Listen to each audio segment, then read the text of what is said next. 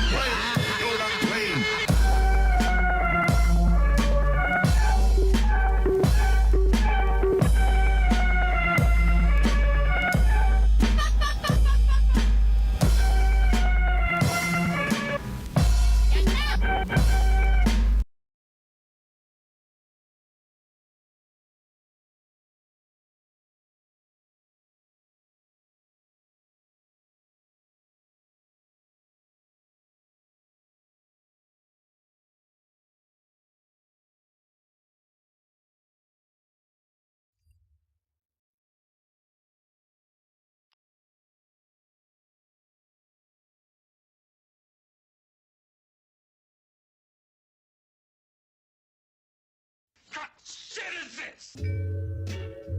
Nobody cares. I promise you they don't, bruh. How you diss me and nobody knows? Check it. I'm trying to get $1 billion on the books. No clue how I selling looks. Got monster concepts and we killing hooks. You shook, all in your feelings, so stop with them grilling looks. You ain't no villain, you Dylan Brooks. Let me guess you on your grizzly, trying to diss me. I'm looking at him like Braun, dog, who is he? Outpace motherfuckers on the 10 speed. This Ukrainian getting billions, no Zelensky. All these projects, I feel like Prince B. Wild Geese, KRS, you Prince B. Get thrown off a stage, leave home in a rage. Go home, throw some navy blue on and burn sage. Every time I write, the words flowing off the page. Like the merchandise I got flying out the door. My next shit about to blow. Yeah, yo. Till that day come, probably eating steak on. Rappers are straight bums. They trying to get close to dudes I wanna move away from, huh? Watch how easily I replace them. They footnotes like a bass drum. Son, I've been nice since ringtones and battles of Kingdom. A 40 deuce looking for baddies to bring home. Grown. Never stay with one addy, this King Rome. All these rappers just wanna be daddy like King Combs. Divide and conquer, inside my being resides a monster. I line you up like you need a father, don't be a martyr. Don't be a starter, believe in karma, I'll be your sponsor. Go even farther and deadbeat like a need a father. Get even darker than DMX on the streets of Yonkers. The cheaper hawker love Mary Jane like a Peter Parker. S.I. New Yorker. We don't make up stories Sephora. I mean to keep it a beam like Goya, I'm a microphone fiend. My tree green as sequoias or New York State greens. Have you ever seen them no more? Nah. Life will be if you can't support her. Ain't no price tag if you gotta ask and you can't afford her. Your man real, but soon as your man squeal, get your man killed for that monkey business, your man drill. If that man still stands and he taking the stand still, put that steel on a stand and tell him to stand still. Musicians usually are regarded as sort of the scum of the earth, and so if you want to be a musician, you just have to realize nobody's really gonna care. 5 rings on my hand, Miyamoto Masashi, working to get bigger than the nigga who started the Degrassi. By the will of grace of God, I'ma do it, wallahi. It's always the adversaries who be willing to stop me. Caught red-handed, hoping that I'm dead stranded. Yet I'm still giving the hood what the feds handed. I cracked the code and played the cards from the hands of Gambit. When I grab the mic, I crush your stamina, you will be damaged. Cause using big words don't make you lyrical, and going backwards in the swimming pool don't make you spiritual. So if I bought a brand new whip, they call it, wait a minute. Damn, whatever the next line was, I'm ballin'. I'm the current boss. Currency what I come across, and currently I've been sharp as a knife that's on current frost face. You a lost case, my life is all state. It's in good hands, and I'm never off pace. Old school flows used for your old Drew. Pro tools, more grooves turn to soul food. I'm doing this cause I chose to. These other niggas suck, they doing what these hoes do. For other MCs, the danger's imminent. Most likely I'ma edit shit out. My mother's reminisce about a little rapper's delusion. Thought he was infinite. Label heard the record and said, "What shit is this?"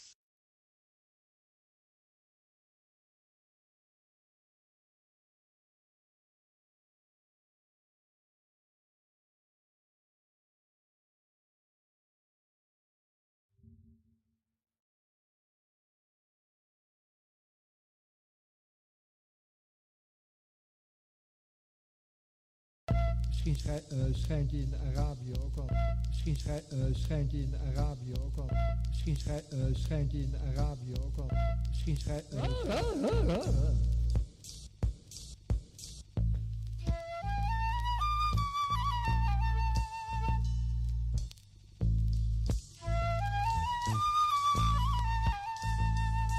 Bangladesh, at 16 my slang was fresh. I would not tire, spitting hot fire in a sesh. Or on a voicemail like John Tesh. Couldn't see me in the flesh. Y'all better off silent like the pest. You know my stilo, tranquilo, since Jordan made the shot on Elo. If you don't know anything, know that Wild D nice. Check my closet, see low like 3 dice. And I ain't even ahead, thieving for bread. Bandit with a candle lit, grieving the dead. I said, I'm more disheveled, the stress levels as high as I try to make sense of the time that whizzed by. Saw my looks dilapidate at a rapid rate. Used to be virile for the ports, made me sterile. The terrible CERN chronicles and cock blocking perils. But I dust myself off, rocking my apparel. Former coke heads like Doc and Darryl. Still came in this lock, stock, and barrel. While I was making sure every bar is hard. You herbs was playing Pokemon, chasing Charizard. I peeped the scenery, sipping green tea. The old head dropped gems in the yard like Mr. Feeney. Now I'm pulling up the lean lead with Santini, Houdini, and a zucchini colored Lamborghini. I'm Fellini, eating fettuccine at the mini mall. She said, Hemi, you can't see me, why you such a meanie for? Whipping in that beanie for a door, like you on CD Hall. Out in Long Island, why you don't come to the CD for? Thought I did the rap in vain like a junkie. Funky fresh cold Medina, hot, sexy, punky. Mama tried to punk me, dump me, jump me. Cause I kept it 100 since 21 in Jump Street. Now I'm in Tahiti with a queen like Nefertiti. You can't see me cause my face between her. That's why. Bank off the CD, hit the bank, cop a CD. Offshore accounts in Dubai with Habibi. Put the bars together like a restaurateur. Provocateur with the raw and Bobby Brown jaw. If my melanin could talk and tell you what the brown saw. Why I did the brown for, the feds probably round y'all. So I should probably keep it quiet. Yeah. About the selling and the buying, they paying when I'm flying. 20 Bangladeshis with me, about to start a riot. I've been yelling, I've been screaming, I've been kicking, I've been crying. Yeah, we move that product for the Prada. Only whip low-key, Miata or Sonata. It's Himachu, the Pikachu or a Charizard. My bars is hard, my girl went to Barbizon. Hemi, Queens, Brooklyn, YOD, New York.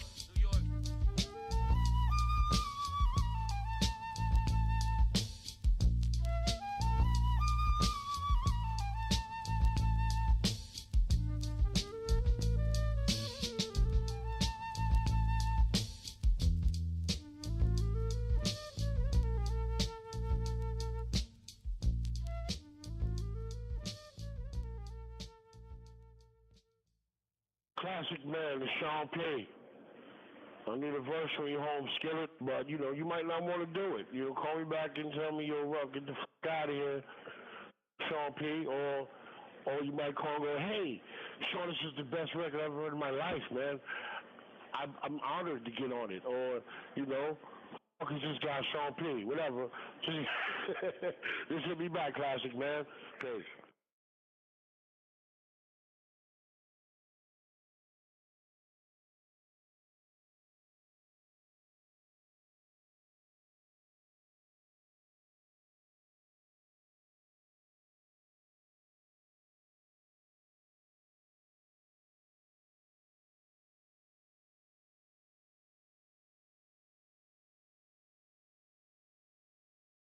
You going to school?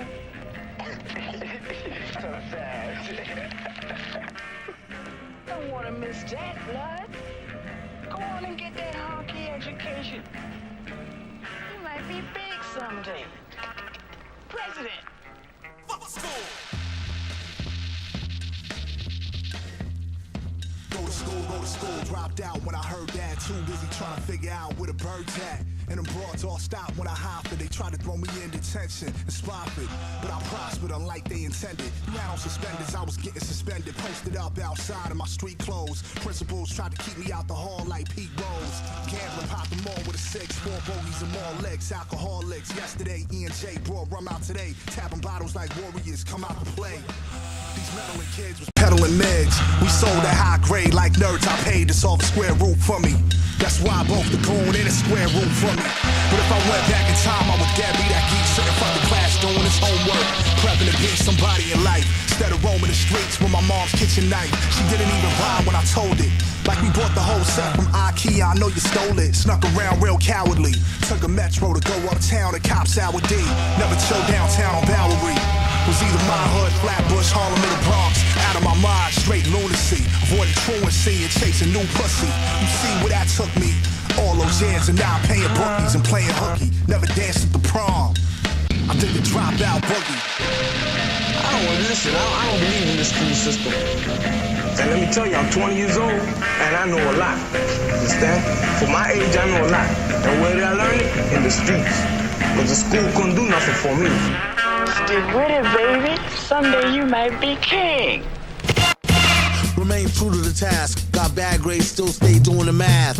Prom night, pack of bones in a flash. Chop a romantic cone, let him in with a mask. Envisioning cocking a hammer and letting it blast. Feasible then with cameras ain't getting the pass, and that's trash. Deserve worse for late night meddling. Bill and irate, still be quite the gentleman. They off beats, 2 left hooks, stew pork beats. Snow and powder, sugar, sand, New York sweet. Till they blindside at high speed on the cross street. Or swipe a mental card down their face to the raw meat.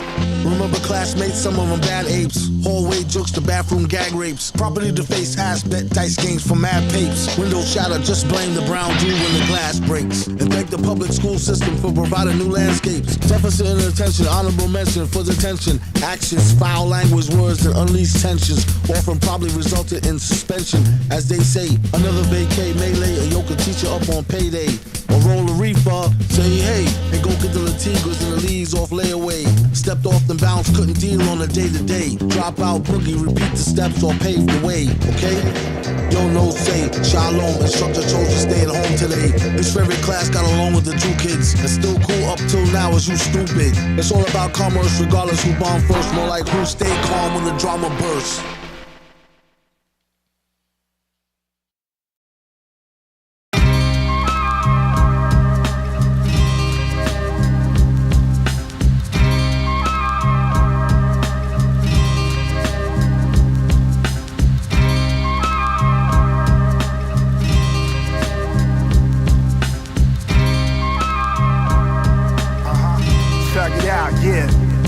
Shabbat Shalom. Order watch the sort of spot you're wrong. Got chrome, let it knock your goofy ass right out your foams. Ain't about pride, more like being grown. Cats love to scream they outside. Be the ones who never make you home. Left comparisons alone. Real ones never thought I was a clone. Even with all the conspiracy theorists, my spirit's shown. Had bitches wet off the baritone. Y'all just like the rap, I'm like the rap. Sasha Baron Cohen, dudes just mad. They was passed over like Fredo. Or how I pulled up the Passover with a solid gold dreidel. Or the iced out mezuzah told my jeweler two-tone. Put some extra rocks on it, like a Jewish tombstone.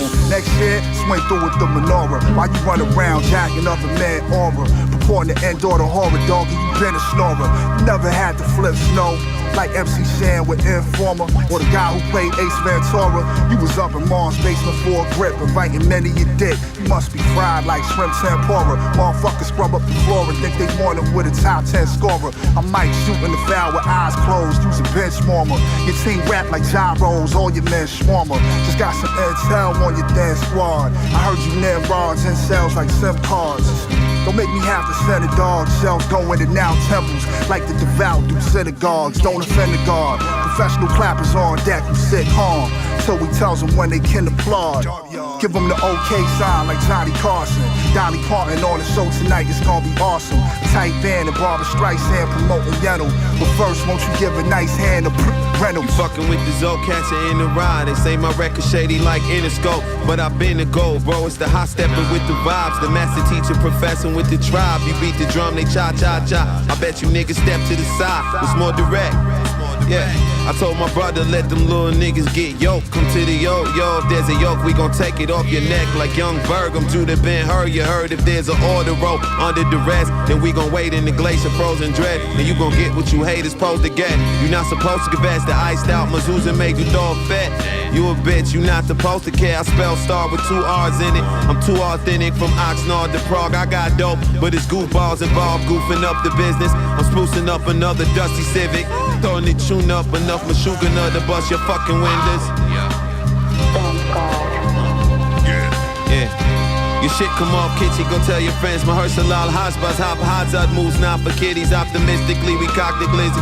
Nobody whispering, no wissy. Nobody entering, no shitty contracts. Neither this not the 60s. Remember the 60s, you know, that era that a lot of people, you know, have these glorious memories of, which they really weren't that great those years, but...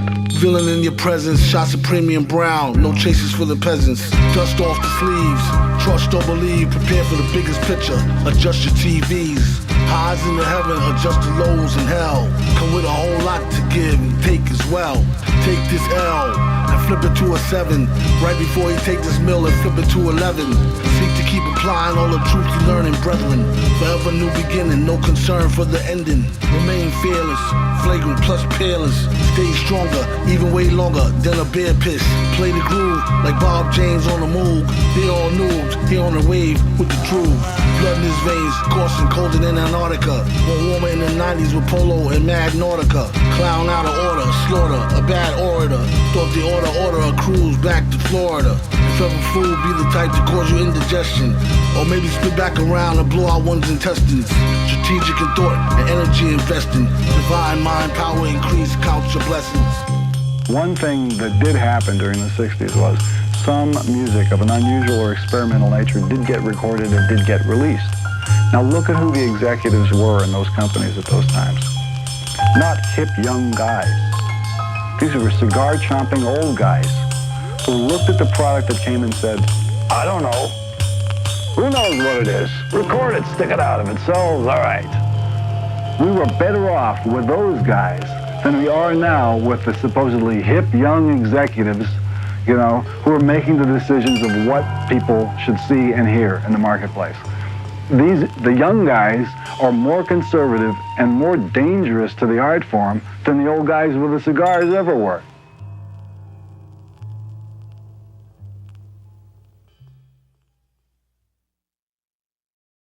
Get out, yeah. Conductor. I look at all the hard times like we passed that. Been scoring so much, they say we past stats. Life on a fast track. And my success not the reason for your failure, so who you really mad at? It's nothing new, man, I've been a contender. Back when my feature rate was an Outcast member. Remember? I always knew I would outlast them, bruh. Told my little shorty I'll be gone to November. No need to act rash or think bitter. I said, other rappers is trash, that's why they litter. What? I'm many things, but one of them is not a quitter. Had to show the difference between a songwriter and a spitter. On the road to the top, there's gonna be roadblocks. This ain't preaching or standing on a soapbox. It's not a dead end, that's God testing. Learn to view an L, not as a loss, but a lesson. Say what now? Sometimes pain is just a smoke screen. Nah, man. And nightmares don't hit the same when you living now dreams. Put in work like a fiend. Not afraid to get my hands dirty, but my mind stays clean. Learn to appreciate the simple things, like a bowl of borscht with the fresh sour cream. Things are not as they seem. Nah, man. Nightmares don't hit the same when you living out dreams. Nah, man. Nah, man. Nah, man. Nightmares don't hit the same when you living out dreams. Nah, man. Nah, man. Nah, man. Nightmares don't hit the same when you living. Yo, when securing your spot, the haters gon' throw shots. No shock, it made us like robots. Shouldn't be your concern when it goes pop. Usually when they on the cusp is when most stop. Got nothing to lose, you keep going. Behoove you to listen to Droog, I'll be knowing. I really do. The sharks got their teeth showing. And if they gave it to you, then it's not really yours. Bitch, I'm debowing. Need everything I see in that photo. What? From the shiny jewels to your 92 Polo. Pull up in that sour cream color Benz Dolo. Roof is missing like when Shaka Khan went solo. They just mad cause they aren't me. With a foreign B, bumping foreigner in the foreign V. And I don't spit bars for free. See more stacks off my vocal tracks than R&B harmonies. The industry ain't assist me with the rollout. They threw dirt on my grave, I had no clout. Remember there was 3 people in the whole crowd. Now we playing big arenas and it's sold out. What now? Sometimes pain is just a smoke screen. And nightmares don't hit the same when you living out dreams. Put in work like a fiend. Not afraid to get my hands dirty, but my mind stays clean. Learn to appreciate the simple things, like a bowl of borscht with the fresh sour cream. Things are not as they seem.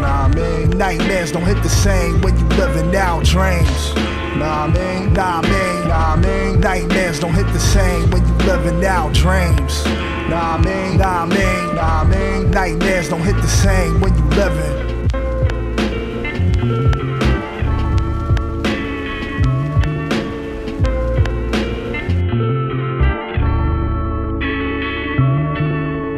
The meaning of life for us all.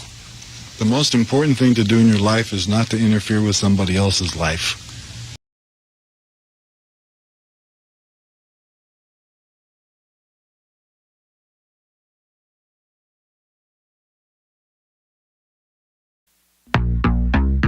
Uh-huh.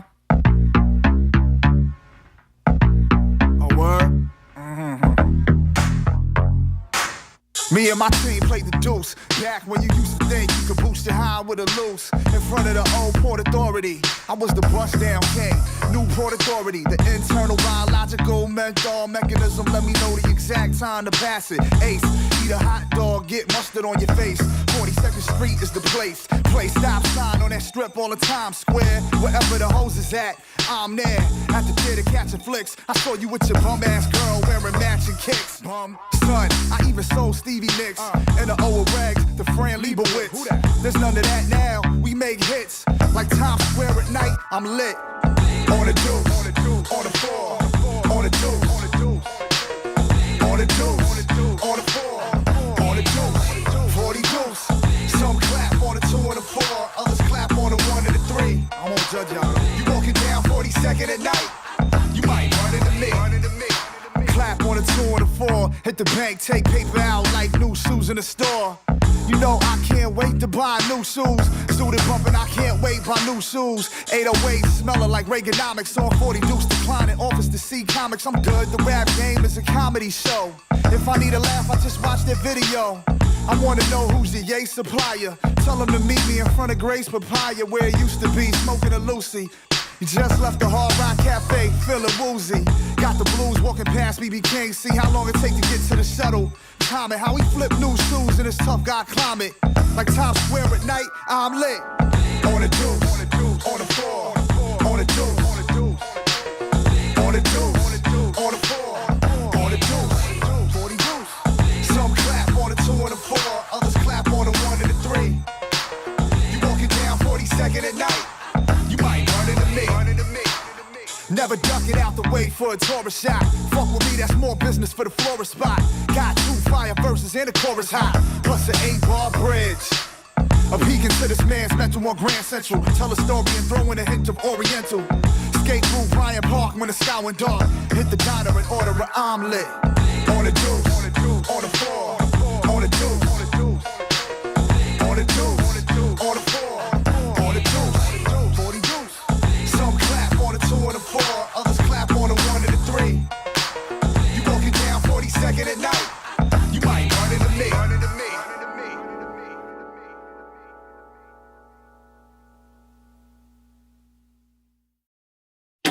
One, two, yeah, check it out, yeah, yo, Sri Lanka, doing well there, bitch from Bel Air, named Bianca. Every time I link with Hemi, we be sponsored. Lames only see me when they meet me at the concert. Begging for a plus, rappers be on sus. They just mad it's about the bus and we on the cusp. Shorty thinks she could do better than me, must be on dust. I turn that bird to an X like Elon Musk. Yo, I be eating, I'm the Pac-Man. Me, I move the Pac-Man. Roll around with Pac-Mans. My man got the strap, man. He packing that in the back, man. Of an act, man. Don't know how to act, man. Yo, that's a fact, man. Me, I just rap, man. I'm like Hugh Jackman. I'm a Hugh Jackman. Damn, that shit slap, man. Doogie give me that, man. This verse is a rap, man.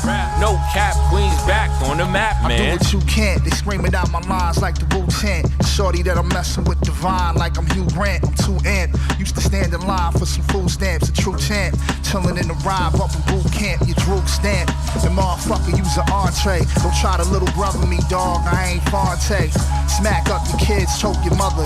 Have 100 goons outside your crib looking like the Jokic brothers. Afghanistan, that's how I tally bands. I blame your fam, or we could go hand to hand. I'll shoot the dove, we could go man to man. A handsome man in the jungle with the orangutans. Y'all know he me, jazz and sashimi. Shorties call me dreamy and steamy when they see me. I eat linguine in my man Lamborghini.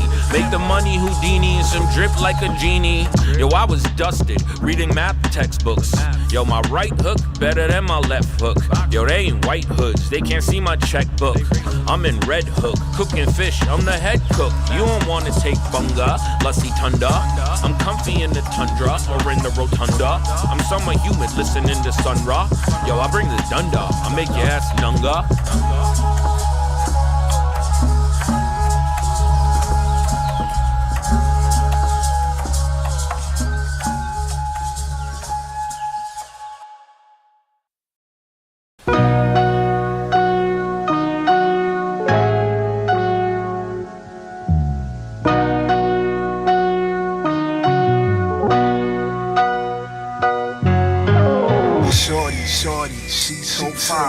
On the New York Transit line. If my game runs off, ladies and gentlemen, you're now listening to the sounds of Wild D. This song's about this one girl. I wonder if I'll ever see her again. I doubt it. Maybe she'll hear this though. She was on the train looking bad as hell. Little mademoiselle, I got off mad enough to yell. Down and smack up, cut and spray something. Cause she gave me the eye and I ain't say nothing. No, I probably won't catch her in that hood again. And now my mind's haunted by what could've been. Could've had a nice life for a kid together. Might eat at me forever. I'm crying for that horse I was eyeing on the iron horse. And didn't speak up, took a giant loss. Could've been my best friend on my BM. True love on the BMT West End. Every single day I hope that she on the train. But my love derailed to no avail. What was she like? Well, I don't know her that well. All I know is she took the L, she took the G, she took the F, and then the D, the N. Heard she even did the B and the J. Okay, went express on the A. I played the C low, real local with trips. Only thing better is a 4, 5, and a 6. Goddamn, she was fine. All the time I press rewind in my mind. Wish she could be mine. Probably the flyest feline I ever saw on the D-line. She's up there. The dopest Ethiopian. World moving in slow motion when the door closes and she walks out, never to be seen again. My man, she was higher than a 10. Bad hoes had me scared. And the ones that I did talk to with some grade A birds. Kicked it to them real awkward too. Like I'm gonna be mad at myself later if I don't talk to you. This ain't even G. You see, sometimes I forget. Off the train at Broadway Lafayette. Chase it down like I got something to sell. Excuse me, man. My mom be giving me hell. I took the L. She took the G. She took the F. And then the D, the N. Heard she even did the B and the J. Okay, went express on the A. I played the C low. Real local with trips. Only thing better is a 4, 5, and a 6. Take me back to my old way. You ever say nothing to a girl and be mad the whole day and the next day? Like, look at the mess I made. Imagine feeling that way for a decade. I'm fucked up, you can thank society. Was crippled by social anxiety. Made me way shy. I would write mad verses, but in person, couldn't even say hi. That's where my life gets rougher. I take the train, same time every day in search of her. Now she's back with her mother. Now I'm realizing that I love her. And I don't even know the bitch. Make me want to throw a fit. What the fuck? She's the one that got away. And I'm the one that got away with words. Yet I said shit. Take a cue from me, try not to catch an L, and don't do E, gotta get the W, it's as easy as 1, 2, 3, Queens, chicks, 7 or better, the sunset, girls know who we are, no Z's, make M's, still take the shuttle on the deuce, on the 4, on the 2, bumping Skepta, playing 3 times dope on the scepter. Straight Future on the Martyr out in GA. You know old Drew run the MTA. Straight up.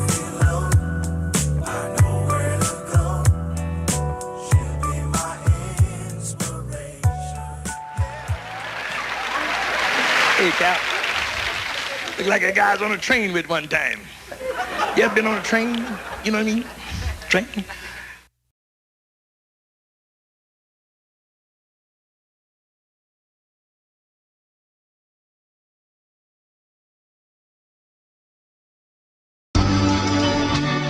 You know, they'll never be able to do it quite like I do it. Because they can't do it. You know, they might get over in some circles and they might seem like they're the guys, but we all know deep down what the real is.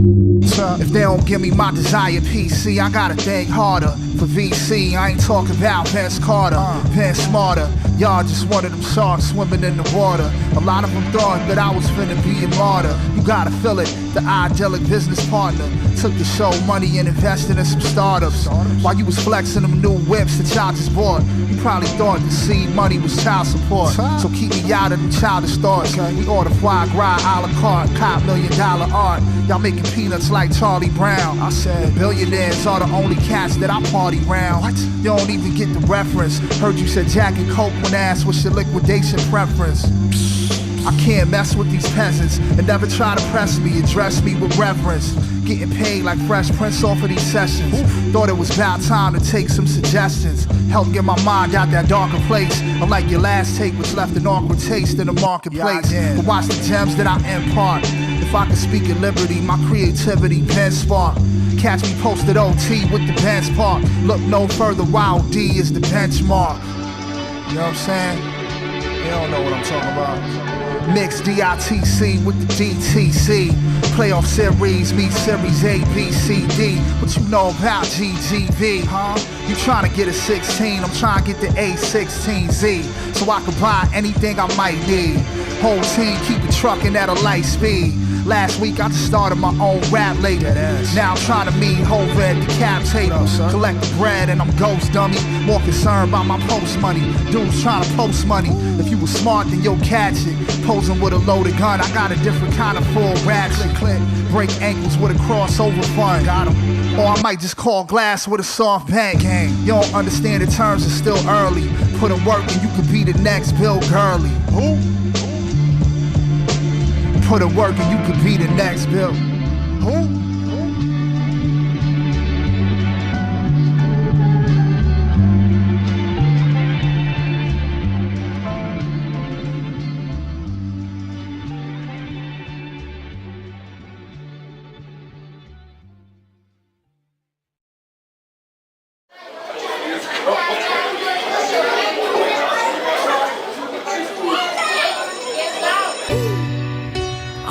To tell you facts. In junior high, I went to school with kids who sell you crack. Was ridiculed by my peers, they whisper, pointing while they laugh. In 7th grade, I had a pistol pointed at my back. Back then, I was a cursed teen with a bruised fist. My only best friend was 13 with 2 kids. The flower child, my mother's worst seed that grew big. In Sunday school, I watched my church sing with loose lips. Road rage on this road to riches. To go to school, cause sharpen pencils is how I show niggas my point of view. Never avoid the truth. Hungry for the success, but inside of this business, only the Greek can enjoy the food. League of my own, I don't compete with these cats, cause you niggas trash. I'd rather hear your beats than your raps. Took an ego trip in my cloth, the only thing that I packed. Then I flew to a private island for a week to relax, for real. Didn't have to sell a dream. A junior, high in school with kids is getting cream. Scrutinized for my moves, watching, plotting on the team. Before a digital scale was rocking on the beam. I failed at first, but found my balance sprinting last place. Marathon runners don't come up at a fast pace. Found my talent, head up in the clouds haze. Faith is evidence, I'm true to the foul plays. For the record, put the madness to the method. Digging in the crates, found the fragments of the wreckage, I just loop it. Hard to say I hadn't been invested. Going back in time before I hadn't been arrested in the public. If I rock a chain, I wouldn't tuck it. Going back to Cali, still rocking the bucket. Fuck the fuck shit, not the cloth, I'm what cuts it. When confrontation came up, they changed the subject. These ain't rhymes, I'm just speaking the facts. A Jewish kid who hung with Puerto Ricans and blacks. For years, my only white friends were beyond 50. He picked on me so long, I thought something was wrong with me. I used to write a song and wonder who gon' get me. Is it too good? Will I be misunderstood? Now the whole world overstand my vocals. A hero to all the weirdos in the anti-social. Check it, they signed up for the program. Never had a problem with a chick to grind up to a slow dance. These naysayers got no chance. And you don't know pain till you get lined up by your own mans. In frigid weather over minuscule digits. You walk through the hood and you don't even know who did it. Today my pocket's fatter than the hands on a midget. I'm smart cause I rely on my heart, not analytics. You know what I'm saying?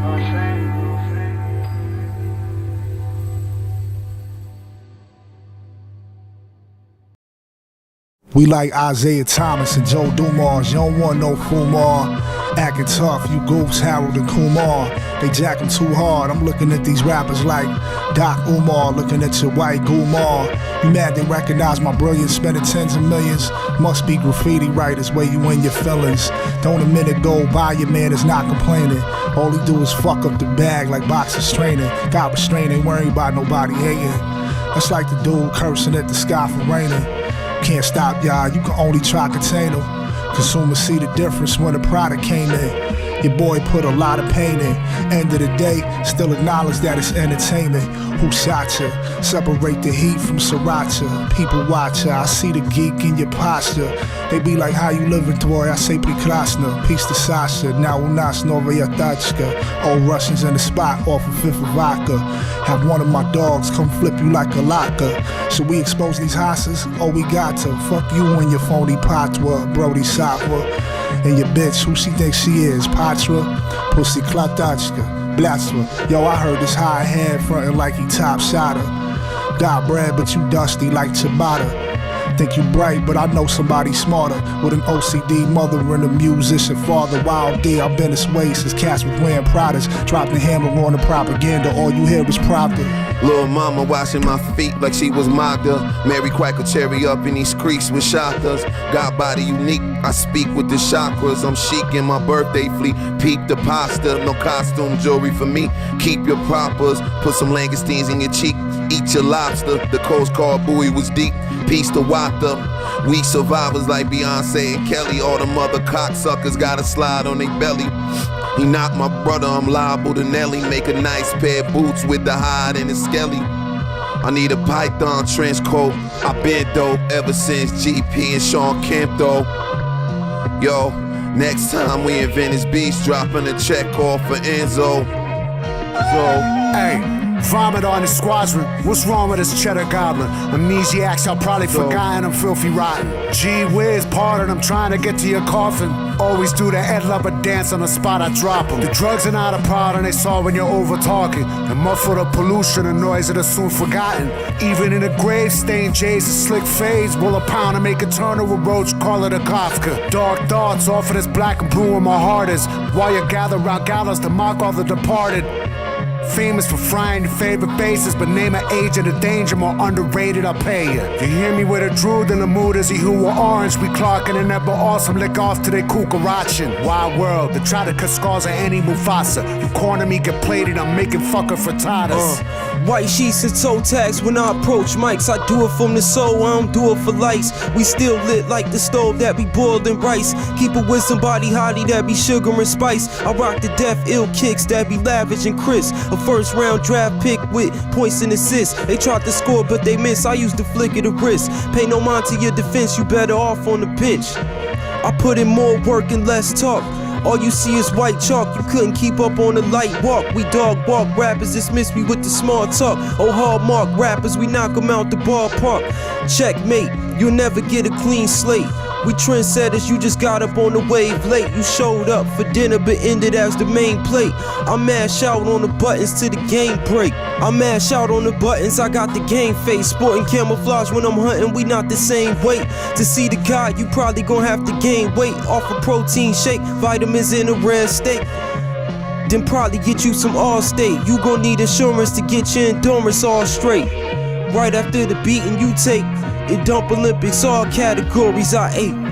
Okay, let's separate the kings from the cabbage, civilized from the savages, and gods from the average. The feast from the famine, self-control from abandon. My reach still expanding, but I'm calm now, withstanding above and beyond. Sweating who the close seconds is. Toast your beverages in honor of the dope references. Hotepness is surpassed by the most effortless. Gross negligence lasts forever's on that mega tip. Let that message hit. Tell your next to kin I got my second win. Returning beef back to sender shaved extra thin. I bet the plot thicken if a boy tests the pen.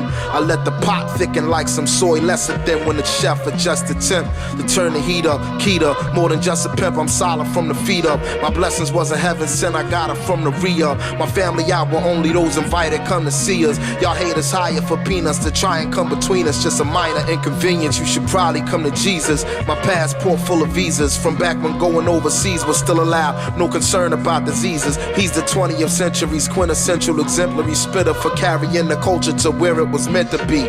Only thing I add to be insult to injury, condolences and sympathy. The solar system ends with me. The sun's energy taking the form of poetry. I am the one. Rappers is influenced unknowingly. What's worse is I don't do in the club verses. I'm a subversive. My thoughts connected like cursive. Far as these other rappers, all I got for them is nada. I'm a one person. Iron curtain. All you hear is Pravda.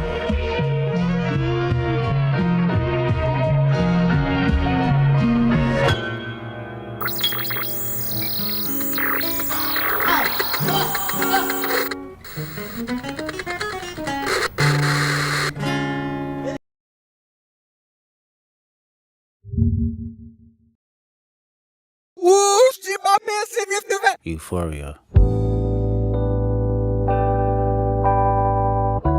Them superpowers get neutralized. I can only watch in silence. The famous actor we once knew is looking paranoid and now spiraling. You're moving just like a degenerate. Every antic is feeling distasteful. Why calculate? You're not as calculated. I can even predict your angle. Fabricating stories on the family front, cause you heard Mr. Morale. A pathetic master manipulator. I can smell the tails on you now. You're not a rap artist, you're a scam artist with the hopes of being accepted. Tommy Hilfiger stood out, but FUBU never had been your collection. I make music that electrify 'em. You make music that pacify 'em. I can double down on that line, but spare you this time. That's random acts of kindness. Know you're a master manipulator and habitual liar too. But don't tell no lie about me, and I won't tell truths about you.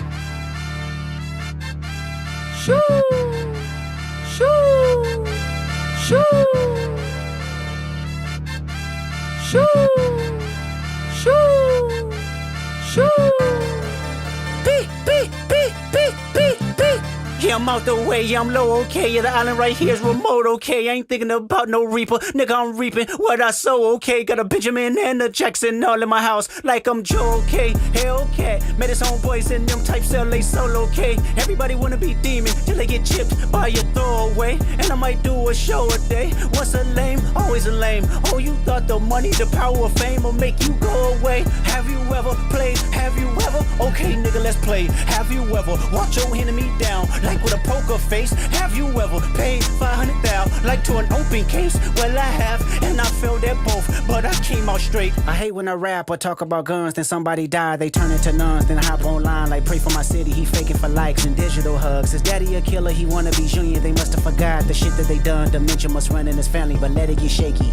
I park your son. The very first time I shot me a Drake, the homie had told me to aim it this way. I didn't point down enough. Today I show you I learned from those mistakes. Somebody had told me that you got a ring. On God, I'm ready to double the wage. I'd rather do that than let a Canadian nigga make Pac turn in his grave.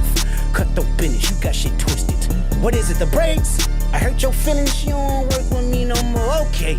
It's 3 ghosts left, and I see 2 of them kissing and hugging on stage. I love them to death, and in 8 bars I'll explain that phrase. It's nothing nobody can tell me. I don't wanna talk on no celly. You know I got language barriers. It's no accent you can sell me. Your Cole and Ivory know I'm a selfish nigga. The crown is heavy. I pray they my real friends. If not, I'm YNW Melly. I don't like you popping shit at Pharrell. For him, I inherit the beef. Yeah, fuck all that pushing P. Let me see you push a T. You better off spinning again on him. You think about pushing me. He's Terrence Thornton, I'm Terrence Crawford. Yeah, I'm whooping feet.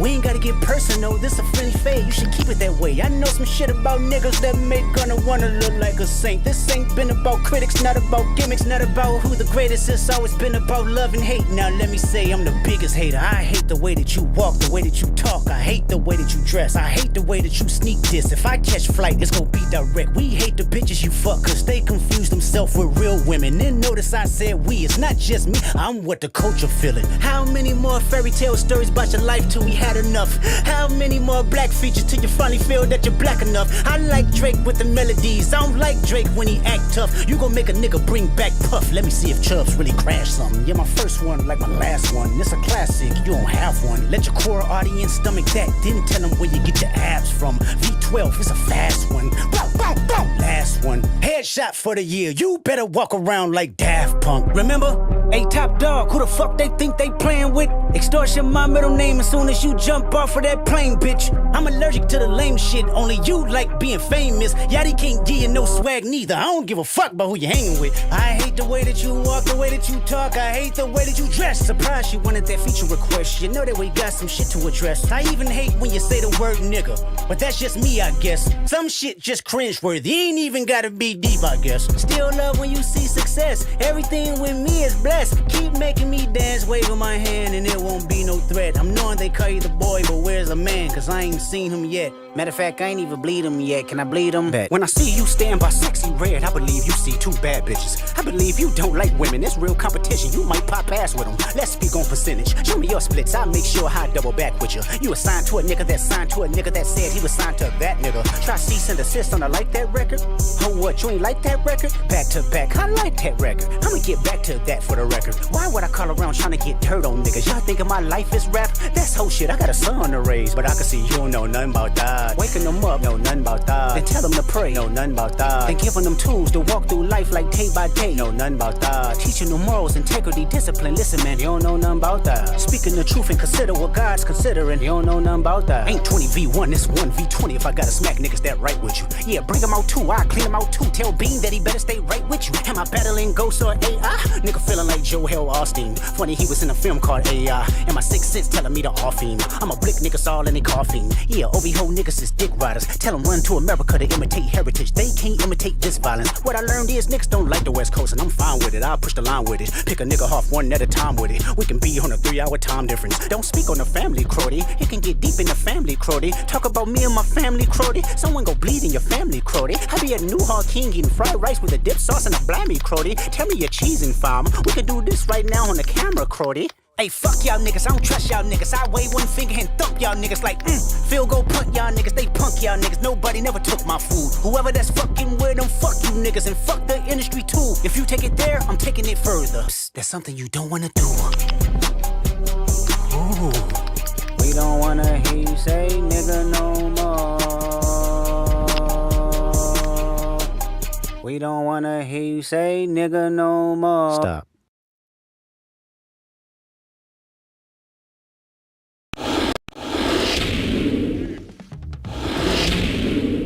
Fight back! Fight back! I wanna gag, I wanna choke.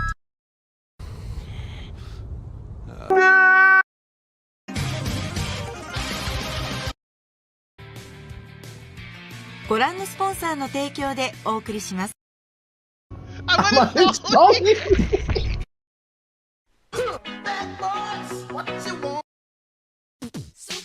I got this girl and she wants me to duke her. I told her I'll come scoop her around 8. She said, that sounds great. Shorty girl's a trooper. No matter what I need her to do, she be like, on his own throne, the boss like King Cooper. On the microphone. Yeah. Fight back! Fight back! I wanna gag, I wanna choke.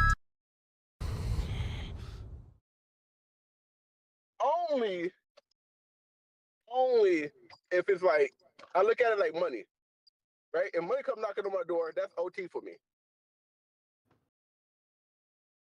That's overtime. So I'm gonna take the OT. Only when I know you gotta work it. Do you have like any like tea or anything like that? Because like I was told to drink like a certain type of tea. Man, what I'm about to do, I'm gonna go fucking go buy me some goddamn Gatorade and fucking some other bullshit. Don't get Gatorade, dude. Don't. Oh, trying to get the electrolytes. Yeah, I'm gonna Gatorade Zero though. So okay. Cause I don't drink.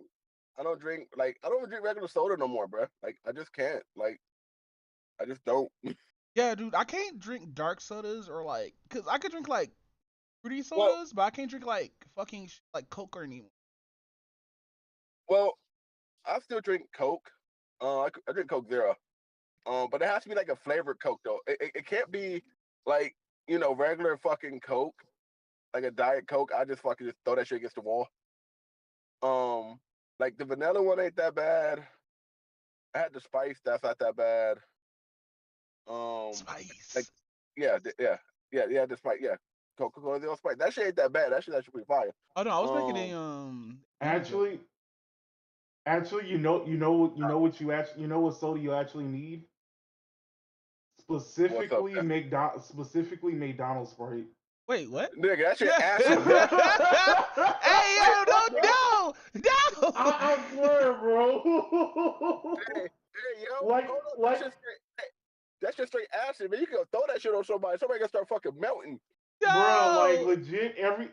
like legit every time like I had like a cold, like McDonald's Sprite and Canada Dry was like the go-tos. No, Canada Dry was lit. Tell me, hey, bro, like no. I remember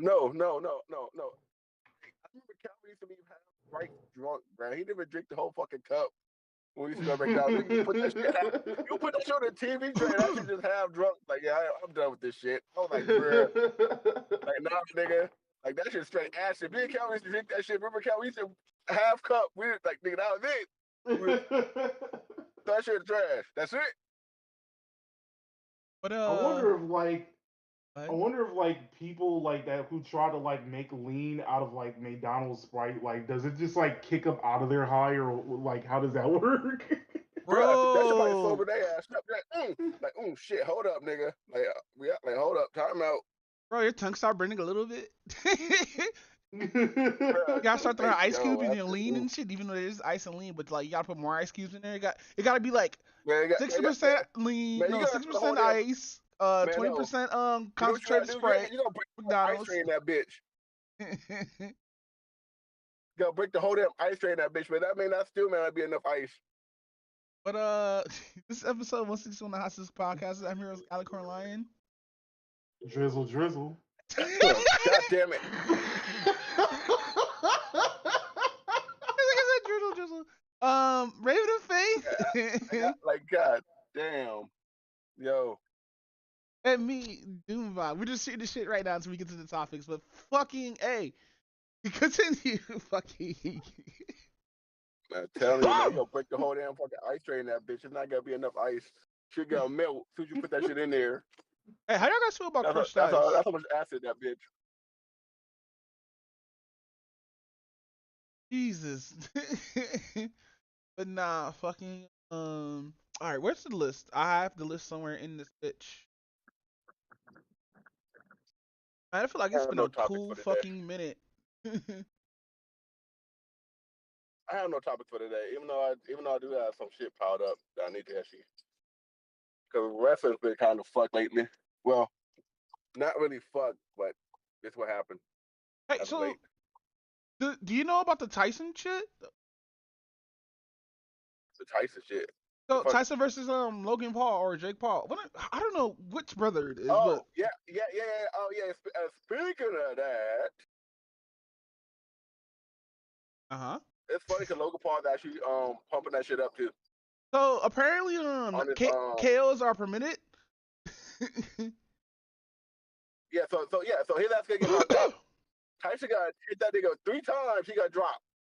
Yeah. So people was like, "Oh man, Tyson's too old and shit like that." But like, motherfuckers haven't seen his recent fucking videos, haven't he? This nigga still trains. Yeah. like, have you ever heard the sound of thunder crack the whip? Like literally. Nah, you know how happened. Jake gotta go night.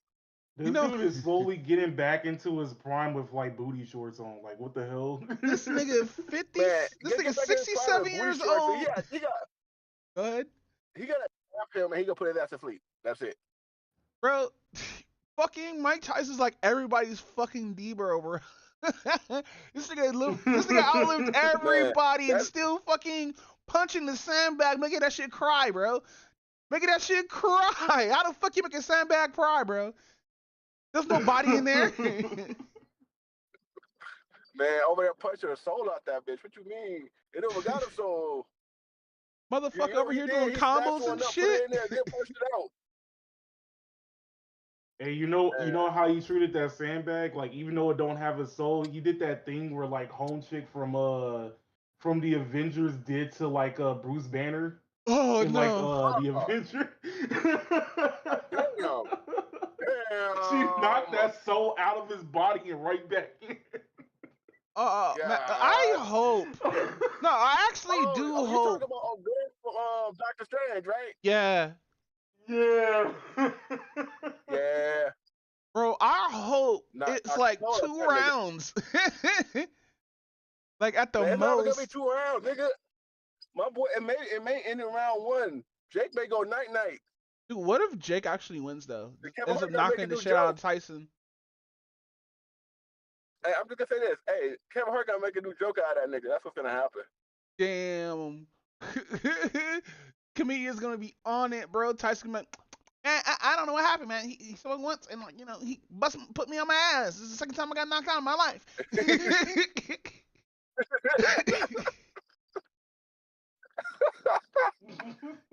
Oh shit.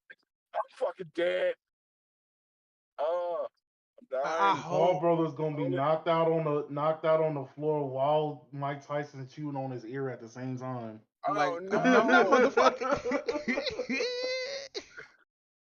Bruh, he's gonna hit him like how he got hit by fucking what's some dude name who knocked his ass out had to grapple that nigga. Who was it?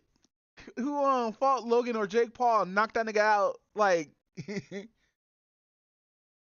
what the? Huh? Was he fighting Mayweather? Yeah, he was fighting Mayweather.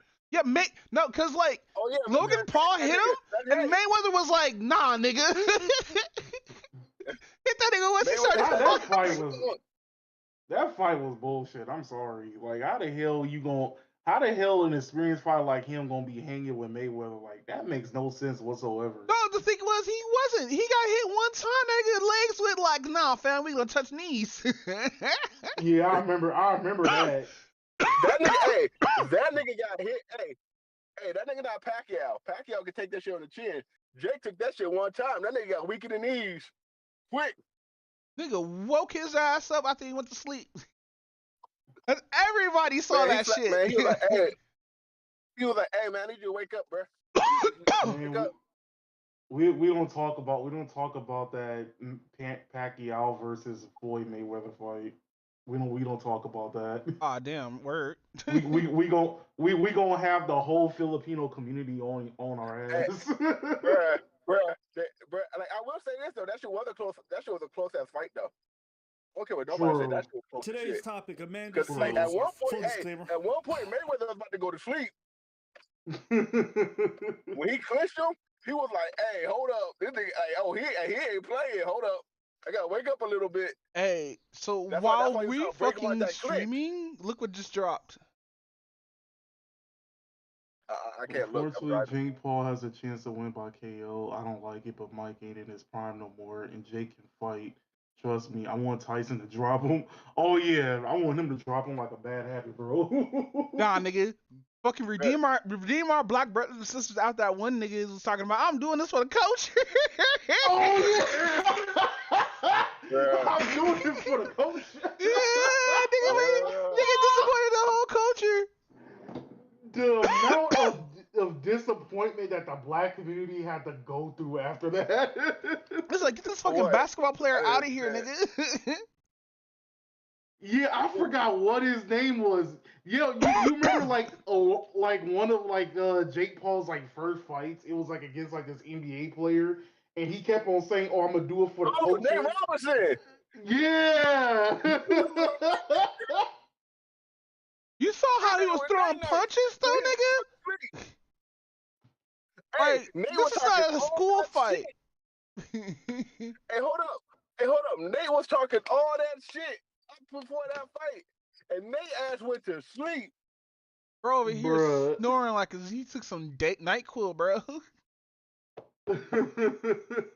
No, when that nigga went to sleep, and I said that shit, I said, Nate, you better shut the fuck up because Paul gonna knock his ass out. Paul wasn't gonna knock him out. You know, they're doing it for charity. Paul knocked his ass out because he kept running his mouth. Damn, that's why I didn't know that shit was for charity. Yeah, but he was like, hey, every time it's a fight like that, you gotta think about it's for charity. It's not really, it's publicity and charity. It's really not for just for the fact. It's for, you know, just for charity. And most of the time that's where most of the money goes to anyway. Yeah, I can't even post our shit now when preach. Yeah, like, that's true. Crazy. But that, my nigga, that nigga, if I with it, he was night nigga. He was talking all that. I gotta find that video now. No, I can't do the promo. Box. That video where that nigga put that nigga to sleep. But no, let's start with the first topic that's on the docket. Hitting niggas like Red Rocket. Dude, I can't. That DBZ song is stuck in my fucking head, bro. Method Man got bars still. That's crazy. But no, what's this about fucking card games? The pre-constructed decks. Oh my god, let me tell you about this bullshit, right? Okay, so Vanguard is going in like its new era, right? Basically this new set drops like legit Friday. So the new era of Vanguard is called like Divine Z, and it's basically continuing from Overdress, right?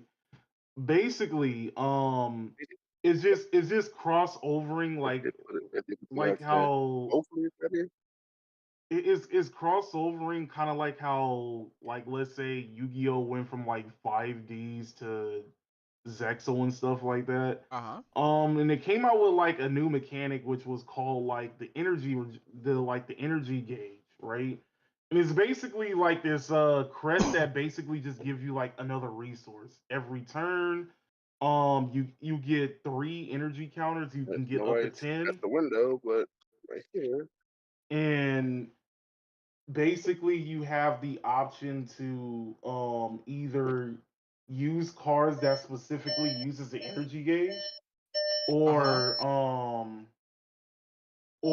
you can sacrifice 7 of the energy gauge to draw a card. So even if you're not playing something that has like that uses energy gauges, you still have at least something to do with the energy. I'm good. Right? I'm here to pick up a prescription. Arthur? Hey, yo. Hopefully they put it in by then. Hey, yo. It's ready. But and Bushiroad decided to do the dumb thing, and they decided to make 6 new start decks for this new particular thing. And because the energy gauge is required to have it, the only way you're able to get it outside of the secondary market is through these trial decks. They are a fucking scam. I'm sorry. They're a scam. Are they super expensive? Okay, like the trial decks are like $20, right? They're like basically $20 to $30 depending on how like the MSRB is and stuff like that. But anyway, you get a 50 card constructed deck, but the only cards that has effects is the boss monster. Everything else is vanilla. You get sleeves of the boss monster of said boss monster. Wait, and everything else when like did that. Precon start passing out sleeves? Hold on, what the fuck is this? To be honest, like okay, like the most uncomplicated answer, like Vanguard's been kind of doing that recently with like certain trial decks, right? Like if you get like the premium type trial decks, 9 times out of 10 they'll come up with like sleeves, but they decided it was like, hey, we're gonna give you sleeves this time and every of like the character card and stuff like that. So if you bought like any of like the Stride decks or bought like one of the Deer Days decks, then yeah, you're able to get like sleeves with it in like a box and stuff, which is cool. Um, but yeah, these start decks come with sleeves. Like 50 can start the deck. Where only like let's say where 46 of them were like vanillas. You get the energy counter, of course, and then you get like a promo pack where it comes with whatever that nation's like trigger ability, and then you get either a promo like perfect guard, or you can get a card that everybody kind of sort of needs in a deck, which is called the Elemental Centaria, which is like legit the best defense card in the in that in that version of the game right now, which is like going for like $25. But you gotta gotcha that because the display case comes with like 6 trial decks and only one of them contains it. Okay. So that's pretty dumb in my honest opinion. I'm just sitting here like, so if you don't get the Elemental Centaria, then you're basically spending money on the energy counter, which if I remember correctly is about like $10 on the it's like yeah, about $10 on the secondary market, and then basically the sleeves and whatnot. And then everything else is stupid because you're just getting like a vanilla deck and stuff. So after like basically bitching about this, I'm gonna just be real with you on that. I decided I was like, you know, I play a lot of card games and whatnot, and everybody does their pre-constructed decks like 100% differently. So I was like, you know what? Let me compare other card games and see like if you know they have decent pre-constructed decks and everything else like that. And but at the same time, I have to think about like a criteria, right? Because like nobody's like really done something like this, or to my knowledge, nobody's really done something like this. So I decided for the criteria, I was just basically going to go on like two things. The first criteria is how much of the deck are you keeping after upgrades? This is both from a budget standpoint and a expensive standpoint, right? And a full blown upgrade, I guess you could say. And the second one is because sometimes the pre-constructed decks like people just like buy them just to like get pieces off them, like is it worth buying in general and everything else like that. And um actually no, let me rephrase it, let me rephrase that one. The second one is like how good it does, how good you can do like within like the competitive scene or anything else like that, because you know some like pre-constructed decks could do very good and competitive and some can't. Okay. So I'll basically do this in 3 sections. So obviously we have like the best, the worst, and kind of sort of in the middle. I'll do like section 1 with the big three. Section 2 with some of the other card games that Bro, I we can't played. talk about the big three. I And just heard section Kendrick this record.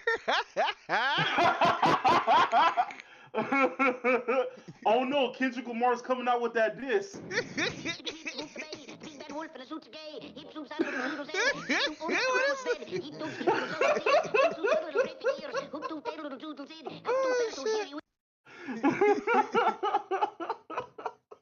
But I'll continue. Oh my god. Okay, so so we basically doing like the big three card games in America, then like the other card games that I played, then we'll do like one that I believe is like the closest to perfect.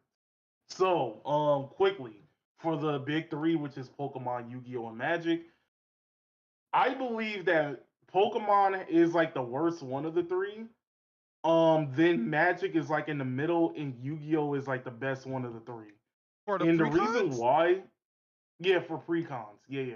I would say, like, no, you're right because because with Magic the Gathering, they give you the same slop that comes out in like remember how we used to have core sets like 14, 20, 20 and shit like that? Right, yeah, I remember that. And And I also, bought like a few. I'm gonna be real with you on even that. though we get like 3 packs in Magic the Gathering, I don't know if they do it now. Even though you used to get like 3 packs in the pre-cons, I think Yu-Gi-Oh is the better one because I saw one of the recent pre-cons and it has like a lot of fucking staples that are that needed for the format. Like Raven, what's the latest format that came out recently? Wait, for what game? Yu-Gi-Oh. And what? What was the newest archetype that came out has on pre-con? Yeah. It had a pre-con that needed like needed staples. I think Illusion was the last one that came out, right? Was it? No, not the Wait, one for the which one game? before Illusions, Yu-Gi-Oh. Oh, the current pre-con for Yu-Gi-Oh is like Fire Kings, I think. Oh, they made another Fire Kings? That's crazy. Is it Yeah, because that of shit's Snake meta Eyes? right now. Yeah, Snake Eyes is like if you mix it with Snake Eyes, it's basically like the meta right now. But like honestly, like Well, I would that shit's say actually really fucking busted at the moment, right? yeah, it's really busted, but like I don't like okay. Well, let me stop for a second. The deck is obviously busted. Like outside of like Snake Eyes is like the second best thing you can go with, right? But like um I'm trying to figure out how effective the deck is if you don't have Bonfire in the deck. Like how strong the deck is without Bonfire. Which actually I could kind of sort of like ask somebody that right now, but I'll do it in a little bit. Um, but yeah, that's basically what I kind of see as like from the big three is like Yu-Gi-Oh currently has the best like start decks right now. I'm gonna just basically like go up. So here's the thing with like Pokemon, right? Pokemon has some very good pre-constructed decks. Like, don't get me wrong on that, because some of the pre-constructed decks are legit like decks that were used in tournaments. Like they'll take like a deck every once in a blue moon. They'll take a deck that's been kind of like dominating a few formats, and then they'll turn it into like a league play deck, right? Where it's not like 100% the playlist though, but it not playlist, but deck list. But like it'll basically give you like easier access to whatever was current what was ever in that meta at one particular point. Like last weekend we got Gardevoir EX, which prior to the rotation, Wait, there was a Gardevoir? Gardevoir, Man, go ahead, King. yeah. Prior to the rotation, Gardevoir was pretty much one of the most devastating decks in the format. Um, she was basically dominant until Charizard EX came out, because obviously, like Game Freak loved Charizard to death. Oh yeah, because Um, everybody loves Charizard, even though I never picked that dude. I don't like fire starters, but go ahead. I like some fire starters. Blaziken, Um, Bliskin, anything with 2 legs. yeah, one of them. No, to be fair, I picked a fire starter from not Sun and Moon, from Scarlet and Violet, the crocodile. Crocodile. Yeah, the crocodile is like a fire ghost type. Oh, really? Yeah. But where was? Oh yeah.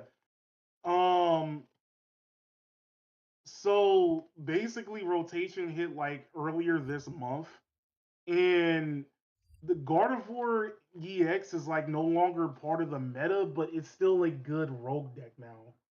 So it hit like rogue tier now because like right now, Charizard EX is still like in the meta and stuff like that. And like Gardevoir EX is only there because she lost a lot of good cards in the rotation. And honestly, the rotation is the reason why I'm putting Pokemon as the last one, because some of the start decks will sometimes come with cards that are already rotated out. and that basically means that most of like the league battle decks, it basically in a way has a timer for it, right? It is all like, oh yeah, this is only going to be valuable for like, excuse me, it's going to be valuable for like about like a couple of like 2 years at max, and then after that it becomes 100% useless unless you can find a way to make it work in expanded format. But honestly, I don't have enough people playing expanded to really dive deep into it, so I can't say for sure if it's good or not. But that's basically my reason for that. Magic, yeah, the core sets, the Planeswalker sets, they were trash as fuck. Like, let's just be real on that. They were damn near unplayable. Those fucking Planeswalkers were ass. Like, one of them is cool. I think it's like the green Nissa one, or was it Valor, or that one other chick. But all those other precons are just ass, Vivian? bro. Yeah, Oh Vivian. shit.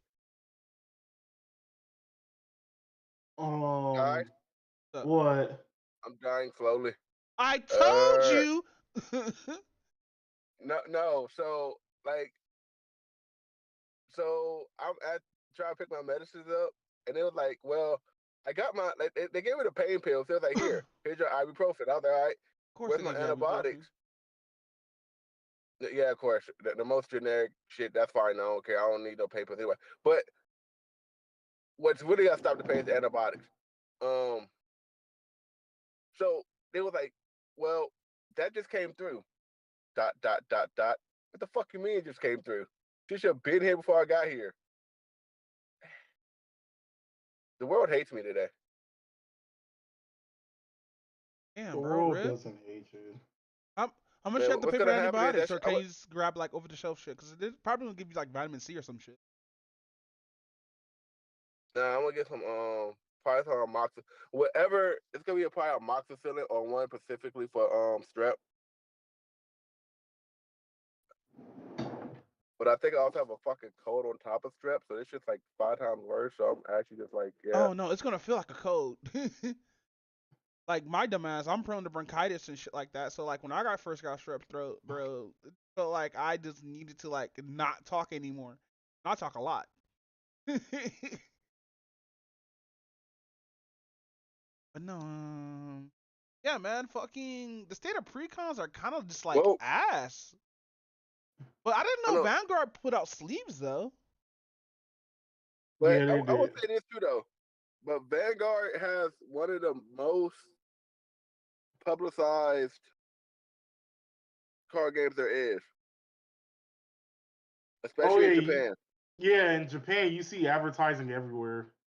No, you even that too, but you also see it in So what's actually crazy, you see it in the New Japan rings as well. That should be on their turnbuckles. That actually makes sense. It'd be on AEW turnbuckles sometime too. If they work with New Japan, it'll say AEW, and then it'll be like Vanguard. Yeah, that's because the company that owns Vanguard also owns New Japan World Wrestling, Bushy Road. Huh? I'm so confused. What? Yeah, even one of Bushy Road's like card games, which is called like Rebirth. Like they have like a whole New Japan World Wrestling set. So you're telling me Kenny Omega gonna be a damn Vanguard card one day? Hopefully, that would be amazing. Look, imagine WWE. They should make a wrestler deck. I would actually like that. Hey, didn't the WWE actually had a card game for like a long ass time?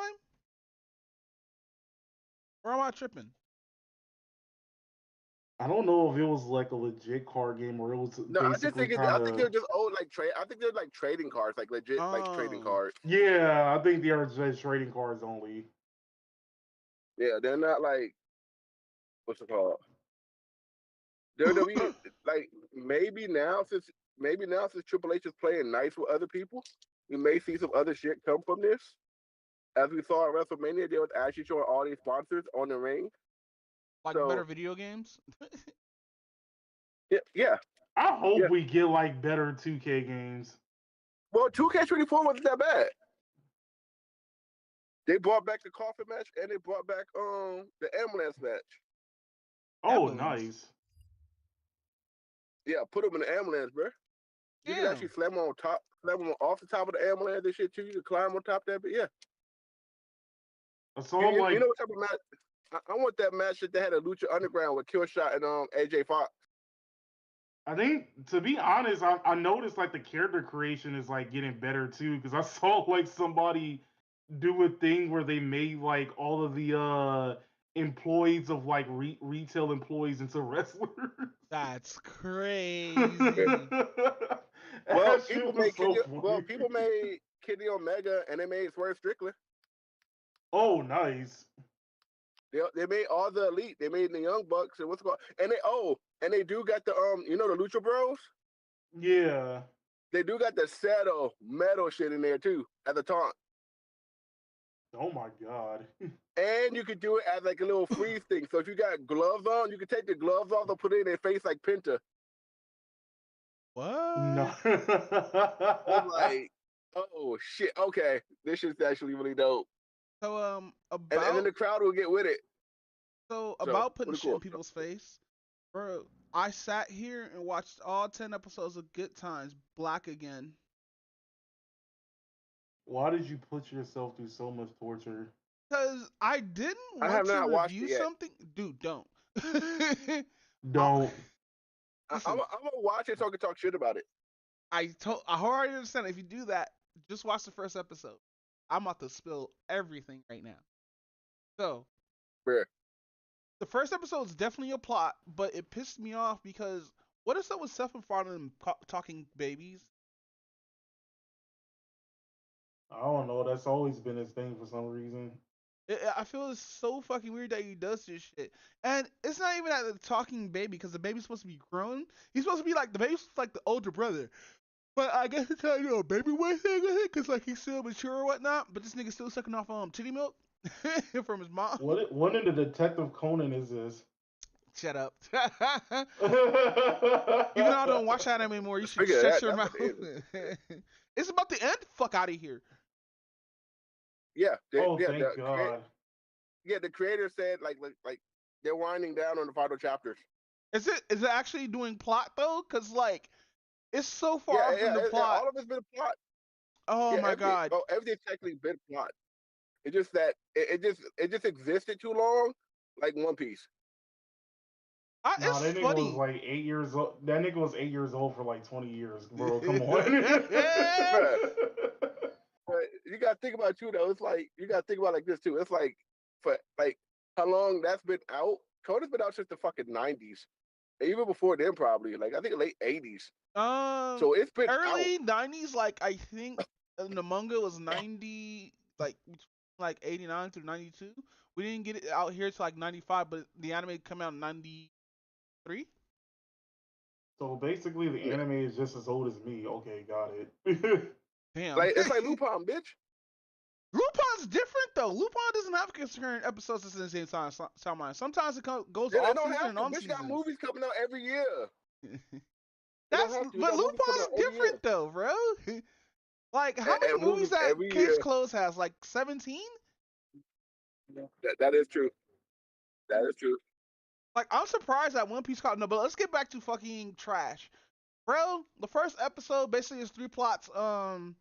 Basically the baby, he's a hood baby that sells drugs. So he's a drug baby, doing baby or whatnot, because he does the drugs too.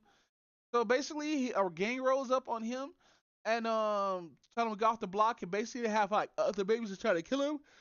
The second part is the moms try to get all the family together so they get like better like stuff for the unit and stuff like that, right? And this is where we get introduced to like the family and whatnot. The mom's like, I think like mixed, because she has like blonde hair, so she's probably half white. Bro, first episode they have her as like worshiping white Jesus. Like the picture keeps falling down until like her moral of her son that made the black Jesus moral looking all cool and shit. And then she started praying black Jesus and everything's like a little bit better for her. And get this, Black Jesus plays fucking 2K. Isn't Black Jesus played by Snoop Dogg? I'm not sure. Cause I didn't go through the credits. I'm not gonna put myself through the credits.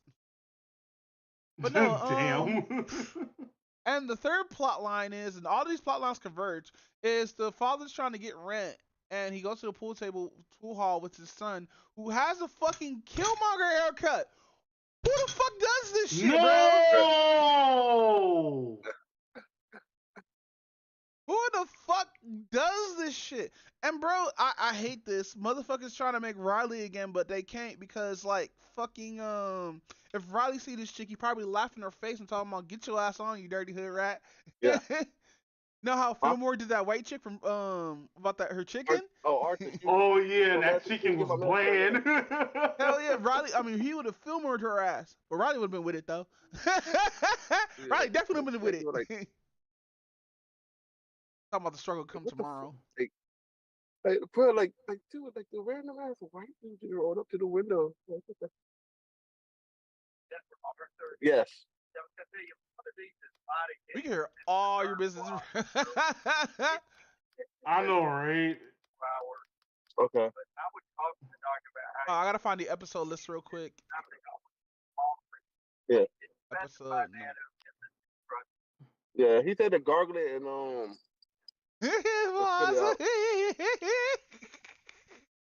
yeah. Okay. TV mains. Here we go. So let's the divided projects. That's episode. There's 10 episodes, by the way. Let's see. Evans new. Black on Focus. So Black on Focus is the second episode where they try to get like a home, like much more smarter and whatnot. And that's when we get the orange juice concentrate joke. Which, by the way, this show actually has some funny. Actually has some funny one-line jokes, but the episodes is just so ass that like that's the only thing that makes you like want to laugh.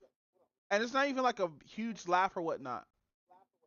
So no, actually no. And also there's a fourth plot line. The fucking the daughter of the family, she doesn't want to eat shit because she thinks everything's a fucking patriarchy and shit like that, right? But she's actually one of the better characters because how they do her character and whatnot. But that's besides the point. She's still a shitty ass Huey. Why do I hear myself? Never mind. Whatchamacallit? She's trying to go on hunger strike, right?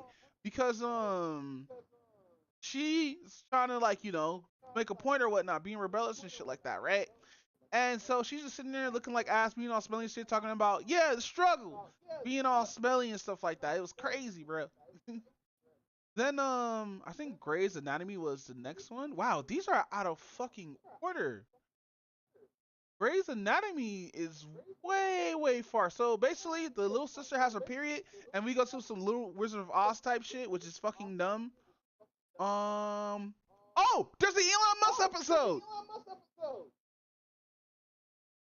Deadass. There's a deadass Elon Musk episode, and that shit was annoying as fuck. I was like, brother, it was so fucking dumb, dude. But no, basically in the Elon Musk episode, the family finally gets a better job because the main character, the father, he was fucking getting pissed off at the self-driving cars, right? That was taking his jobs, even though they were like assholes as fuck. Like actually assholes. They actually had like talking cars and stuff like that. It was fucking weird. Which, by the way, there's a lot of talking like items in this show, like roaches, a radiator, let's see, a lot of talking babies. It was like a lot of fucking talking babies. What else? Yeah, man. Fucking, I went through a lot of fucking episodes. It's just like a fucking blur in my fucking ear, in my fucking mind or whatnot, because that's how bad it was. It was like my eyes fucking glazed over. Yeah, nobody was coming. I just Welcome back home. Yeah, I'm sitting here talking about how shitty Good Times was, while I hear myself in the background of Alicorn's mic. No, but fucking just talking about how shit Good Times was. So basically, the Elon episode, basically what happens is the cars that were like being actualists, the self-driving cars, they weren't listening to Elon Musk. So dude was like, you know what? I'm gonna have the actual cab, and it turns out to be the main characters.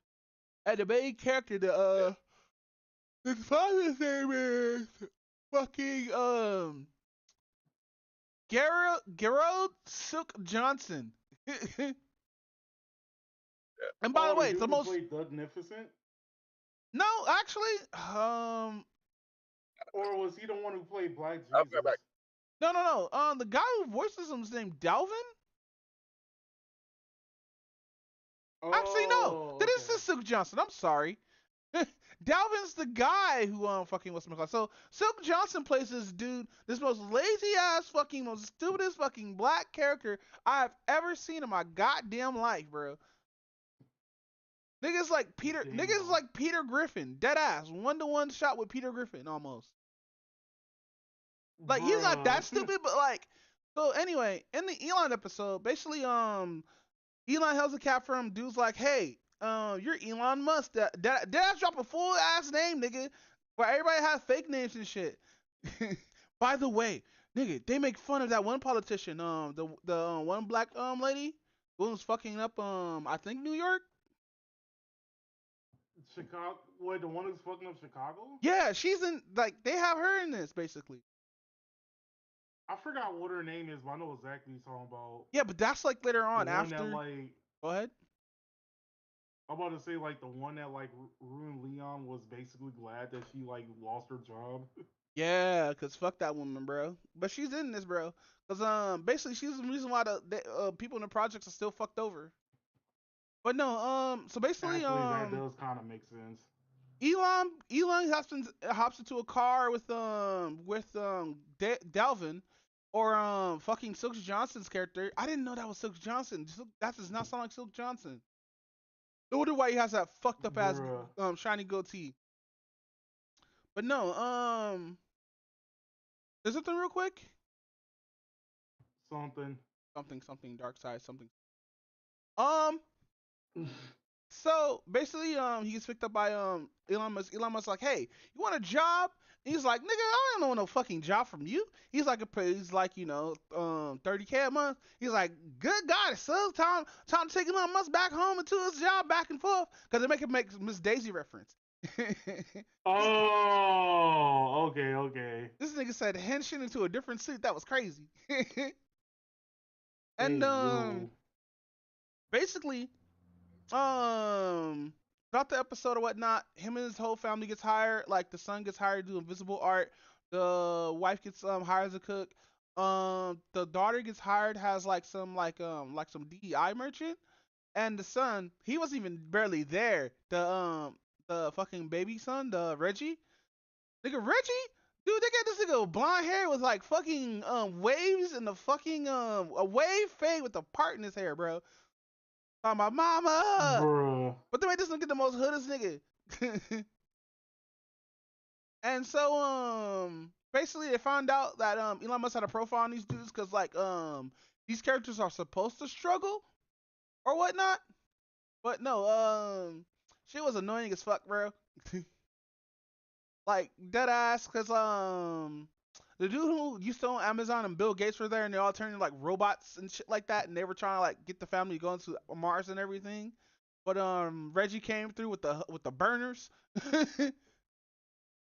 Like dead ass, cause like in the first episode, like the son was kicked out because he was dealing drugs, and mind you, this nigga a baby. And the only way the shit would like work out sometimes if they bought out fucking guns, which is weird, bro. Which is so weird. That sounds weird.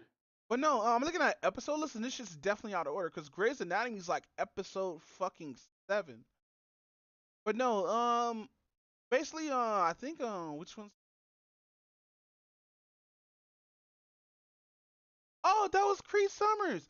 No, that they have her in here. No, not my baby. No, not Cree Summers. No, our black voice acting queen, bro. No. Why? Oh, so that was Tisha Campbell. Damn, no wonder why her voice is so familiar. So basically, this episode called Primary Colorids. Basically, Tisha Campbell's character is basically the landlord of the whole fucking project, right? And she evil as fuck, nigga. She like hate the main character's family, right? And so, damn, great Anthony Williams on here too. Damn, they got voices in this. Alfred Crockett, wow, nigga. I know exactly what character he was. That's besides the point. So Tisha Campbell's character, basically was some evil like Ovich who like just always like fucking wanted to fucking make the main characters, the main family just feel fucking bad about their lives and shit like that. So she runs for like president for the building or whatnot, right? Um, basically, how the episode started is the mom, she tries to get like hot water, but it's turned off. So she does is she goes outside, she sees that like the fucking stairs like just covered in like wigs, right? All that shit's just like roped up in wigs, and they looked up and saying the stairs are broken. Somehow they quote unquote collapsed, so they have to use wigs, which is fucking weird because that's not how stairs work. So basically, she goes outside, try to fight off rats like some Indiana Jones style or whatnot. Oh yeah, also talking rats, they dead ass got burners too, nigga. Nowhere is safe. Damn, they got everything talking. It's weird, nigga. They got roaches talking and shit like that, fucking on screen. It's like, nigga. So basically, brother. Hold on. Hold the fuck on. Luckily, I have this. Nope, that's that cure one.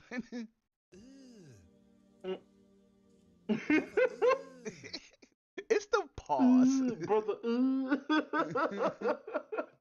I gotta make the second one of that. Like, what's that, brother? What's that?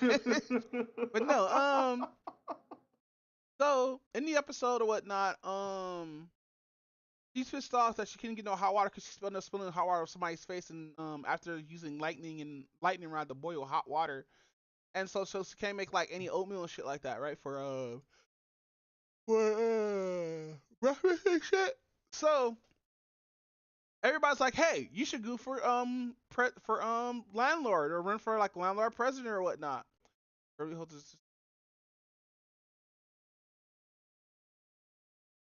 And so like Reggie is like, hey fam, why don't you just be a housewife like you always been? You're a pretty good housewife.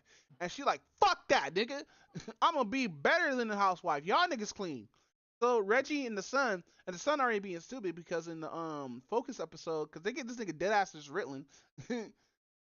Like this nigga is 18 and he failed the 10th grade 3 times, bro. God damn. Is that the dude who says like he was like looking at the milk carton because it was because it sold him the concentrate? Yeah, it was once you just kind of what's it call it. And by the way, the sister's 13 and she's in the same grade as this nigga. Bruh. Yeah, she skipped 9th grade, I think, because I think you get into 9th grade when you're 13, 14. Yeah, sounds about right. Yeah, talking about I got about to get a triple A, nigga. I mean, a triple A plus, or a triple plus, or whatever this fucking shit was stupid. So, Reggie and Junior is his son, ends up making fucking basically a fucking gas bomb because they mix all the fucking cleaning products together. I was like, these niggas is stupid. Of course this shit is gonna happen. So that shit happens and like Beverly comes back and like, oh shit, da da da da. And it's like she said, I'm not cut out for this because everybody loves the landlord. And but even though like she was doing some shady shit, the sun rose through the fucking not Reggie. What's the little nigga name? Yo, that is Reggie. Reggie rose through talking about this murders the fuck out of fucking home chick by pushing her down the fucking wig rope or whatever. She falls down like 6 floors, nigga, just ends up dying horribly, nigga. And then the rats get her, which is fucked up. That was real fucked up. They didn't have to show all that, nigga. She got destroyed. But no, she ended up becoming president, whatnot, and the next episode is called I think the Red Treaty, is where temperatures when there's a heat wave, but it's always a fucking heat wave when it comes to niggas. Like, why in black culture that our weakness have to be a heat wave because we stay inside inner city? Oh, hold on. I mean, to be fair, like,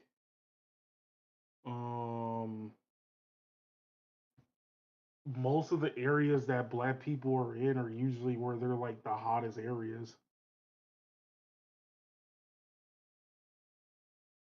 Oh right, he took a phone call. Damn. All right, I'm back. Oh. Okay, like I was saying, because I forgot you had to go take a phone call.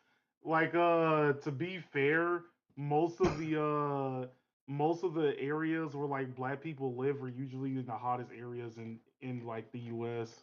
Yeah, which is weird, huh? Because you have it. We in Arizona, we in Nevada, we in fucking New York, Chicago, all these like weird ass hot spots, bro. It's like what the fuck? Like even in California, when has it been that hot in California?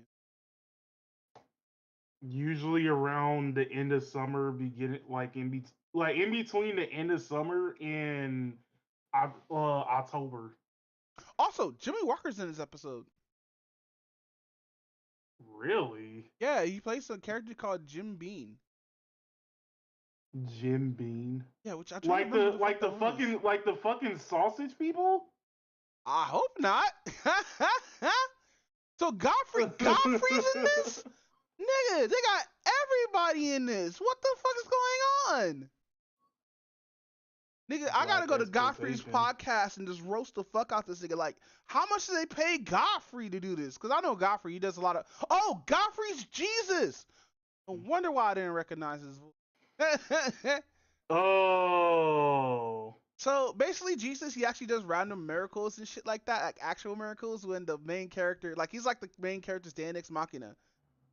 But it's like a cryptid Deus Ex Machina because, in the first episode, like she prayed to Black Jesus and whatnot, so her son could come back, and they could like do the shit as a family or whatnot. Cause like how the way after the baby got kidnapped or whatnot, the only way they could find him or locate him, she when the baby's close, she starts lactating,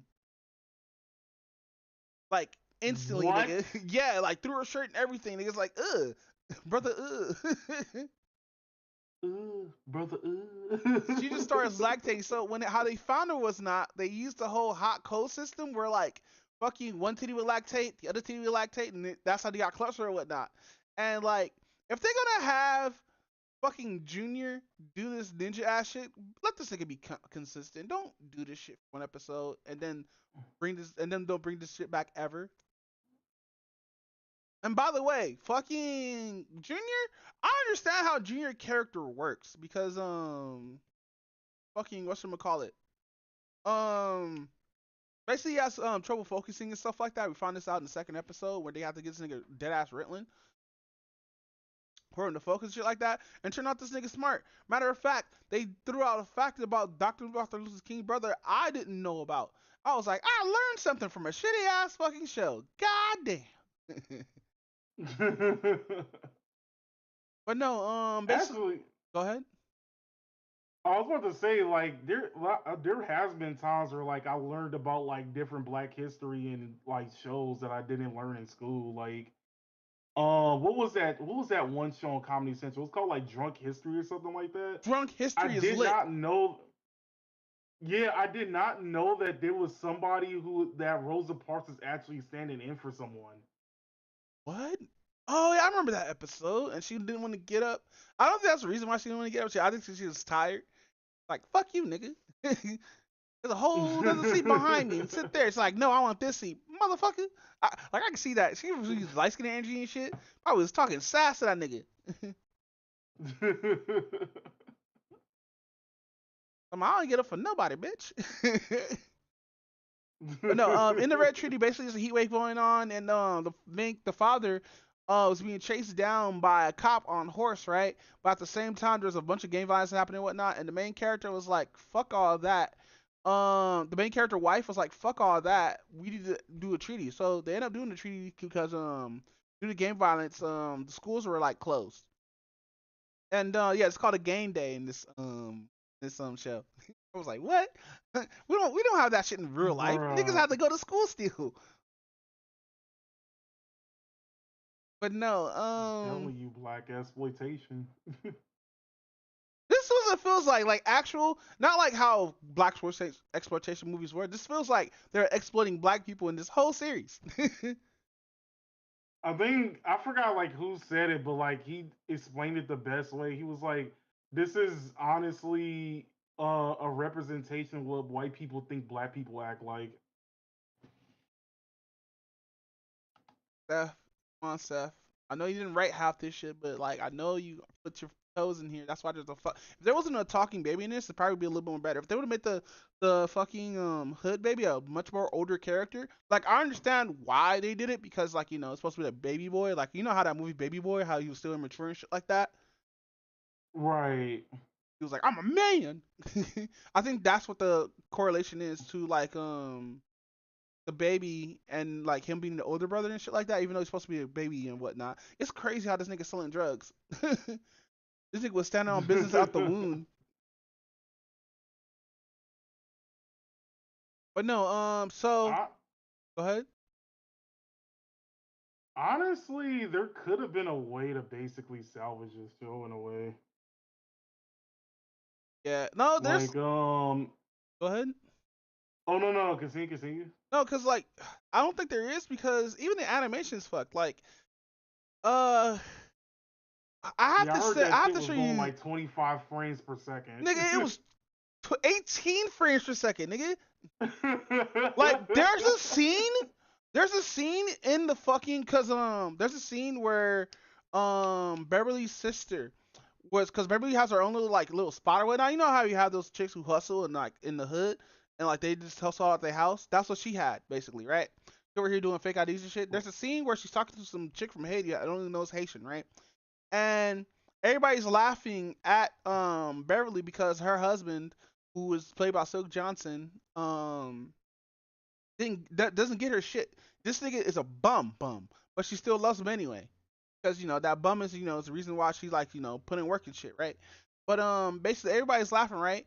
And you hear this random ass Haitian in the background, right? And I'm trying to scan who the fuck is talking. Nigga, they have this bitch in the chair with just her mouth open, nigga. Talking.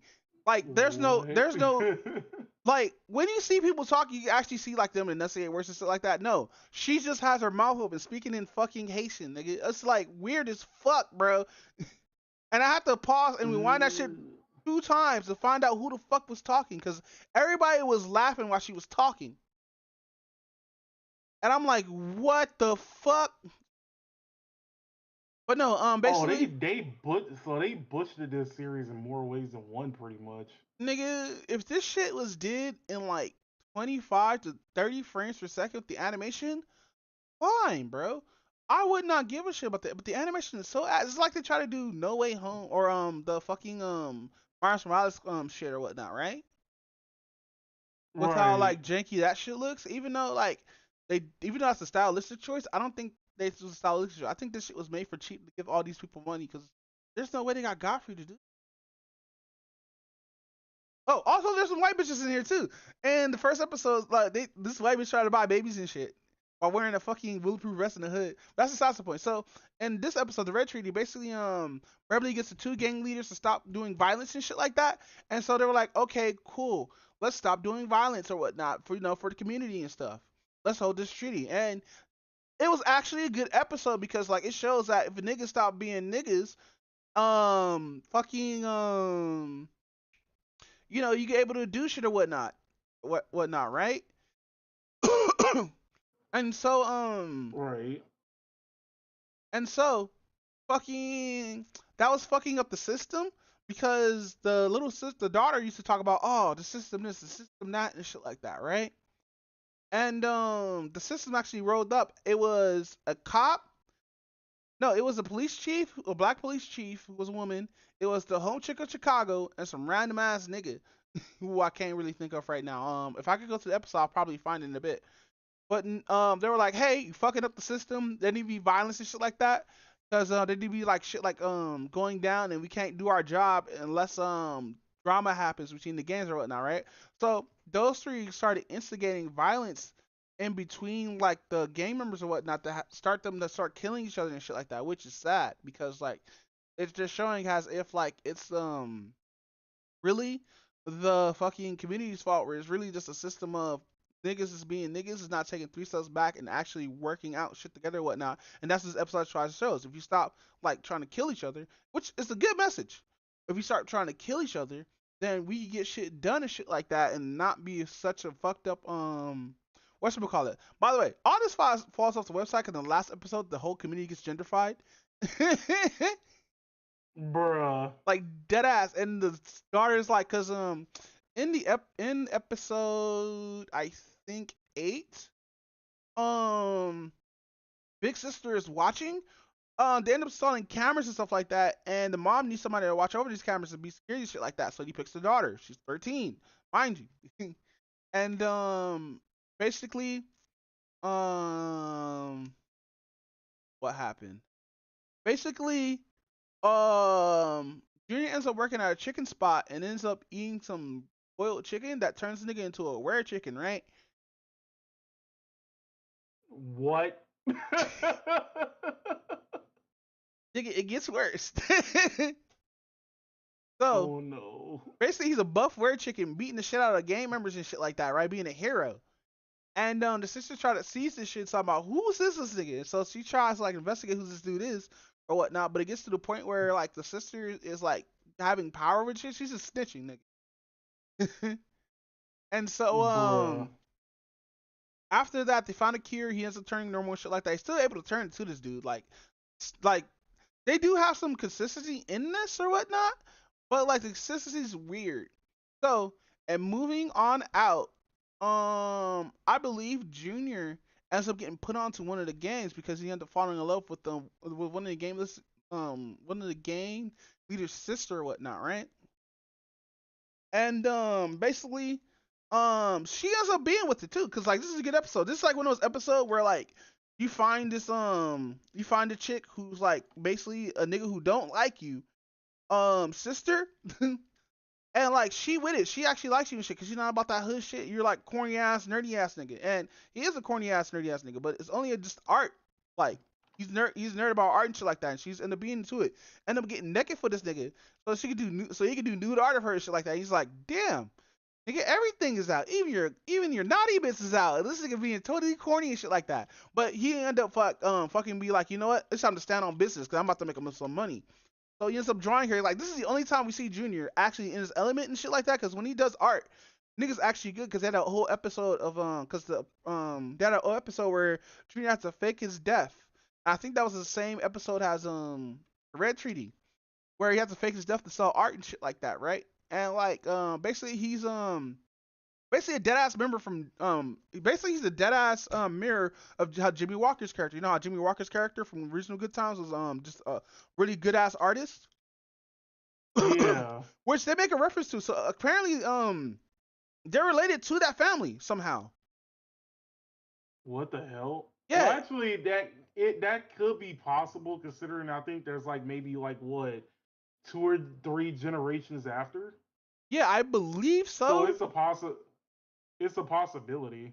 Yeah, they loosely referenced it in like a few episodes or whatnot, talking about they use a lot of quotes too. So they did a bit of a role switch. Even though the mom's super Christian in here, she's still about making that money, no matter what. But the father is the one like, hey, I don't take that kind of money or whatnot. You know how like how you said Home Chick was the villain? Flonda, what's her name? Florida was the villain in Florida, yeah. Yeah, so the father has a little bit of trace of that. He don't take shitty ass money and shit like that. He didn't want drug money inside his house, so that's why the baby's got kicked out because he's selling drugs to the community. But like so the baby ends up moving upstairs with his own nanny, takes care of him. Which is weird. Okay. So in the moving out episode, basically Junior he ends up finding the girl that he likes and then getting put on the hood. And a little bit more stuff goes on. We find out more about like the fucking system and how evil shit goes down. And that's what I remember the episode. But in Projects Divided, holy shit, nigga. So in Projects Divided, they're trying to get her to run for like no, the mom ends up actually becoming corrupted and shit like that because she's seeing how like she has to do this shit in order to fucking keep the hood alive or whatnot, right?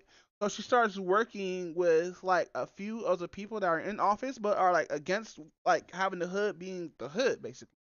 So basically, she ends up getting like transitional housing for everybody in the fucking building, which is cool because transitional housing should be a thing, but transitional housing is only like a short-lived thing or whatnot, right?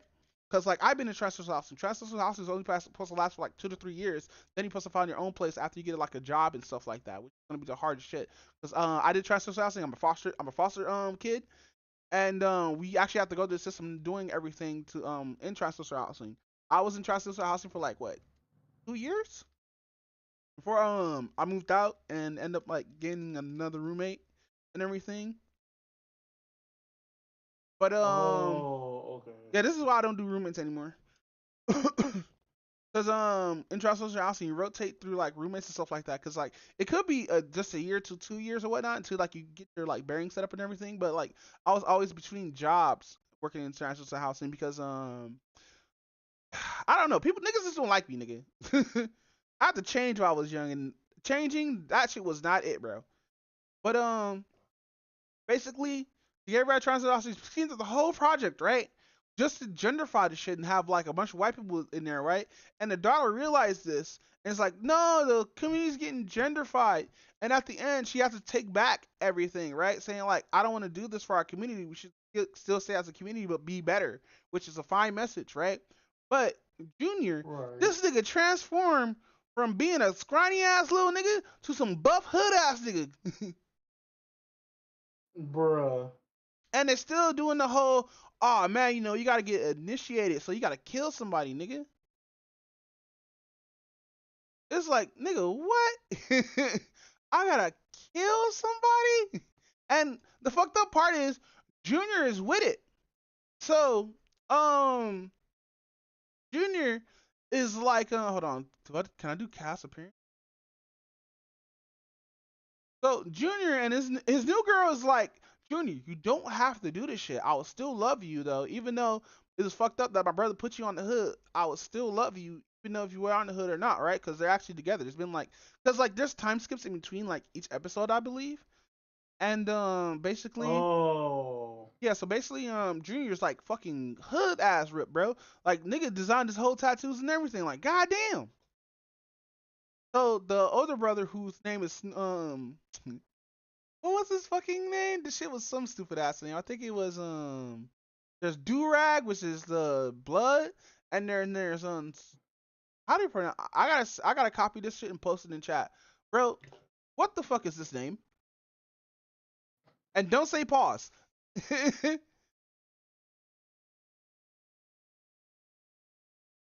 Gucci. What? Yeah, this nigga name is Scoochie. No pause. No Diddy. Dude, Gucci. nah, cause it's funny, cause one of the fucking females who's obviously a stud was like, nigga, you let that nigga call you Scooch? That's just close to Scoochie, nigga. Nigga roasting this nigga. Hey, Junior's running shit though, because Junior used to be a bitch. But no, basically, I think Junior's character supposed to be like the young kid with potential that ends up going to hood violence because of some stupid shit like pussy. And basically, this nigga Junior punking everybody, dude. So basically, Junior supposed to like give somebody that Hadouken. So he meets up with Durag, and he's spatting with Durag, and he's about to put the Hadouken on him. But the family finds out about this shit. So it's his girl up there ready to snipe some nigga, cause she doesn't want him to do it. So she rather kill for this nigga instead of having him do it. So she already ready with the sniper rifle. The little brother or the baby brother who Reggie, he did ready to murk a nigga though for his brother. So he's like, and then there's two other niggas who just hate Junior and they want to kill Junior. So you know that episode in Steel Ball Run called who shot whatchamacallit, where like, okay, so there's this episode of, or this chapter in JoJo's Bizarre Adventure in Steel Ball Run where somebody gets shot, right? I think it's the main character gets shot. But there are several different perspectives of who shot him, because it's different people who shot him, but it was only one person who actually got the hit in. And each person for each perspective stopped that guy from shooting or whatnot, except for one of them, I believe. And like it's some weird ass mystery. I have to read it again because it's actually one of those Schrodinger's cats riddles or whatnot. Because it's like a time paradox. This is how they found out that ACDC or Valentine's Stand works or whatnot. But no, yeah, man, good times. If you want to waste time, watch like a couple episodes or whatnot. I know not everybody's gonna get through every single fucking episodes. I have to sit here and watch through every fucking episodes. Not all these episodes are good. I understand the message where they try to go with a lot of this shit and the writing. The writing is kind of stupid, but I understand the writing with a lot of this. But just the way how they go about it, the fucking stereotypes, because this feels like um parody of stereotypes, this TV show or the animation or whatnot. And to be honest, bro, they could have did this different. They could have been serious with this, or they could have did shit like Boondocks. Boondocks did this shit way much more better, even though it wasn't completely in the hood. Like it was in like what middle high class. This is like Yeah, the suburbs pretty much. yeah, this is like low class type shit, bro. And like fucking Beverly's fucking oh, that's why has major projects, friends and family square off, frustration. Yeah, so yeah, man. If you wanted to watch this show, go watch it for free. Don't pay for the show on Netflix. Go watch this shit for don't pay for a Netflix subscription. Go watch this shit on Bflix or some shit like that. Dead ass. Do not pay money. Do not like watch this on their platform because if you do, that shows that they had trying to get this into the season because this one deserves of the season. And they left this shit off as a cliffhanger too because even though Junior didn't die, he did get his earshot off. I mean, look at Velma. Like, it's getting a new season. Velma's season's already like been put out there, and she died the first episode, but now she's a floating ghost. The fuck? Hey, you remember the sirens from that one movie where they're all those singers and whatnot? Hey, you know what's so funny about fucking the Scooby Doo series? Jackie had fucking game without having game. Yeah, that's actually true. Now that I think about it, yeah, that's actually true. I remember Shaggy got bitches. But no, they brought back a character from one of the movies and they made her like a manifest type chick. Ooh. Yeah, I got this from Ruin Leon's video or whatnot. And no, actually no, it's a Gundam. I apologize. I was watching It's a Gundam video about it, and basically Scrappy Doo is some unkillable fucking demon. What? Yeah, murders the fuck out of Velma, nigga. Bruh. Well, Scrappy Doo was a villain in one of the live action ones. Yeah, they took that actual character and put it into fucking this show. Cause this nigga was a demon, nigga. With the emphasis. But no, that was Good Times Black again. I'll give this show a 4 out of 10. Never again. But with that said, what is the holy grail? Are we getting titties in the WNBA now? No, I'm joking. I'm joking. That was a full 100% joke. I'm sorry, women, but go ahead. All right, so, wait, let me look up her name just so. Okay, so, you already know, like we've been having this conversation for like a while about like why people don't watch the WNBA and everything else like that, and you already know like most of the WNBA players are like kind of garbage and everything else. No. That. I actually have a new reason now. It's because women don't watch basketball. Because women don't watch basketball. I mean, yes and no. I mean, it's kind of like the in between, to be honest. But we've been having this back and forth about like if like that like WNBA players like deserve like the pay they need to get and stuff like that. So actually, we're about to come across a college player who is going to transfer into the WNBA, which her name is Kathleen Clark. Um, and Kathleen Clark is actually good. Like she's Steph Curry with a vagina. That's how good she is. Yeah, she's that good. So, and honestly, I think one of my friends he actually said it best. He was like, "Dude, we just want to see like females dunk on each other." I was like, Wait, they're "Okay, that dunking? kind of makes sense."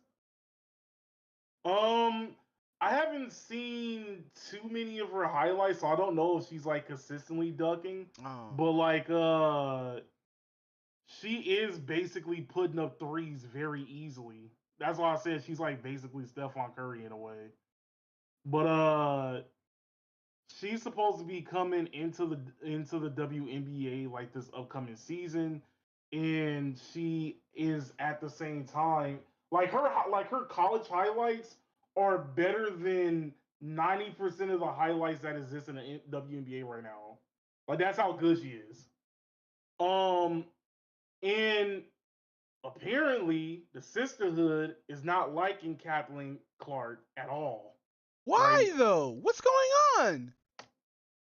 Okay, I'll just show you like a picture of like Kathleen Clark real quick. Is she a baddie? Like she's not like an 100. She's like kind of average looking. Like don't get me wrong, but let me see.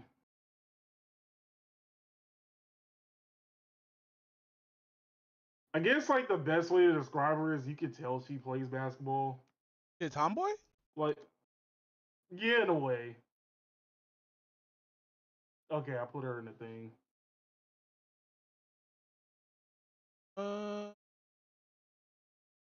Oh, she cute. Oh, she kind of linky though.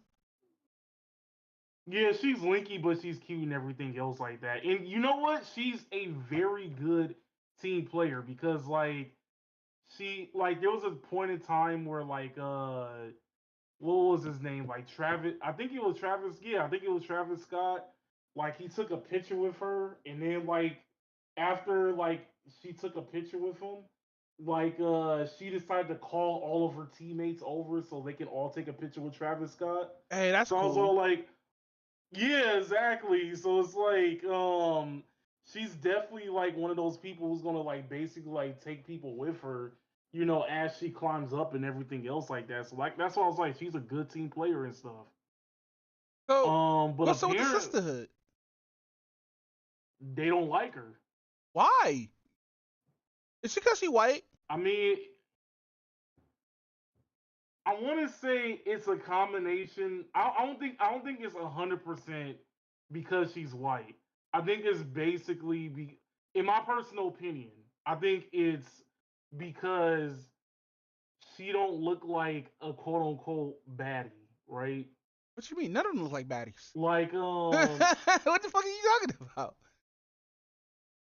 So one of the videos that I was like looking at where they were talking about this particular subject, like she was mentioning that like if it's all like she was mentioning that like one of the possibilities was that because she doesn't look like the image that the sisterhood want, basically they don't like her because of it and stuff like that. And yeah, it's very weird because I'm kind of with the particular point of like at this particular point like you can't really satisfy like modern women. It's all like you clearly have somebody who can obviously play basketball and can represent the WNBA and stuff like that. But you know what, I could probably go with your theory too that is because she's not black and everything else like that. I didn't mean to put the theory out there, but yeah, that could be.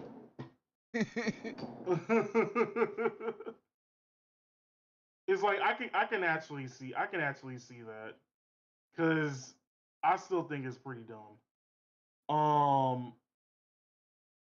But at the same time, it's like, well, and it's also not just her too. There's like, I forgot like what the name of the black chick was, and then there was like a couple of other ones, and you could definitely tell like we're gonna start seeing some like very good players and everything else like that.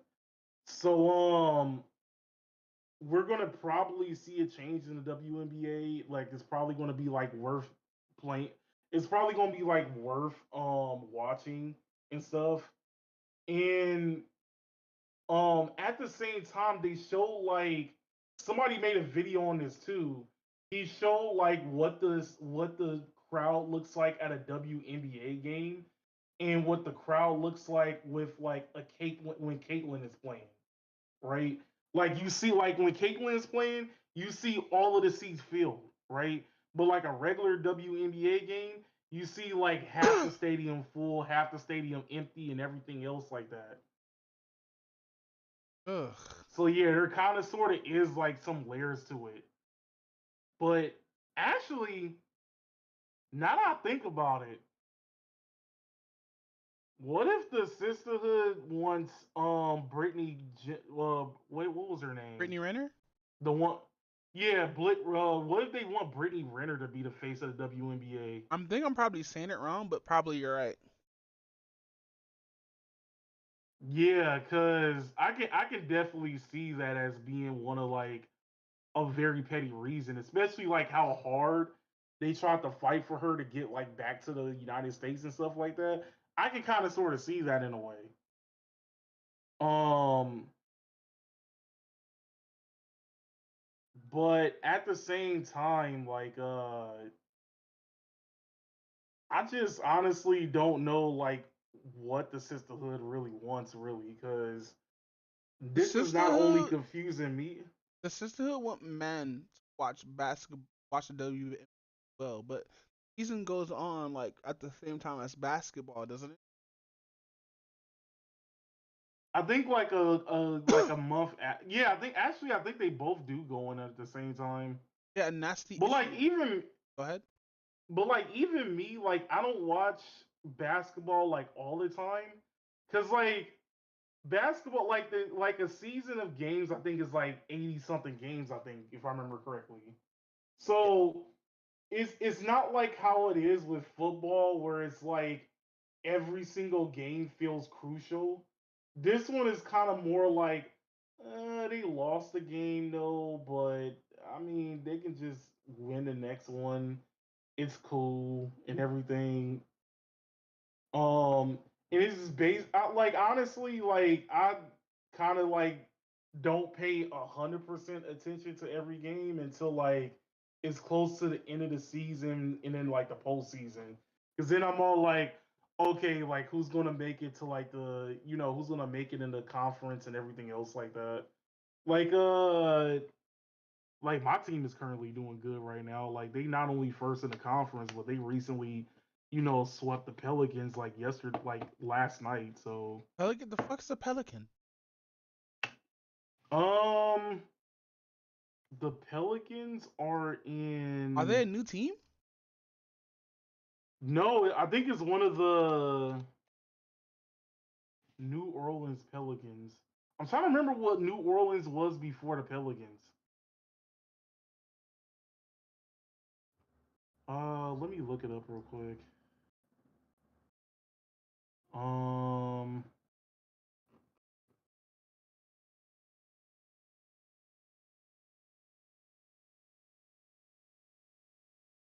no, I'm trying to like look it up right now actually. Oh yeah, honestly, I think Oh, there we go. WNBA just want men to watch this. A lot of men want the male gaze. Where the male gaze need to be put in clutch, guys. Like dead ass. Gotta put the male gaze in there. Watch these. Feel like, especially the WNBA, because like dead ass, like I would watch the WNBA, but I haven't watched basketball since the Lakers were starting riots. Oh, oh, they're the Hornets. That's what they are. What? Yeah, they were the old school Hornets. Why'd they get rid of the Hornet?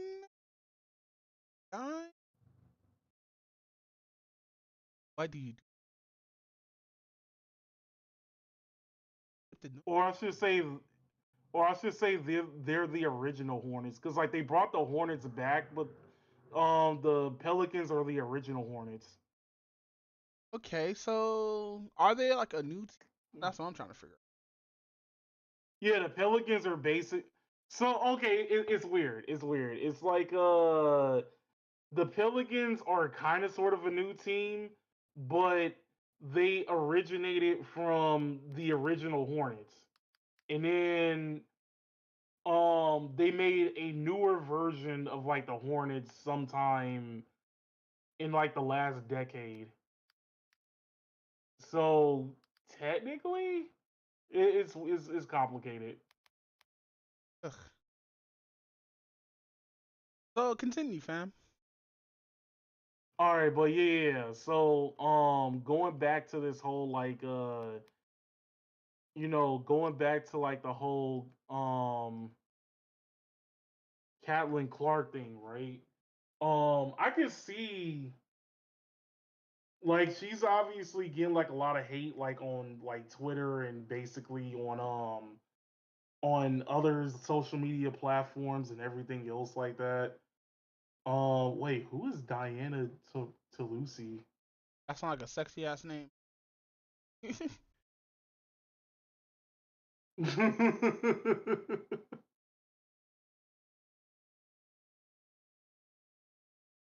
Like, what are these WNBA players over here looking like sexy ass tomboys?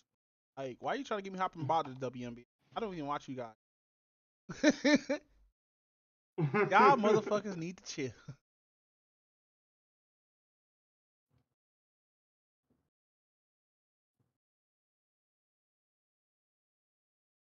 Oh, she's a WNBA player, but she's actually defending the hate that Caitlyn Jenner is getting. Okay, I mean not Caitlyn Jenner, but like Caitlyn Clark is getting. um, let's see. The new fans are really sensitive these days. Huh.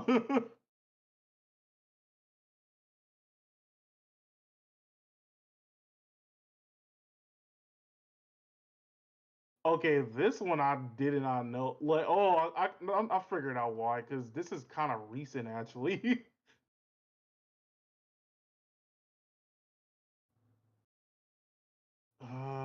Let's see.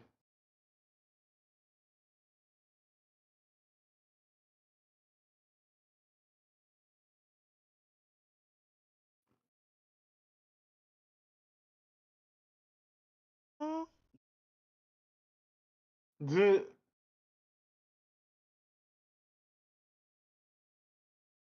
the new fans are really sensitive these days, and you can't say anything. It's kind of like when you go from kindergarten to first grade, there's a learning adjustment. The When learning you go curve. from high school to college, there's a learning adjustment. Pretty much. I don't think I said anything that wasn't factually correct. Like anything, greatness is going to translate, and she's proven that in every level. And I don't see that being any different in the WNBA.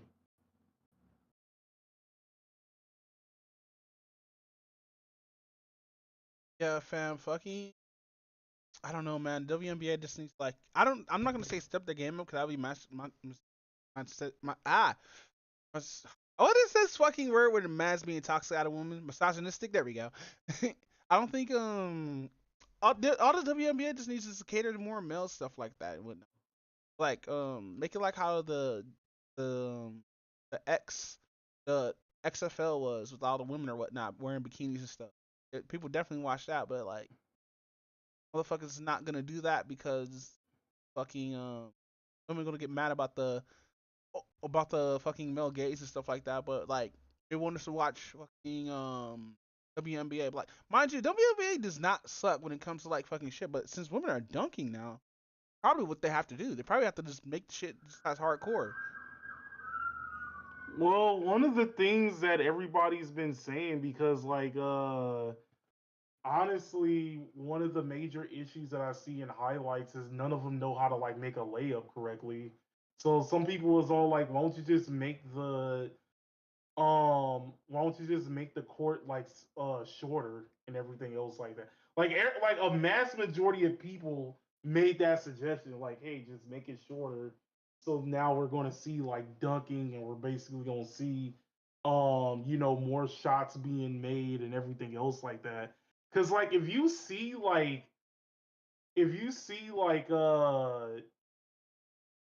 basically like a mass majority of like highlights from the WNBA, they are missing layups, they are missing shots, they are hardly recovering like as good. Like it looks abysmal, bro. Like it's that bad. Yeah, fam.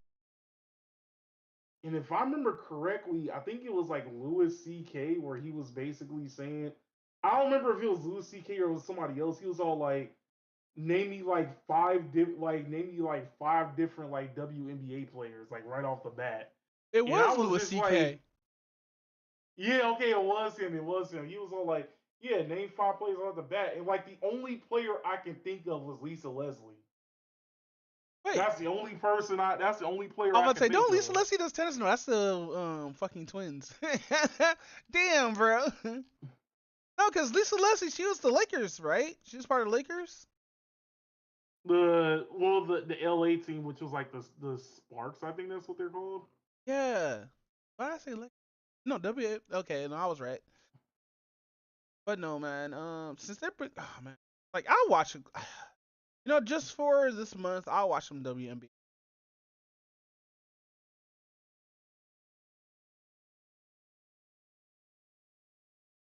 But no, with that said, you want to change subjects?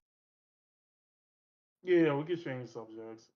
Hey, so Alicorn, I know you hear me talk a bunch of shit about gotcha games and stuff like that. But you ever heard of a gotcha game called Snowbreak? No, that does not sound familiar. So basically, it's a waifu shoot where select waifus and dating sim, but it's a third person shooter. Like it's the gotcha stuff. So like, yeah, fam. Basically, Snowbreak is basically it's like Arc Knights, but only women can get the powers.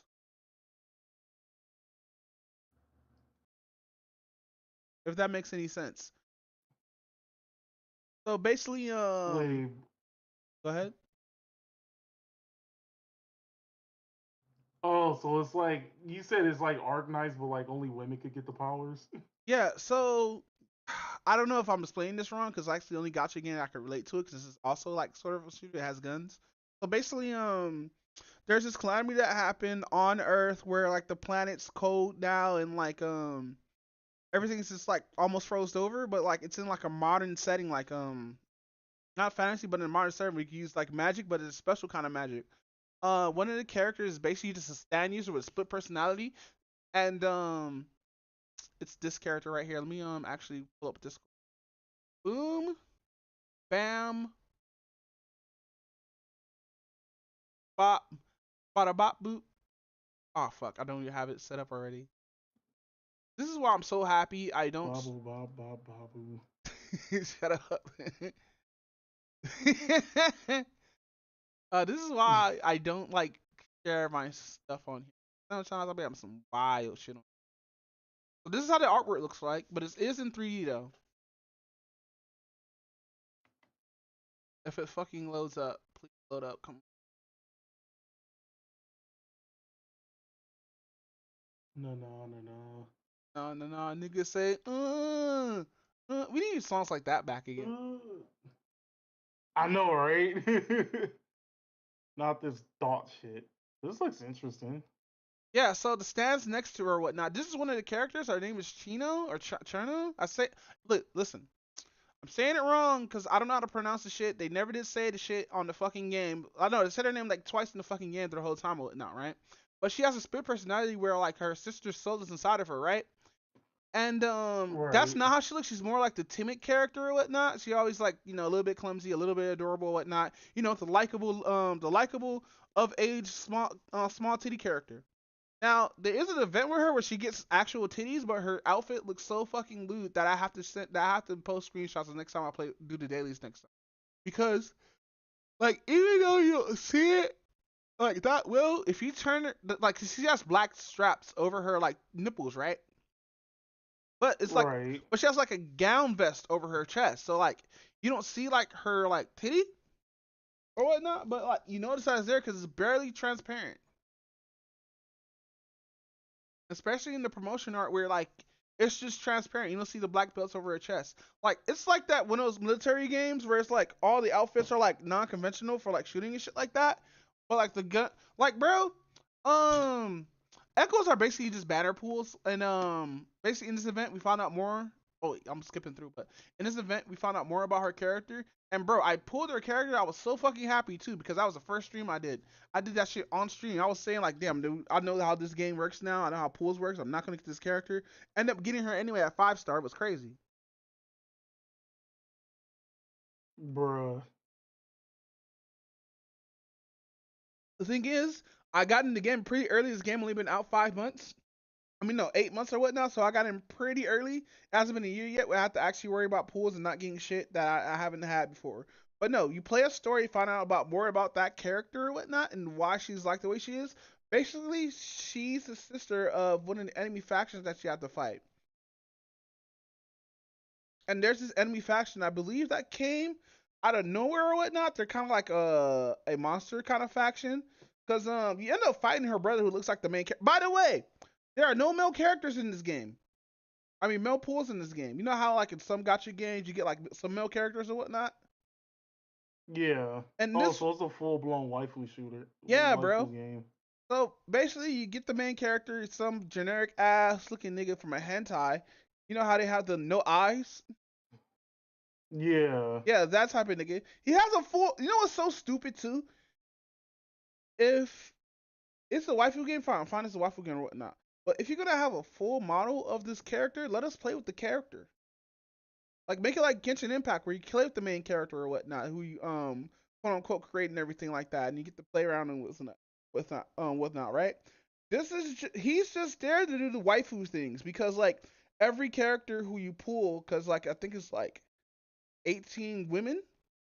All of it's a harem basically. It's their fucking harem. Cause you get to put them inside rooms, buy them shit, they get their trust levels up, which actually is a mechanic in the game that boosts up their damage. Yes, nigga, you got to have a relationship with women to get their damage up. I hate it here.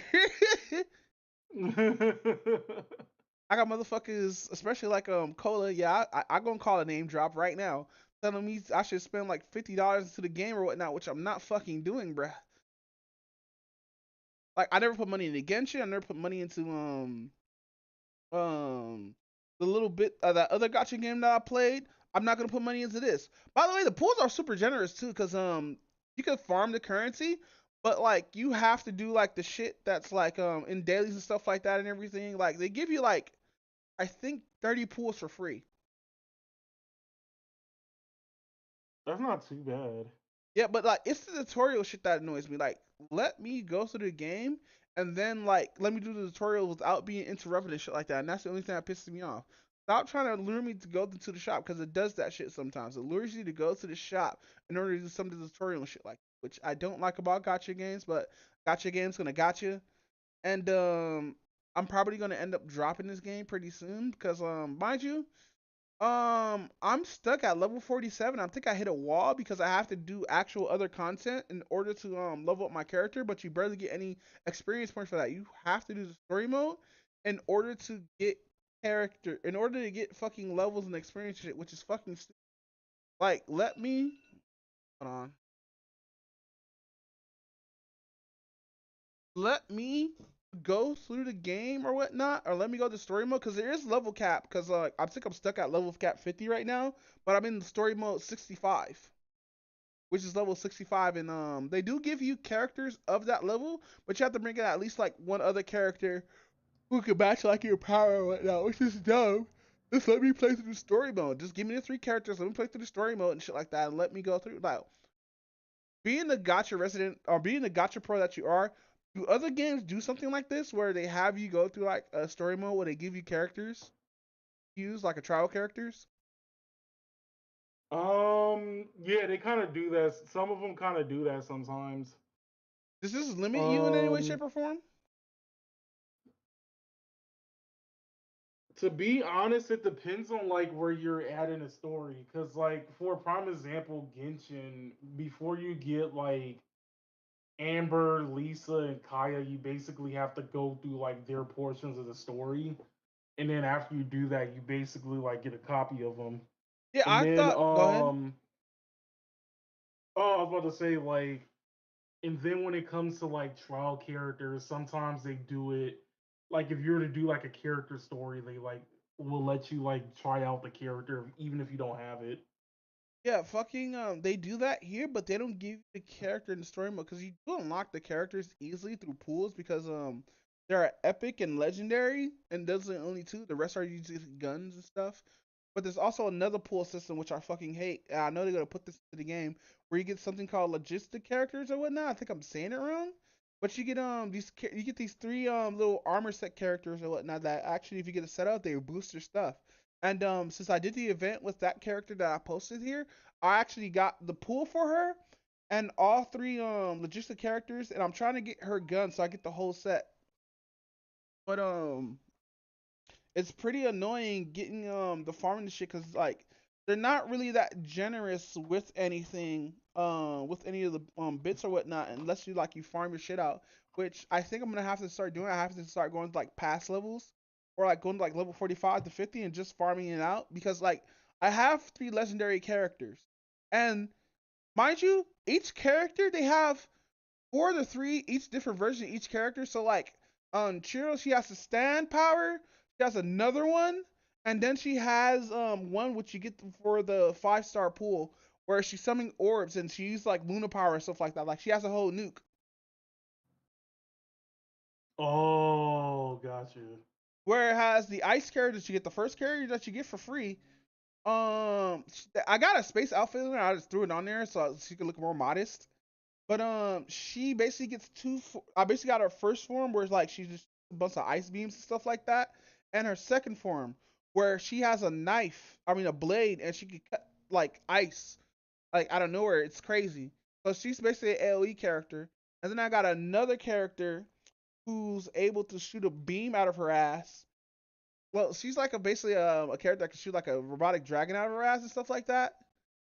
But yeah, man, it's I like the concept. It's just I don't like the gotcha attached to it. Like, if this is a free to play game where you just play with these characters for free, fine, good. I'll give this game a 5 out of 10. But like, I have to give it a 4 out of 10.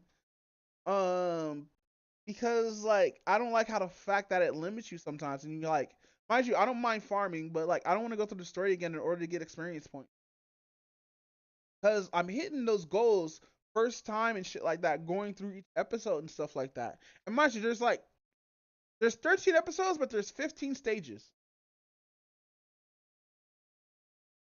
13 episodes with 15 stages. Oh, 15 Yeah. stages per episode? No, Oh, actually, shit. it goes. Yeah, that's a lot. It goes 18. It goes 15 to 18 chapters per episode.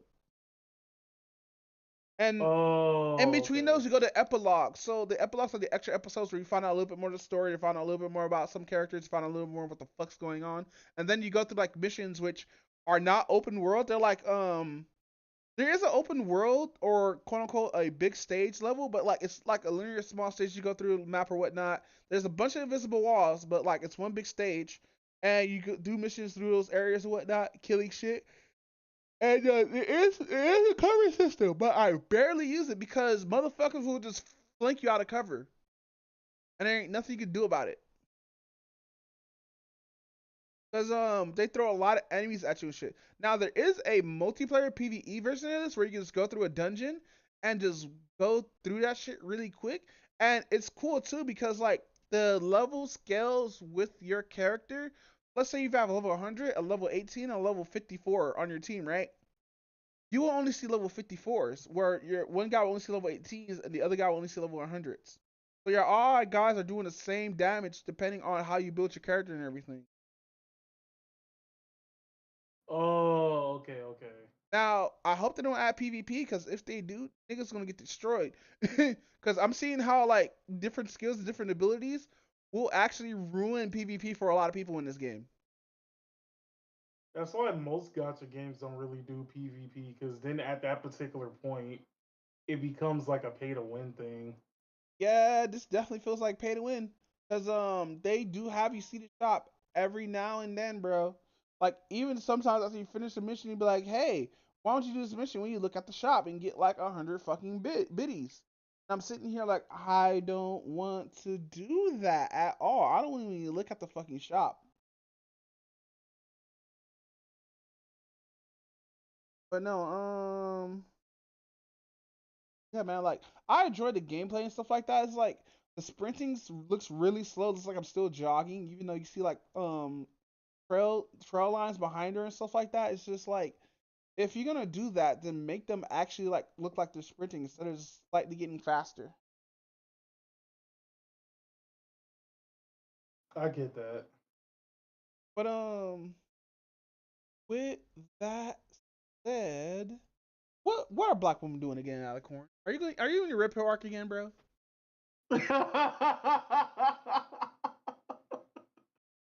Maybe. Wow. Maybe. Wow, that's supposed to be a no. Okay, no. Okay, so basically there was this incident that happened in one of the colleges where this woman was getting robbed at gunpoint for her phone and everything else like that. And there was two men that was like near where the incident happened, because all of this is like caught on camera. So you had one that basically ran away, and then you had the other one that just kind of like looked from the distance and everything else like that. There are Right two after type of men in this basically, world: guys who run and guys who are watching. No, I'm kidding. So after all of that happened, you now had this, you now had women basically all like, okay, it's like, why don't men act like men anymore? Because every time Because we like, do, hold on, I'm about to answer this question right now. Every time we do, we get belittled for it. We get called toxic for it. We get called fucking evil ass motherfuckers for it. Now, mind you, I know like the situation is kind of weird here. This is not all man. This just happened with the situation because like motherfucker has a gun. If you try to roll up on a motherfucker with a gun, obviously you're gonna get fucking shot, nigga. The best thing you could do is call the cops for her, bro, and be like a witness. yeah, exactly. I mean, like all they have to do is basically like, oh yeah, let me take a picture of like what he looks like, call the police, and everything else will basically be handled. But they're just basically like, oh no, we need you to like basically like take a bullet for me and everything else Like, like bitch, I that. don't And know how you. come men don't want to do that? He's like, how come men don't want to do that and everything else like that? I'm just sitting here like, you fucking idiot. So one of the things that people were basically saying, I mean, one of the things that some of the men was defending was, I forgot what the name of the dude was, but he was a guy who basically got shot and killed by trying to protect like this woman who was getting yelled at by like this man. And then the man basically like shot and killed him. But I at bet you the none of those same women talked time, about right that. None of before those women was talking about that dude. Bet you. I bet you $100. exactly, because like right before the incident happened, he was like right where his wife told him not to go and try to help her and everything else like that. Now she's a single mom. No, that's unfortunate. Yeah, and basically like the whole concept of like men defending this and stuff like that is like, you know, you also have is all like the guy also has like a family to go home to. He has a mother, a daughter, a wife, that he has to go home to. If he's gonna over here protect random women, then who's gonna protect like his wife, who's gonna protect his like family and stuff like that? He has to be the protector. And a mass majority of women ain't getting that. They're just basically calling like men feminine, on their feminine energy, and men don't do like things for like women anymore, which is weird as hell to say because one of the major arguments one of the major arguments that like all of these boss chick women wants to use to like defend and say like, oh yeah, I'm trying to be like independent and everything else like that is, oh yeah, I'm not submitting to no man because this isn't the 1950s. But yet you also bring up the protection that men has from the 1950s. Make it make sense. No, like, mind you, unfortunately, this got robbed for a punish. I honestly believe that more should have been done to protect her, but given the situation, bro, fam, like, you can't just rewind time and have them be like, all right, let's do this shit again. Let's get all the characters, get this dude. Let's just show how you're supposed to actually do it. No. There's probably going to be men that's out there going to be dissing these guys too, because, like, that's women in danger. Of course, you're quote unquote supposed to protect them, but, like, you're at this time where, like, what if I get killed? And I know self-preservation sounds selfish or whatnot, but a lot of people are not going to just jump in front of a bullet. Exactly. No, go ahead. Yeah, so that was basically it's all like it's basically starting to come up to this argument of like once again you have like all of these ignorant ass women talking about, oh yeah, men aren't being providers, protectors, and everything else like that.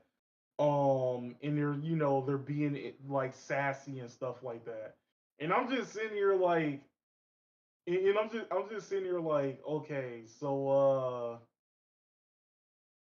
are the men are the men sassy because they don't want to take a bullet for a random woman in danger, especially when there's no equalizer? Or are the men feminine because they're not basically bowed down to you and basically acting like Simpson shit, right? So we have to pretty much figure something out. But I'm just sitting here like there's going to be some men who are going to be able to protect a woman if there's an equalizer, right? I wouldn't agree with that, but like I understand what you mean. Yeah, if there was an equalizer, there will probably be more men trying to protect, women and everything else like that. But then at the same time, you don't necessarily give us a chance to really, protect women either because you're basically saying, oh, I'm independent. I don't need no man for X, Y, and Z. When in reality, you don't need a man unless it's convenient to your troubles. Like, let's just be real on that.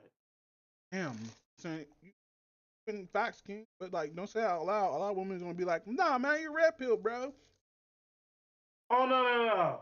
So when I basically sent my stuff out, I ran into two other particular things that basically happened past this, but it's kind of sort of in the same concept. Is that what you sent me that So video? one of them about women, oh yeah, about that women video is being gonna be pawns? that video. Oh yeah, that video is definitely the second one, which I'm gonna get to. The first one was this woman who was on a podcast. I forgot like what the name of the podcast was, and they were basically going back and forth on, you know, she was basically going back and forth on why she won't submit to a man, and she was basically saying, "I got needs that needs to have, I got needs and everything that needs to be met, and when those need met, I'll think about submitting to the man that I have." So of course they next ask, "Oh, how long you been in this relationship? I mean, how long you been in a relationship?" And she was like, "Oh, 90 days." 90 days. So of course, yeah, 90 days. That shit was funny to me. I'm not gonna lie to you on that. But then you know, both of them was basically like spitting mad facts on the whole submission situation, and she started getting her feelings. Like you can see all the generational trauma, just coming right out, over her trying to deny this whole submission thing, which, like I said, multiple and multiple times, submission does not mean, oh, I gotta make him the sandwich. Oh, I gotta make him, I gotta like clean his clothes and everything I else gotta be a like that. 1940s wife. Yeah, I gotta be a 1940s wife. And she even used that same thing too. Oh, this ain't the 1950s anymore. She used that same thing too. And my thing is like, and then of course, like she was over there talking about like the whole why she won't go 50-50 either. And okay, and let me clarify Hey, no, about fuck this that. whole We going 50-50 50-50 thing. on the fucking second date. No. Just like in general. My thing is this when it comes to the 50-50 thing. Because it's like my thing with the 50-50 thing is this. Why not go 50-50 on the lower half of the bills? I mean, you basically say that, oh yeah, I have a job, I'm educated, I got a job, and I'm trying to be like more independent. And this ain't the 50s where, I basically stay home and try to like make people, and basically try to cater towards all the husband needs. And I'm just sitting here like 50-50 doesn't necessarily mean that like, oh yeah, you have to take like, I mean, 50-50 isn't basically like, oh yeah, we just need to pay, half and half on everything. Why not I get he's like, why not I pay for the higher parts of the bills and you pay for the minimum stuff and probably also groceries. Like groceries would probably be like the highest thing on the list. Outside of that, you basically just have like cell phone bill, like internet bill and everything else like that. Honestly, that 50-50 is worth it, right? If we're staying together, It's of also, course you're paying 50-50, unless you want to have her play 40 and I pay 60. I mean, that's what I'm basically saying though. It's like you just can't sit here and have your own money and I'm basically over here paying for everything and you're not contributing anything whatsoever. But Alicorn, right? she's the table. No, fuck that. I will flip that table. Fuck that. And you're gonna flip her onto the bed? You're gonna give her that gush gush? Gonna do that drizzle drizzle? drizzle. I gotta make that into a fucking meme. I gotta find out who said that shit again. I forgot what the name of the original dude was, but bro, there's more than enough videos of like dudes saying drizzle drizzle. But nah, continue. So about women being pawn shit, like women being like, groomed into this hating black men because of how media and everything else portrays us and stuff like that. Oh yeah, in that video too, and I was just like, bro, home chick was in her feels, bro. She was passing like it. Like I looked at her body language, and when home dude was basically over there, when home dude was basically over there spitting facts, you can definitely tell she was not only in her feelings, she was not trying to hear it at all. Now, she looked like she was. Go ahead. She looked like how kids look when they get scolded by their parents. Oh yeah, like when they have their fucking face all puff out and shit like that, their arms crossed. But no, yeah, I kind of disagree with a little bit of his shit because mind you, there are some deadbeats out there that would do some shady shit like that, and there's like some generational trauma that is pushed on to that whatnot. But we got to be better to realize that shit and be better. Like there are actual two fathers who. There are more than two fathers who I know that are actually good fucking parents to their children or whatnot, which is fine, bro. Like none of us, nobody talks about that because that won't push out the narrative that you're trying to push on about black man and everything, especially in me.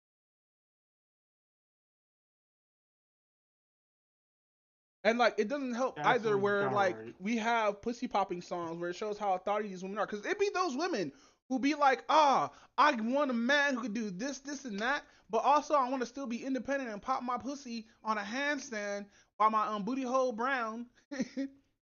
But yeah, niggas ain't shit anyway, but I still want a nigga who could do this, this, and that, but he still has to be a nigga. Like, what? That makes no sense. That's inconsistent. What are you talking about, lady? It's an oxymoron at this particular point. I think what it is, both sides will know what they want. No, I think here's like okay, even though like it's gonna be obviously I'm gonna be siding with like the men's part. I think men know exactly what they want from a woman. It's just that women don't know. Is a combination of women don't know what a man wants. Um, Women is basically trying to play like this hybrid game where they're trying to act, where they want, all the perks that men have, but at the same time wants to keep all the same perks that women already have. Yeah, and it's fucked up. Which is the reason why they're pushing this like education thing like so heavily and everything else like that. In my personal opinion, some of that I feel like is more like cope when you really think about it. Well, no. Well, let's look at feminism. Let's look at the levels of feminism and shit like that. Our first feminism was about get rights and stuff like that and being treated as the second wave was about like fucking not being treated like shit and like showing that like women get abused and stuff like that. No, wanting to be equal to man and whatnot and be like up there with there. The third wave femininity is just like, hey, I'm better than man, respect me as well. Fourth wave is like fuck niggas. And that's Pretty what wave much. that you're on. We're on the fuck nigga arc of feminism, and it's kind of fucking crazy because like,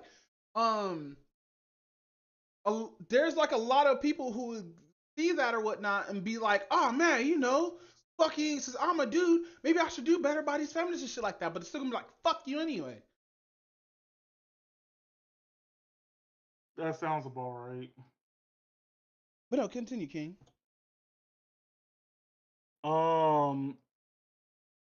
So of course you have it's like of course like now you have this thing about like actually when he was talking about the masculine energy, I think that's another thing that like women don't necessarily know anything about because like you ever heard like those whole arguments of like, oh yeah, that dude's in his feminine energy, he don't know how to be in his masculine energy. Yeah, I be and saying that shit everything else sometimes. like that. I be in my feminine energy. Especially when I take showers and shit, I have to be in my feminine energy. I have to make myself smell good. Like you ever lit a candle, nigga, and take a sniff of that shit? That's feminine energy. Over here making your house smell good. Motherfuckers come over like, nigga, why your house smell like this? What? Ah, shut up. Niggas come over like, why your house smell so good? Nigga, you got a bitch over? Be like, nah, nigga, I just like my house smelling good. Niggas be looking at you, thinking that you got feminine energy and shit. Oh my god. But but no, like honestly, like most of them don't necessarily know like what like masculine energy is anyway. They have like a concept that they want for masculine energy, but like they don't understand it at all because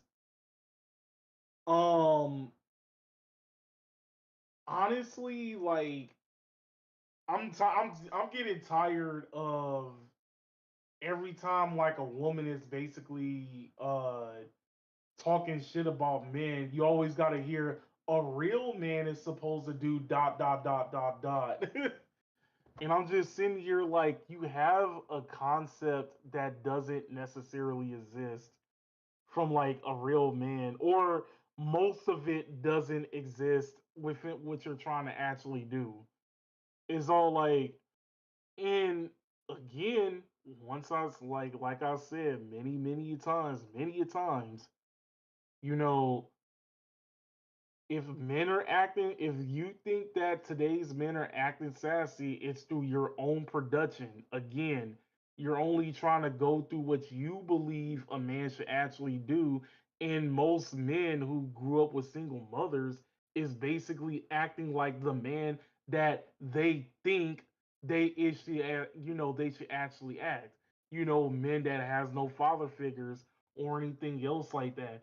So they're the product of your own. Is like And they're the by the way, product we're of just your talking own about those. imagination. By the way, just to get this misconception out there, we're talking about those who have like fathers who are not into the picture due to some other circumstances, like death or like being in jail and stuff like that. Because like a nigga could be in jail and still be faithful to their like fucking kid and stuff like that. They're just in jail. True. But we're just talking about like an example for like dead ass deadbeats that just paying child support. Don't want to like be in there and what. So these women will end up like grooming or like shaping their kid to be the man that they want. And turn out that like usually what happens is the son would be resentful at the mom after finding out some shit or whatnot, and then it goes off from there. But this is only from my seeing from the outside. Like I don't know my father. I barely know my mom. So I don't think I fall under that category because like I did have a father figure. It's just I think it was just toxic. Makes sense. I can understand that. But no, continue. But I like let's be real. Most of this single mother shit will be like half, like more than half of it could be solved pretty easily just by marriage, bro. Because no, here's even the then, thing, because nobody. Go ahead. I was about to say like there's no way in hell somebody's gonna like somebody who just wants to hit it and quit it or wants to be in what some people like to call a situationship. Nobody's going to go through 2 years of trying to like slap cheeks just to like leave. But Nobody's they gonna do do that though. There are men that actually do that, and we need to make that misconception that this is not all men, and that's the fucked up part because they put that on black men. That's why a lot of like women will be like, "Oh, let's wait till marriage. Let's wait." Da da da. But no, because that's the misconceptions you have because where you grew up in and shit like that. Not all black men are like that, and that's why a lot of good black men end up turning into the red pill community, end up turning into niggas and stuff like that because they get ostracized and alienated by the opposite sex of their own community because they have this assumption that we're just gonna hit it and just leave. Which is not always the case. Which motherfuckers like, you never been in a relationship before? Nah, nigga, you don't know me then. Nah, go ahead. But no, like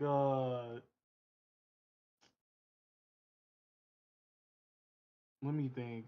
So actually not so like to add on to like the whole masculine energy thing, when you actually run into somebody who actually does have that masculine energy, the main thing that they basically complain about at that particular point is um oh, it's toxic masculinity. Yeah, motherfuckers know what toxic is. Like toxic was that one dude was doing to his pregnant wife when he was yelling at her for like going to the store and shit like that in his truck. Like nigga, what? And yes, this was a Republican who it was some guy who was Matt Walsh. I think it was him. So basically, what happened is I didn't get the whole story or whatnot, so we don't know how the argument started. But like, the chick is pregnant. When women are pregnant, they get super emotional and shit. Supposed to be careful and shit. Dealing with like women who are in that state. And basically what we got on our end is basically him just being a total asshole to her, talking about you can walk, you do this and that. Like now she was just asking, can you help me with the groceries when you get back? And he's like, nah, do that shit yourself and all this other shit. I'm probably paraphrasing because like we couldn't hear the whole thing. This was so long. I think it was like last year. I have to like actually go through that, but basically he was yelling at her and stuff like that. And this was caught on cam, and it was this fuck situation where some man was actually being super toxic. And women saw that like, yeah, that's how usually niggas are. Like, damn, man, that sucks. Like that niggas does. And like, mind you, if you're a guy and you feel like that you're toxic, it's easy to get help. Like, I'm not gonna say it's easy to get help because like people will go around about different and whatnot. Just get like a therapist or have somebody who's professional you can talk to, like to get you help with this shit. But like, not a lot of men are toxic or born toxic. They become toxic throughout like through the years or whatnot, and what situations they've been in and everything. So they feel like they need to be hardened to be like, oh, I gotta be fucking on business every single fucking day. No softness, nigga. Always hard. No softness. No softness.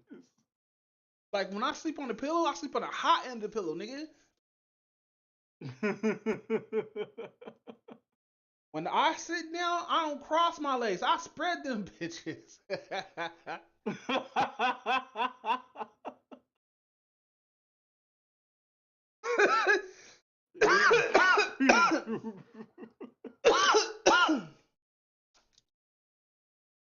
Niggas like never all soft, always on hard. What was that Ace Bane joke?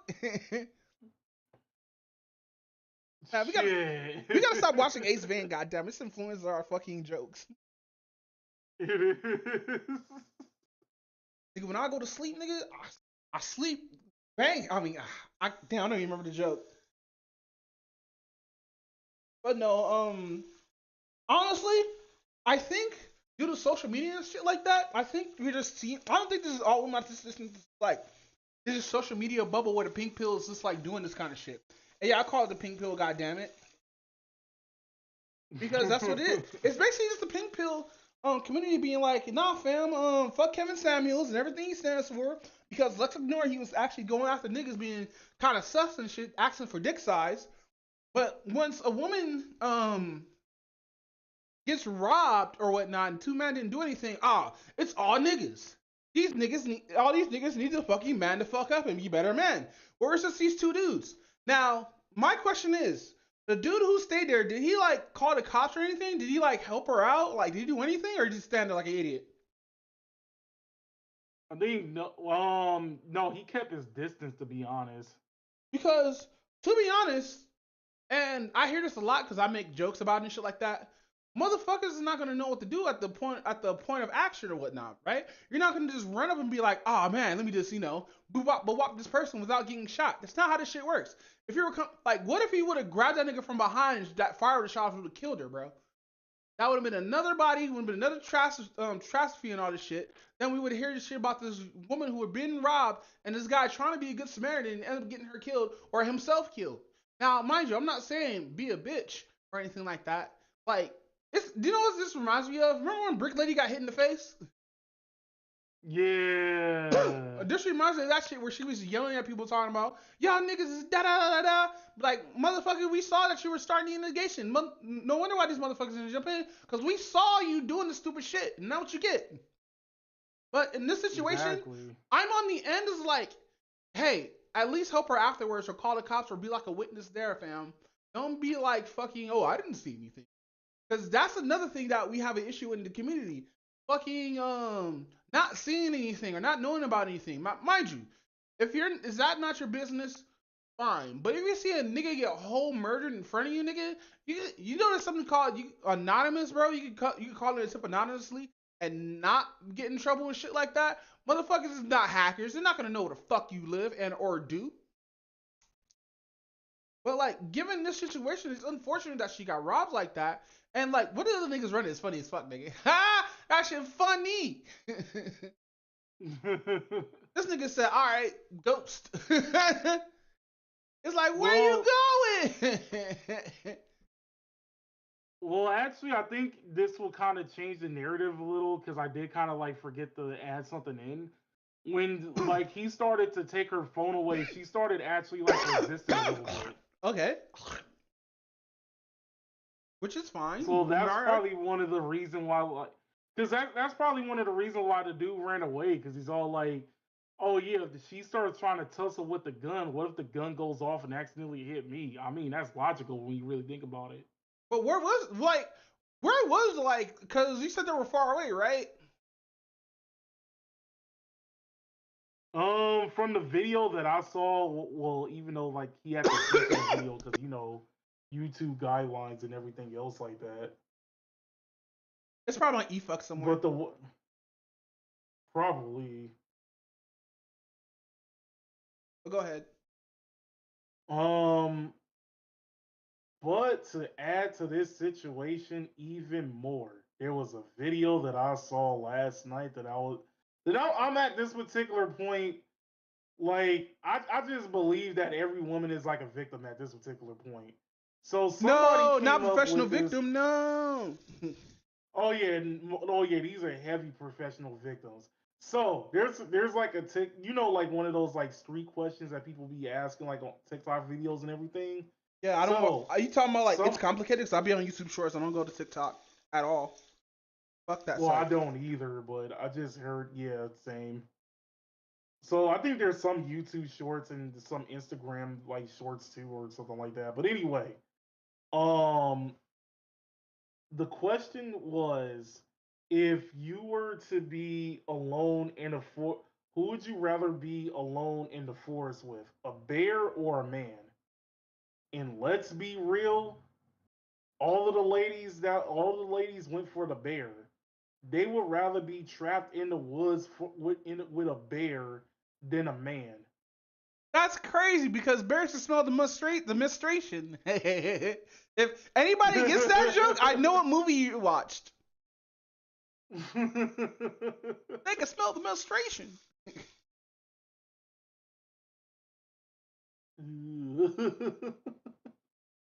But no, that's so stupid. Why would you pick a bear? Because they think that men are just that bad and predatory and everything else like that. Yeah, I hate this predatory shit. Like I've been watching like dramas with like YouTubers and shit like that, and I hate how a simple hug turned into groping, turned into sexual assault. And like the fucked up part is too, like it evolves like Pokemon. Yeah, it kind of does in a way. And like the fucked up part is, even after the dude apologize, even after the person apologized for it, they still want to put add-ons to shit and whatnot, which is the crazy part. I think that's wild that you're adding on to your story. And for those who know who I'm talking about, you know who the fuck I'm talking about. In the Minecraft community. It always gotta be the Minecraft community. That's why I never trust Minecraft in the first place. Like we need to make a PSA to all this shit or whatnot, because like now I'm seeing it has in handsome guy she falls in love with, but as soon as you see an ugly fat dude, it's like call HR instantly. And It'd be like that. No, it's funny because like in the comic strip, dude just says hi, she's just masturbating him, and like the other dude asked for a stapler, and she's like, "Oh, HR." He's like, "Yo." Yeah, I remember. I saw that video. I mean, I've seen that image before. Like, you really think he's like, motherfuckers really think ugly bastards like myself are really that evil? That's crazy, bro. Cause it'd be like the hot ones would be the one that fucking, and yeah, I'm gonna say this out loud. It'd be the ones that you be attracted to, be the one with the actual predators and shit. Yeah, I said it. I'm in my incel dumb right now. My incel arc. Like, I'm the good guy, yeah. I'm a nice guy, believe me. Please believe me. What about terrible shit? Did you hear that TikTok's finally getting banned? Is there like an official date or something? This dude signed it up. It's supposed to be end at the end of the year, but fucking Biden signed the papers or whatnot. But like, I don't like the way how it's getting banned. I want to be banned for like something else than this. I mean, like, I'm going with the theory of, they're only banning TikTok because, like, it's not, like, their product. They want to have, like, a product similar to TikTok that they can control. Well, they have that with X right now and Facebook, because, honestly, all these companies sell your data or whatnot. And, like, I was talking to somebody about this. Like, it's not about selling your data. It's about how predatory the app is itself to keep you inside the app. Like, I don't give a fuck with selling my data. I already sold my data after I made a fucking account for it.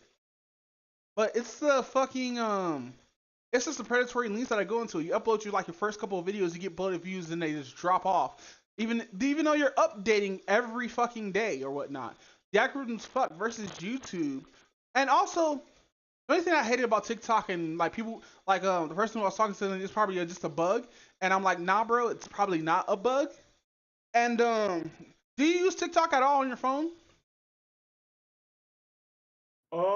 I did at one point, then I stopped. Okay. Do you have a dedicated home button or somewhere to exit? It's been a long time. I think there was a button. Okay, never mind. Because I don't have a dedicated home button on my phone, and or there was no way to exit the app through like options and shit like that. So I'm sitting here trying to figure out how to exit out of this app and everything like that. And fucking, I know it's not a bug because like I installed and uninstalled the shit like 3 times already. I went to the Reddit and asked them why or whatnot. They say it's probably just some random issue that you uniquely have, and I'm sitting here like, no, it's not. I'm telling you that like this shit is predatory. It has like bad actor practices. Cause like I understand that you have to build the algorithm, but the algorithm was sending me was pretty fucking shady, bro. Like I don't want to see videos of women twerking and shit like that. Especially if I don't know if that person is an adult or not. Like the same thing with Twitter. Like I hate when I go into my lewd posts or whatnot. Not even porn posts. They're just posts, relatable lewd posts to be like, oh man, you know, when her guts sound like macaroni. And it'd just be a meme of some girl blushing, and then you open the comments, it's nothing but news and bio, nigga. Like, like all of them, news and bio, titty pic, news and bio, fucking just dead ass is porn, nigga. Women getting dead ass backshots by a nigga with tattoos. Yes, a full nigga with tattoos. Not a white dude, not a black dude, but a full grown ass nigga. And I'm sitting here, man, I just went for these comments to like see anybody say like a good fucking joke or something funny. But no! It's always some bot bitch posting some random ass news and shit. Nobody, I don't want to see that shit. I was about to say nobody, but there are people in there be simping, but like, I don't want to see this shit, bro. Cause like, the porn sites I go to, you see those same porn actresses in the shit, so you know it's not them. But no, so the reason why TikTok got fast tracked to be fucking banned, and this is fucking crazy, is sending financial aid to Taiwan, Ukraine, and what's the other one? Ukraine and Israel, right? So now that it got fast tracked through that deal or whatnot, fucking, I don't think it should be banned this way. I wanted to be banned in a different way where it actually shows the apps is actually toxic for the youth or whatnot. This is why I said the government don't give a fuck about us, because of how the way this is being handled and everything. Like, mind you, if there was a policy saying like, hey, change TikTok to where it's much more better for people and for the algorithm and stuff like that, instead of having pranks and shit put in front of your page and shit like that, because that got a lot of fucking views. Because I sat there and watched like a bunch of videos on how TikTok works in different countries and shit like that. I have a friend who's overseas. I have a couple of friends overseas who send me TikTok videos of totally different shit. Like if you search up this shit, you barely get anything except for the, that one chick from How to Cook That's Twitter account. I mean TikTok account. Which, by the way, best account that I ever seen on fucking YouTube, because she actually goes on TikTok and debunk 90% of the shit she sees on here, especially all the toxic shit where it talks about food and everything, because she is a cook. Oh, okay. I kind of like when people do that. Yeah, man. Good fucking channel. I suggest everybody should do it. This is a shout out to her or whatnot. It's How to Cook That. She's a really good content creator. Her and her husband be doing some funny ass shit. But what's that said? What else is on the docket? Because I have 2 side notes here. Okay, so we did WNBA. Oh, okay. We did TikTok. Oh yeah, we done with the topics. Damn, that was quick. Hey. Yeah, that was, huh? Hey, so we're gonna talk about album and preach thing? Yeah, we can actually do that. So, how far are you into with everything that's going on? I didn't get a chance to see the video where they said that Jubilee finally responded to him. Yeah, so but I have. Go ahead. I'm about to say, but I have seen like everybody else like react to the videos of them talking about like Jubilee, giving them like the strikes and whatnot. So they retracted it. And I think I know why too. It's because the video that they posted some decades ago allowed them saying, oh yeah, y'all niggas are allowed to react to our shit. Here's Abba and Preach reacting to our shit right now. And I'm sitting here face on desk talking about these niggas are stupid. Are you serious? They about to sue your ass. And mind you, it's kind of fucked up too because like they never glow to saying like, yeah, we're gonna be here forever, nigga. Like, fuck these niggas, fresh and fit. And I hope these niggas die horribly. No, they're like, hey fam, this could happen to us, this could happen to everybody. We're like, don't do stupid shit on the platform, or stupid shit will happen to you on this platform. And they said they're not gonna be here forever, which I respect that. Like, at least they're being realistic and shit. Cause if that would have been me, I'd be like, fuck you, Myron. Dead ass. Like that was you get dancing and shit, making my thighs clap. Again. Yo, I gotta get that sound bit. I gotta get the glass. I gotta put the bass boost on the glass breaking and everything, cause that shit was loud.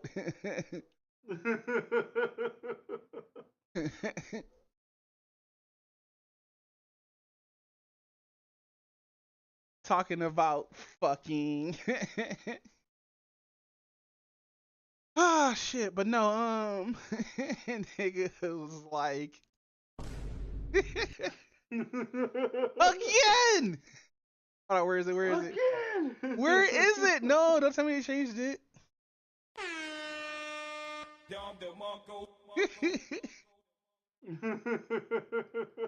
Who is Don DeMarco? Is that like a DJ? I've never, until you played that sound, but I never heard of him. Fuck him. I got a bunch of new ones, by the way.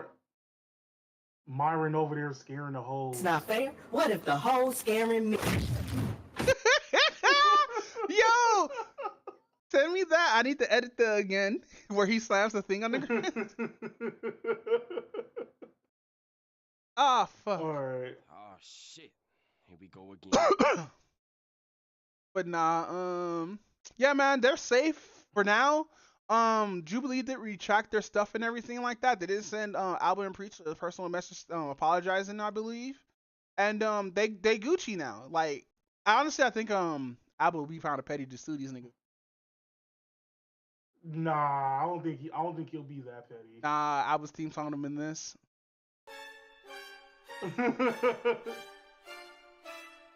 Hey, we watch these niggas way too much. I'm sorry. Hold on. Pause. Mind you, I watched their shit on their Discord. We are not dick riders. There's a lot of shit that I disagree with Albert and Preach. Like, a lot of shit that I can't think of off the top of my head right now, but we do disagree with a lot of shit that they said.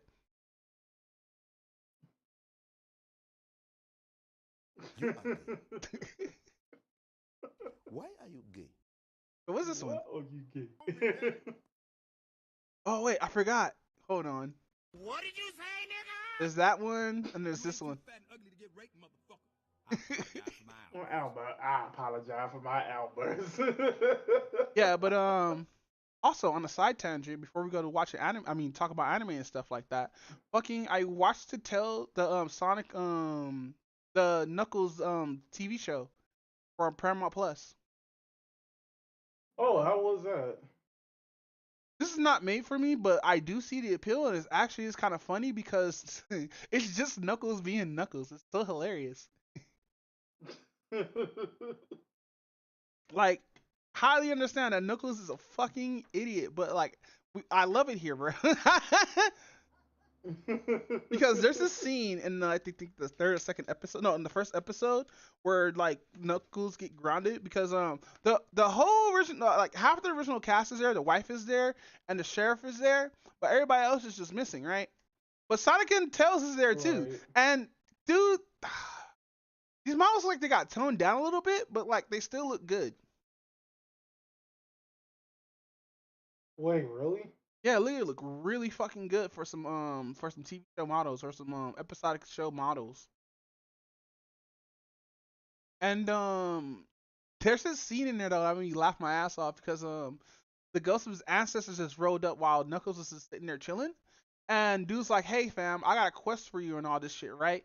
And you need to make this person into a warrior and understand like how Earth's customs work." And basically that's what's going on with Knuckles. It's kind of like a buddy cop thing with him and the sheriff learning about just like being a buddy cop. It's just Knuckles and a random ass human. And it still has that cartoony shit of the fucking movie, which is funny as fuck because like none of y'all niggas are shocked that Afro, like only one person in the whole show, and that was Sheriff's mom, was actually shocked that she's a walking cartoonish looking echidna. Doesn't even look like a fucking echidna walking around talking about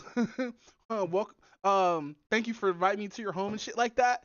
But like these motherfuckers are sitting in public fucking places just chilling, nigga, and no kids is like, oh look, or no adults is like, the fuck is that? Nobody has their phone or anything. This is like natural as fuck seeing these fucking dudes.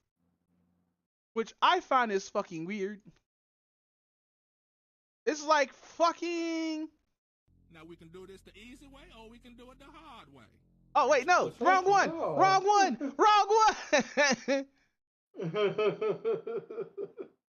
But nah, fucking no. The episodes are really good. They have to. So Gun is the evil organization. They have to get rid of these two morons who's chasing Knuckles around to get his powers and stuff like that, so they can use them and stuff like that for Gun. And these two evil dudes get some weird ass robot fake discount Dr. Robotnik dude to make them weapons around this shit, right? So the fight, by the way, was weird as fuck because they put in like female empowerment into it, but like it was okay because she got her ass whooped anyway. And but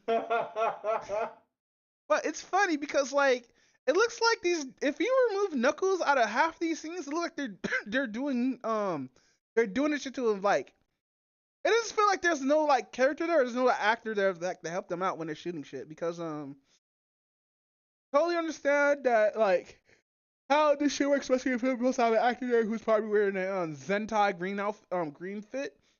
A Zentai is like a full body outfit where it's like colors or whatnot that they use for filming and stuff like that, where it has like the character dot where you're supposed to look at because like you can't really see through or anything like that. But they have to like clean that shit out anyway. But that's besides the point.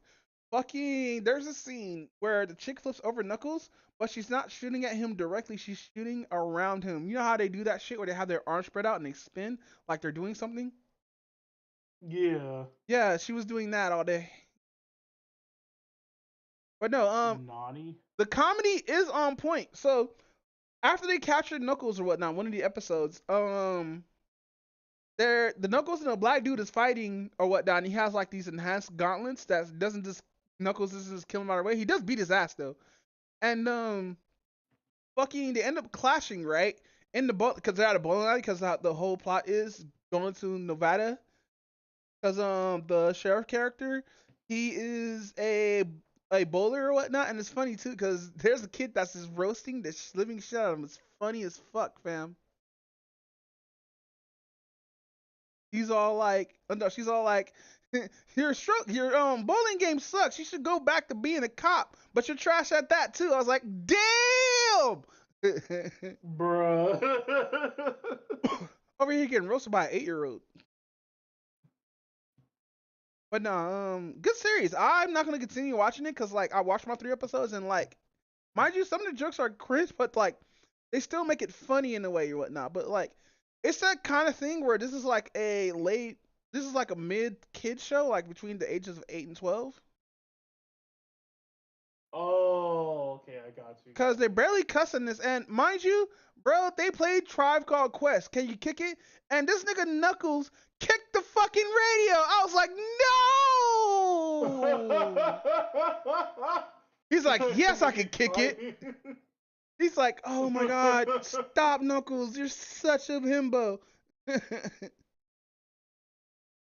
But no, the models do look really fucking good. Some of the special effects look really good. I'm not gonna say they look trash because that actually looks on par. Like the movie had excellent CG. This is below excellent. And I'm not saying like, oh, this is just trash or anything like that. No. Like, mind you, if I wasn't watching Good Times right now, I would have finished Knuckles.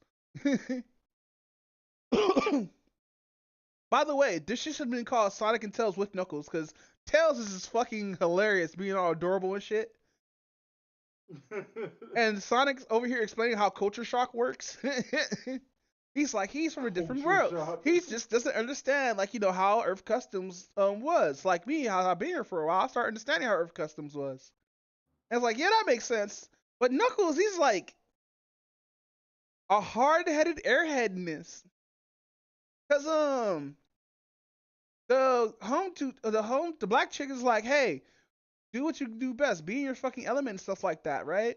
And so since he's a warrior or whatnot, this dude made a whole fucking chair out of car parts and stuff that he found in the yard in the house, nigga. Made a Game of Thrones chair. I was like, oh my god, Knuckles, don't Knuckles. And he's sitting in the living room and whatnot, so this is my chair, and she's like, motherfucker, and she's like, motherfucker, is that my car? And like, she didn't say motherfucker, but she had that look. Like, she's a great actress for this too, because even though we see her in one episode, I think we're going to barely see her throughout the series. Because Knuckles is supposed to be grounded, and like, there's an episode where there's a part in the first episode where like he turns the living room into like a battle pit with that same chair, and like there's dirt every fucking where, nigga. No, actually no. The first episode actually had a good scene of Knuckles being just chilling in Green Hills. He's seeing some contracts at the house and think they're attacking, right? And this dude ninjas the fuck out of all of them, dude. This for some Doritos. Some product placements for some fucking Doritos. Get out of here, Sega. We know why you put that there. But no, you have any side tangents, bro? I know we're supposed to talk about something else, like Kendrick Lamar's diss. Oh my. I haven't listened to like the full thing, so I can't really talk about it per se. Yeah, I was playing that shit during like the intro. That nigga was going ham, bro. I was like, Sayonara,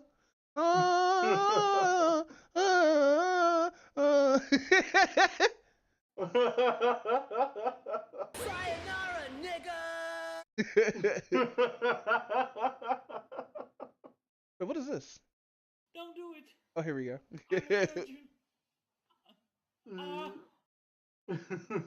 But with that said, you want to take a break while I watch this album and preach video for 44 minutes? Sure. Yeah, we could do that. All right. With that said, guys, we're gonna do an anime half right after this. We'll be right back. All right, fam, I'm about to fucking watch this shit.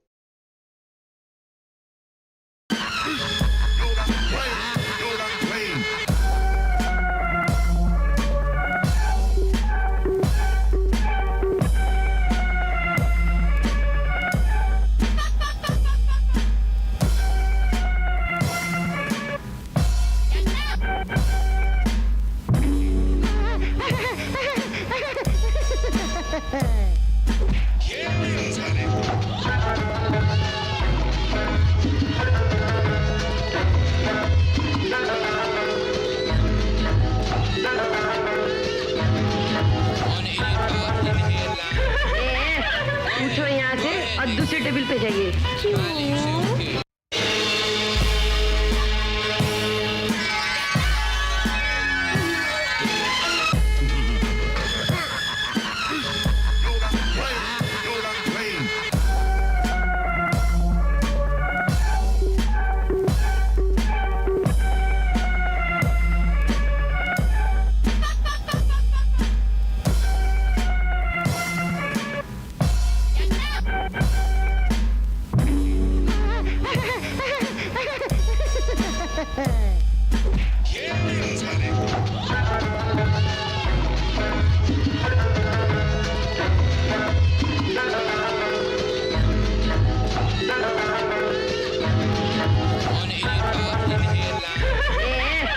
उठो यहाँ से और दूसरे table पे जाइए।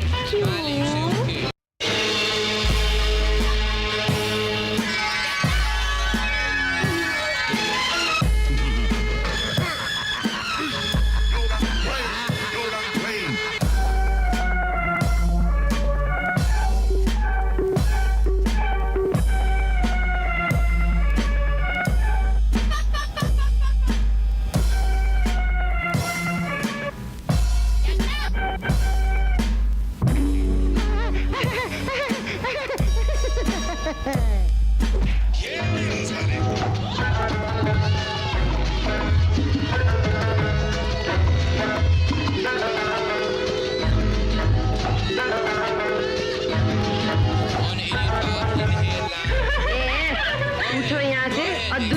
जाइए।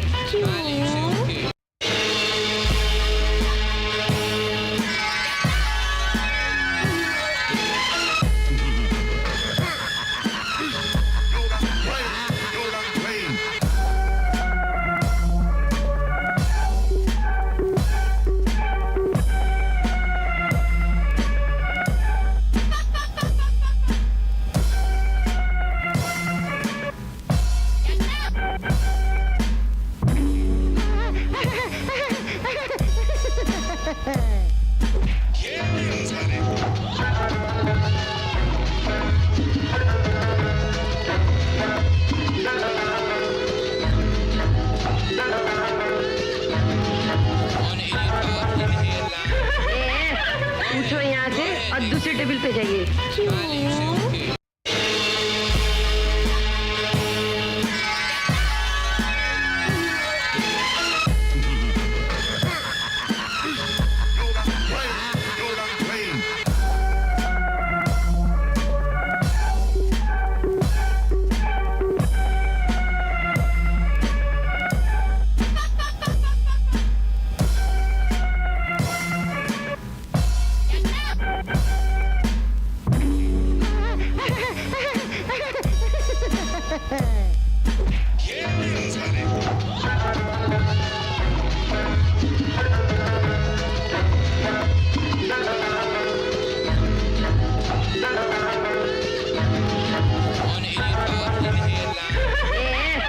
उठो यहाँ से और दूसरे टेबल पे जाइए।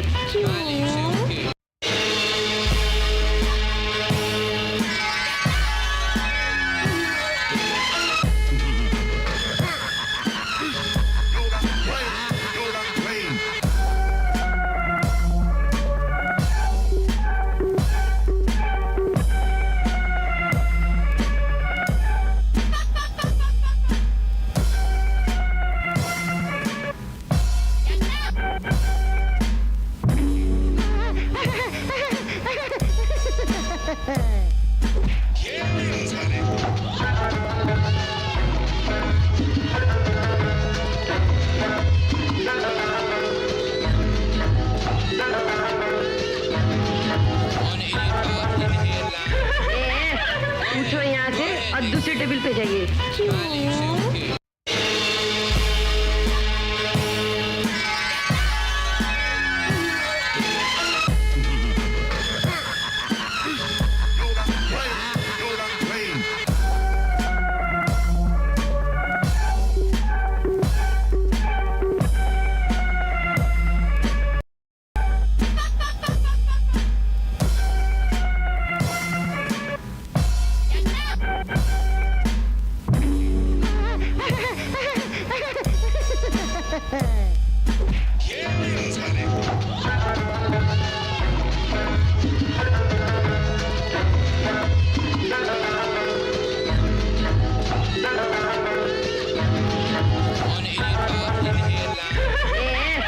उठो यहाँ से और दूसरे टेबल पे जाइए।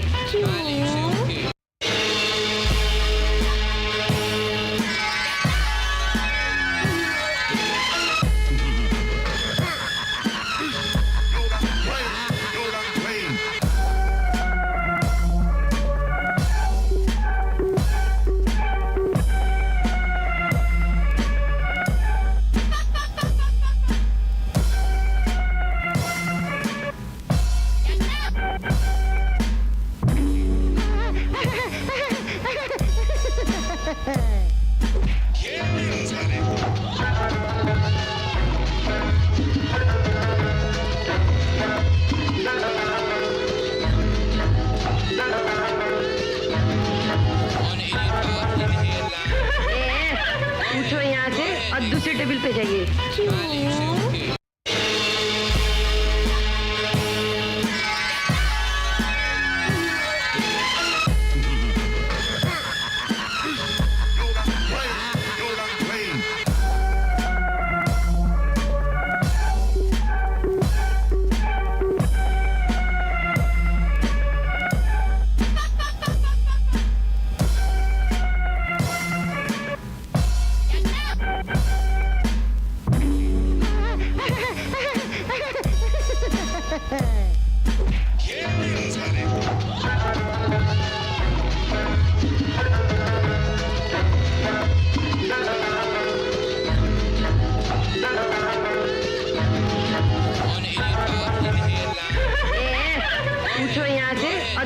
टेबल पे जाइए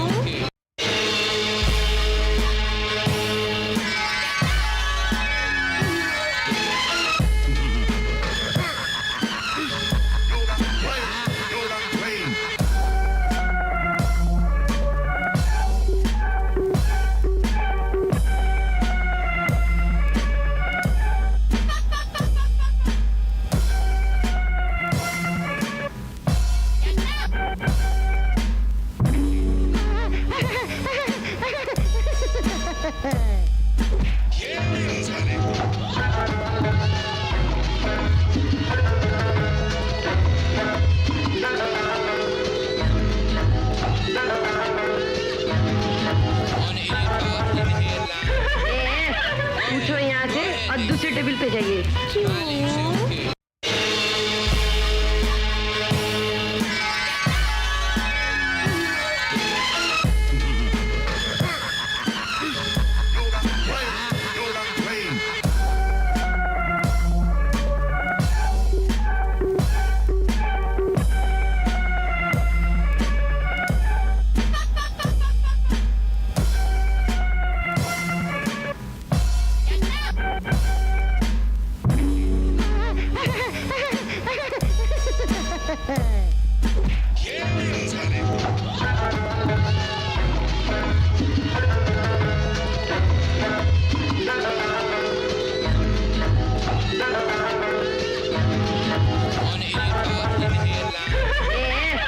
उठो यहाँ से और दूसरे टेबल पे जाइए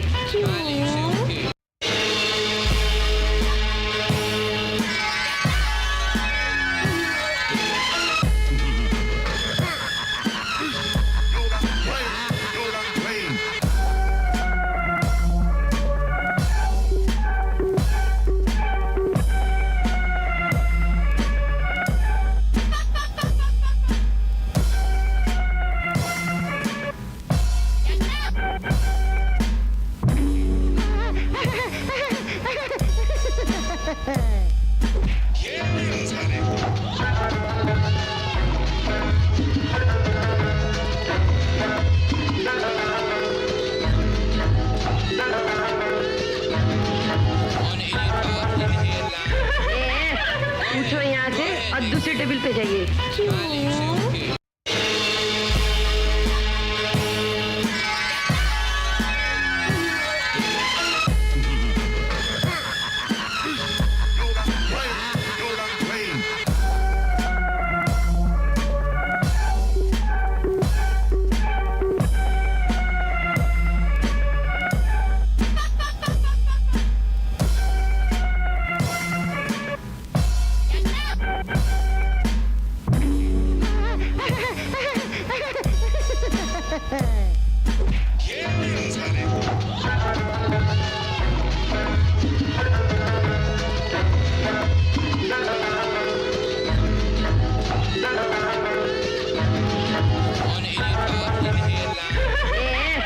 उठो यहाँ से और दूसरे टेबल पे जाइए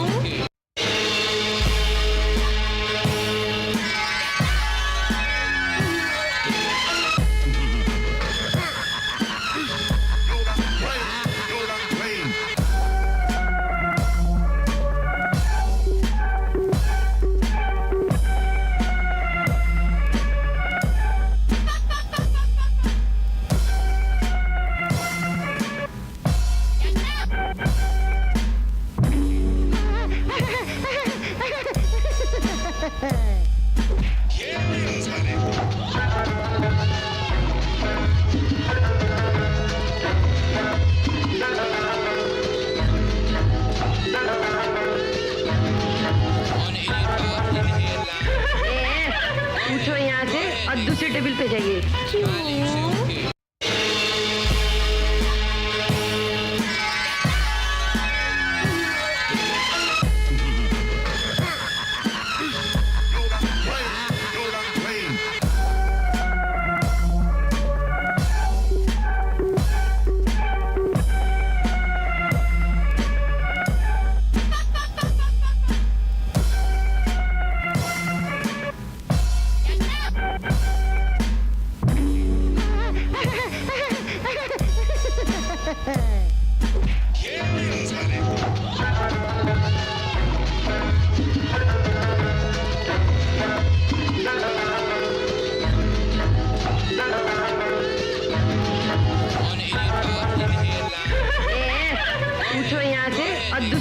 चाहिए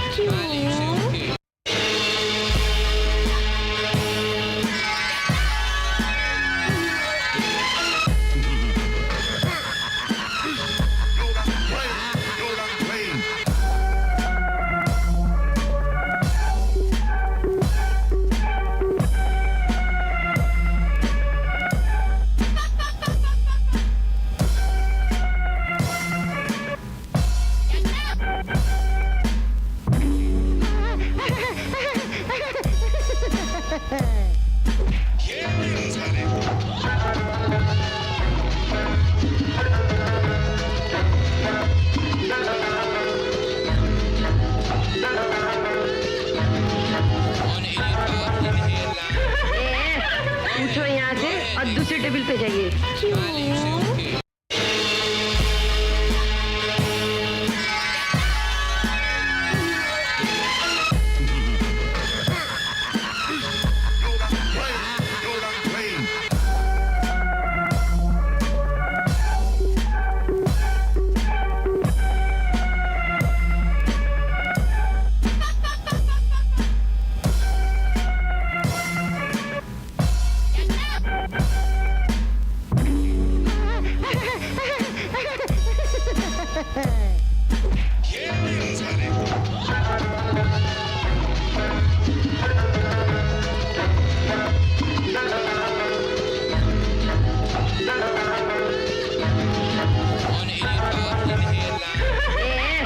उठो यहाँ से और दूसरे टेबल पे जाइए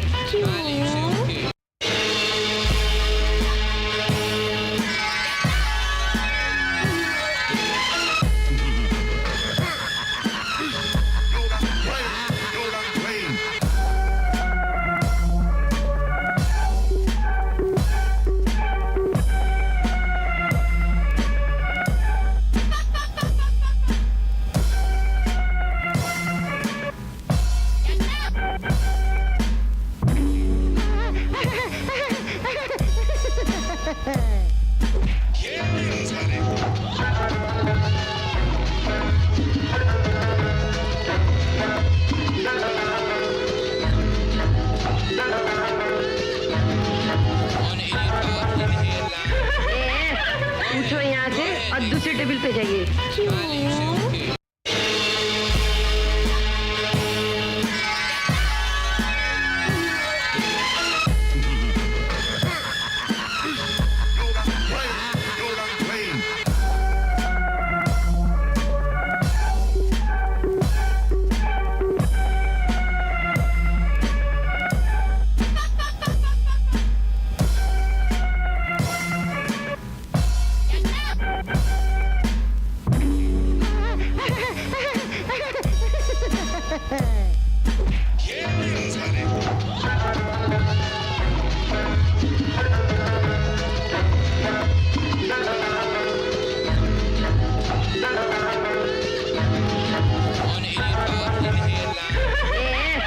उठो यहाँ से और दूसरे टेबल पे जाइए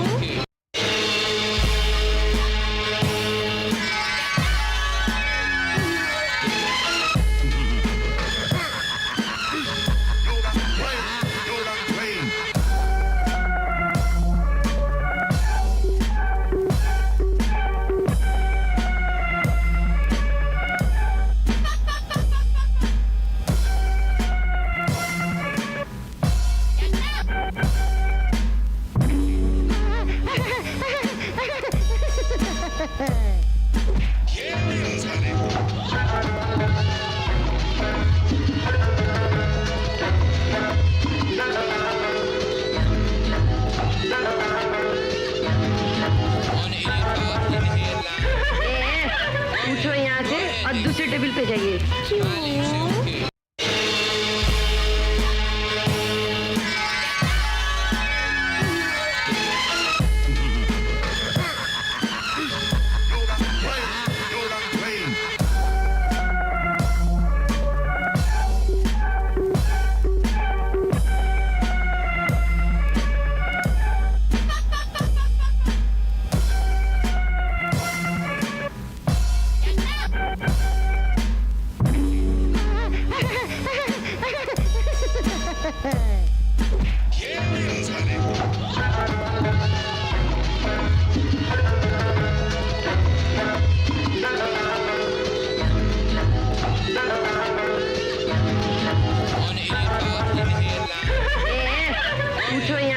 और दूसरे टेबल पे जाइए क्यों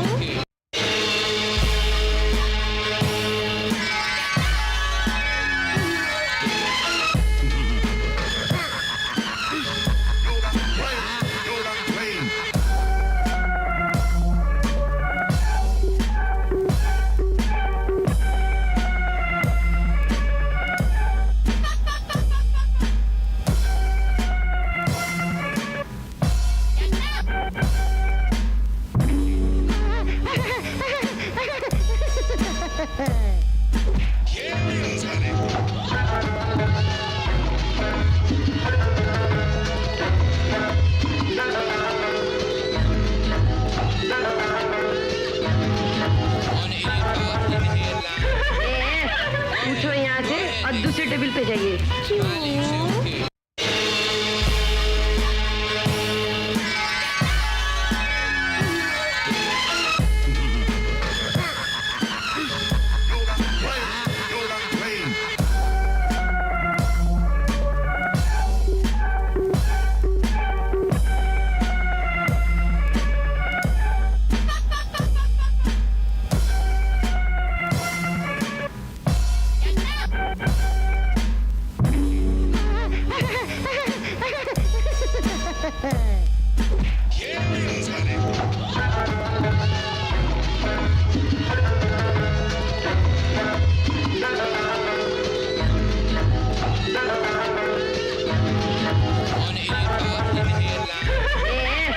उठो यहाँ से और दूसरे टेबल पे जाइए क्यों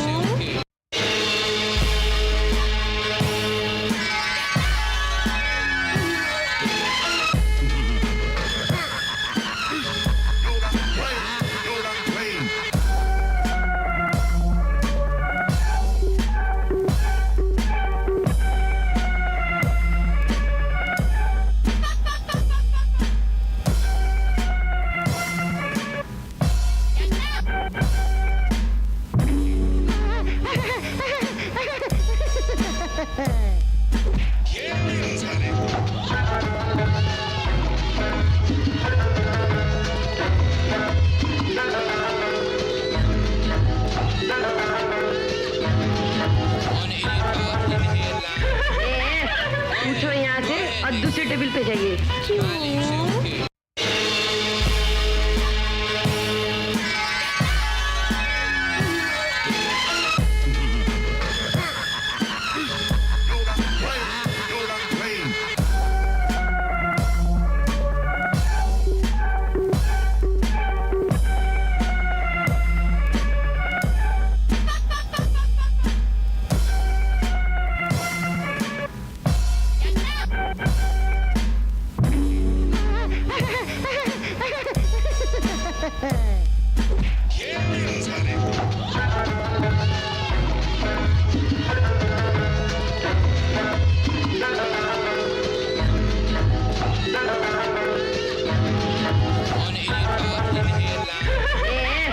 उठो यहाँ से और दूसरे टेबल पे जाइए क्यों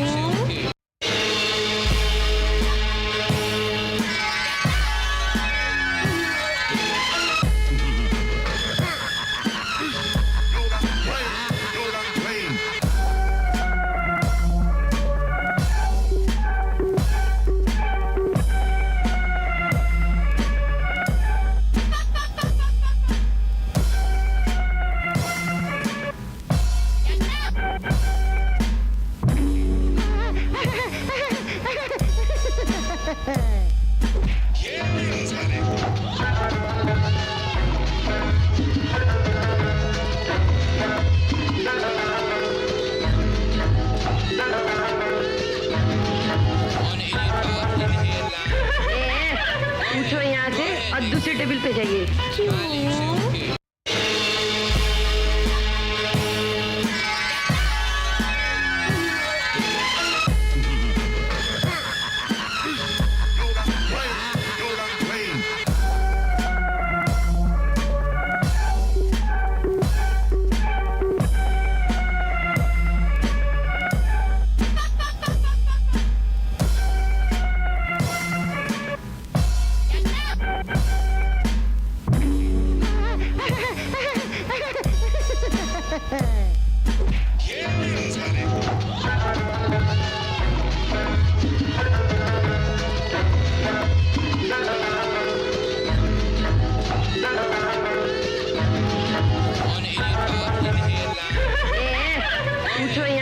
और दूसरे टेबल पे जाइए क्यों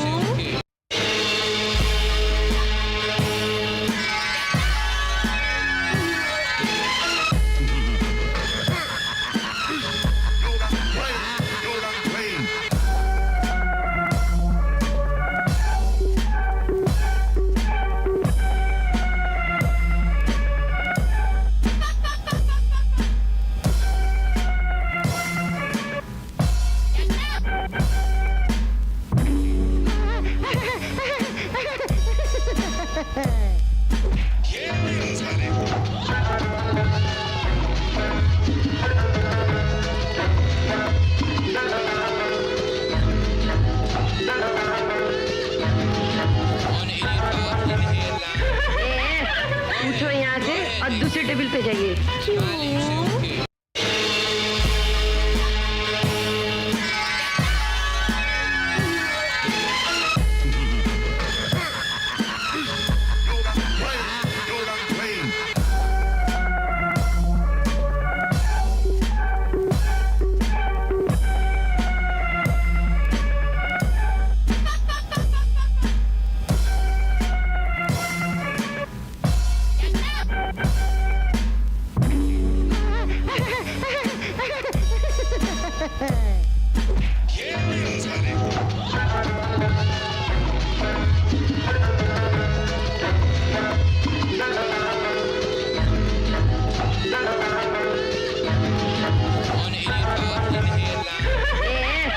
उठो यहाँ से और दूसरे टेबल पे जाइए क्यों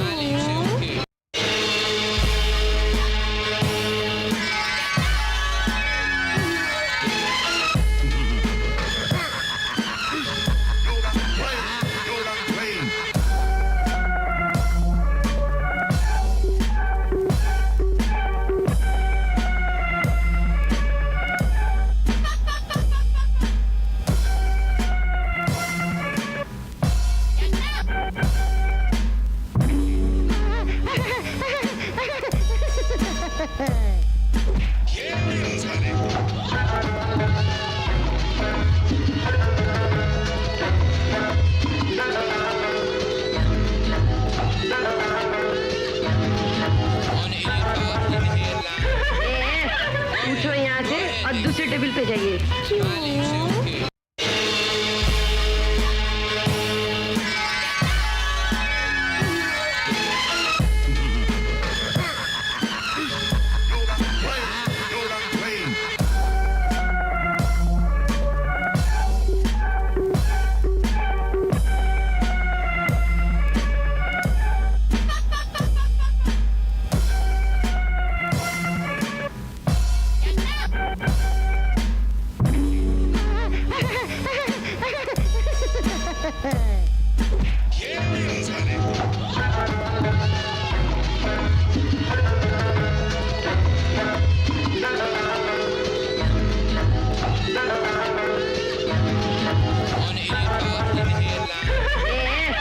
उठो यहाँ से और दूसरे टेबल पे जाइए क्यों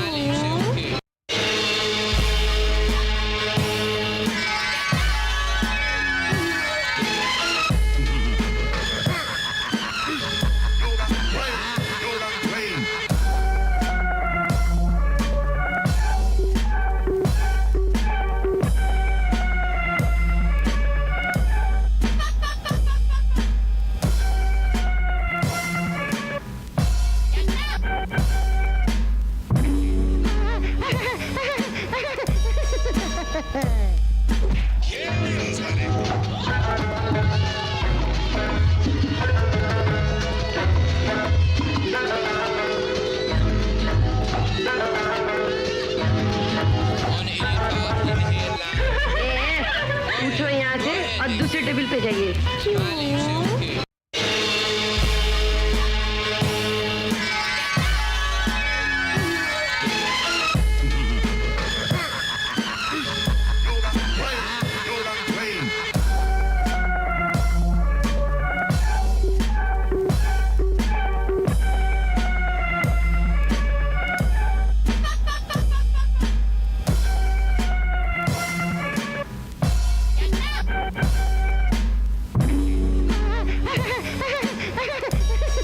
Hey!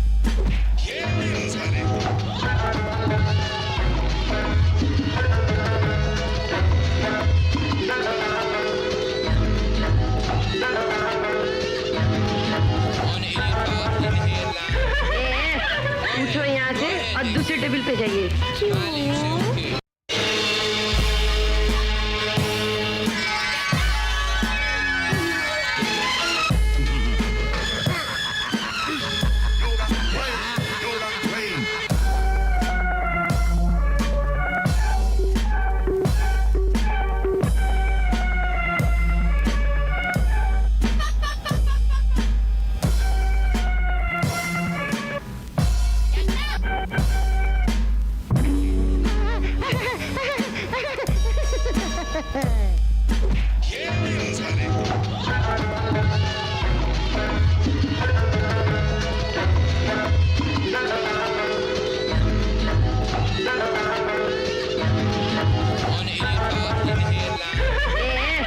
उठो यहाँ से और दूसरे टेबल पे जाइए क्यों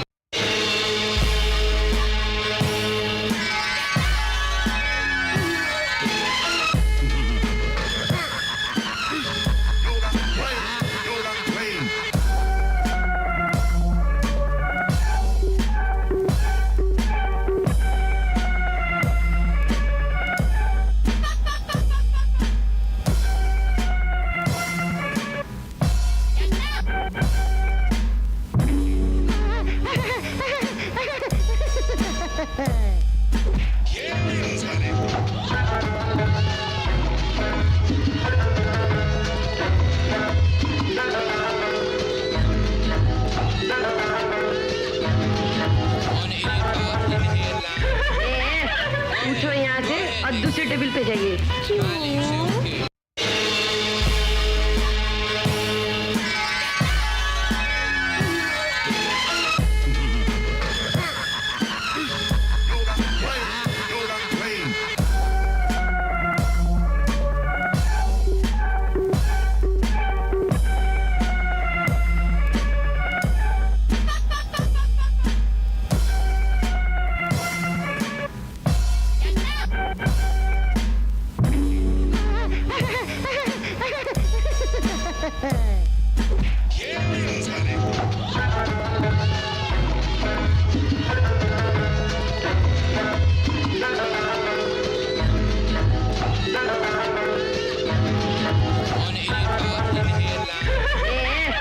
उठो यहाँ से और दूसरे टेबल पे जाइए क्यों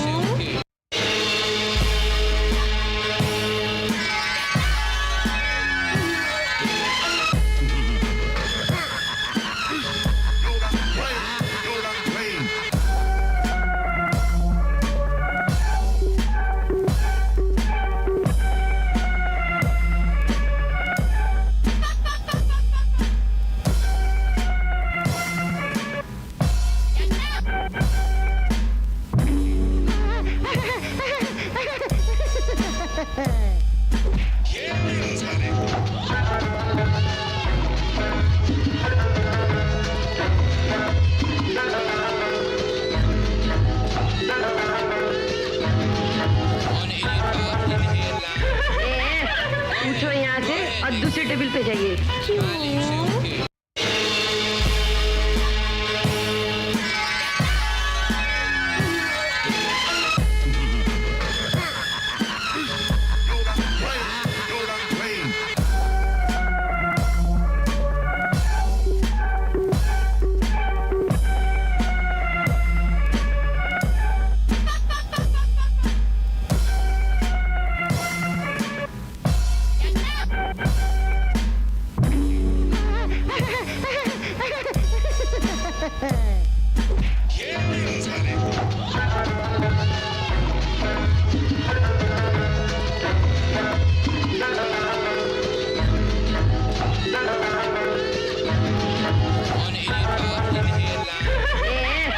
उठो यहाँ से और दूसरे टेबल पे जाइए क्यों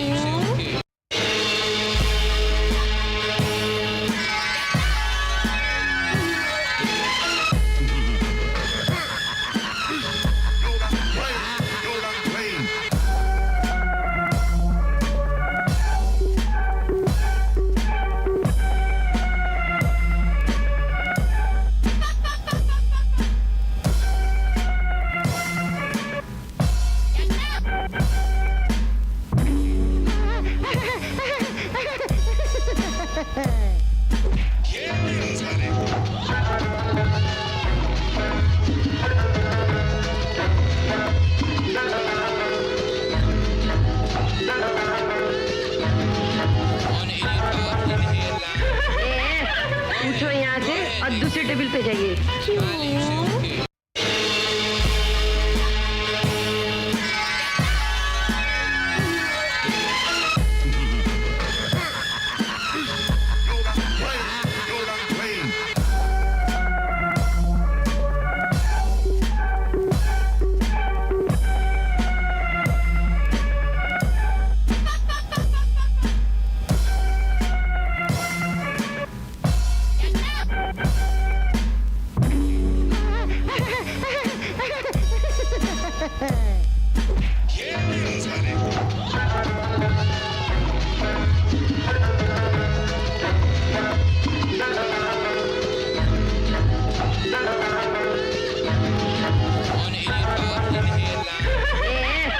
उठो यहाँ से और दूसरे टेबल पे जाइए क्यों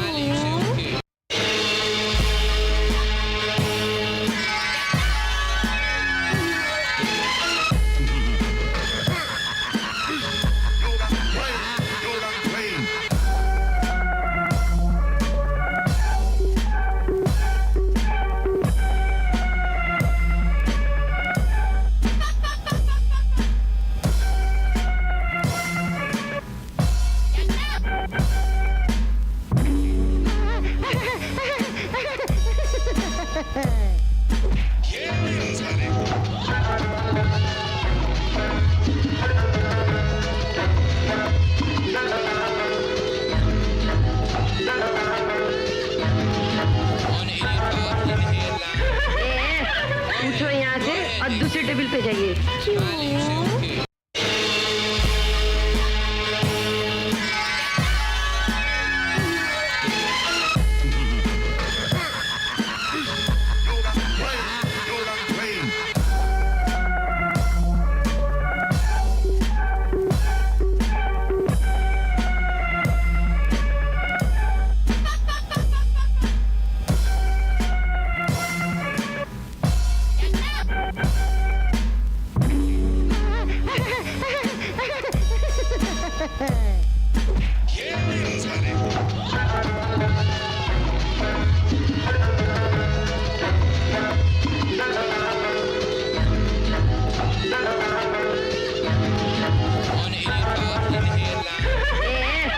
उठो यहाँ से और दूसरे टेबल पे जाइए क्यों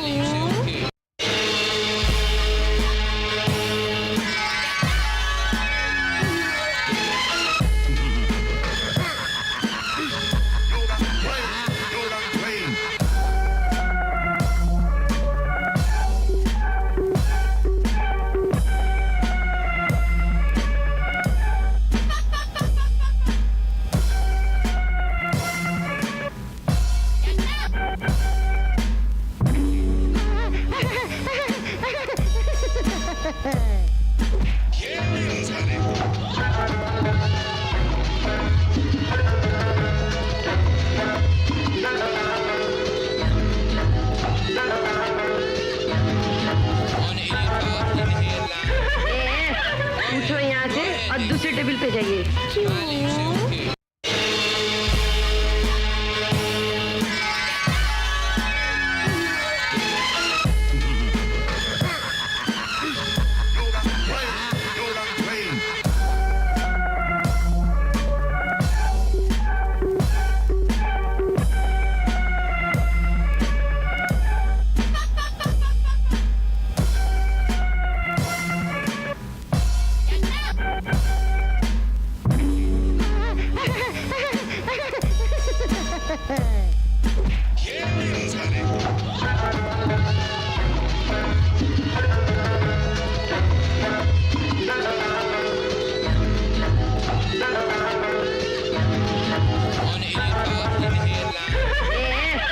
उठो यहाँ से और दूसरे टेबल पे जाइए क्यों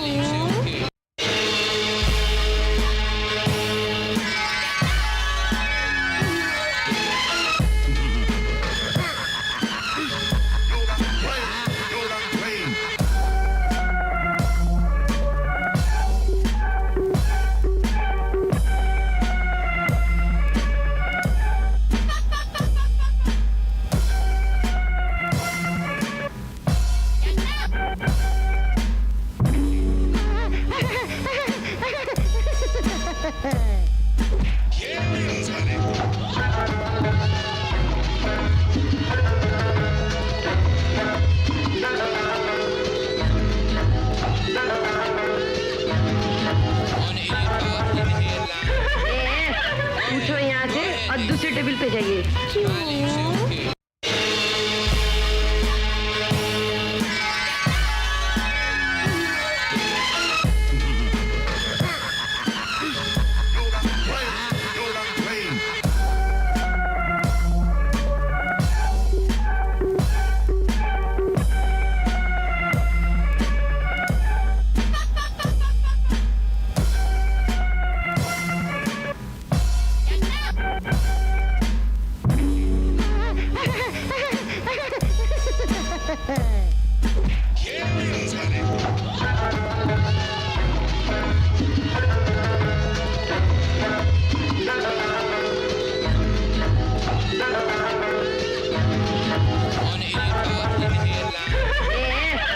उठो यहाँ से और दूसरे टेबल पे जाइए क्यों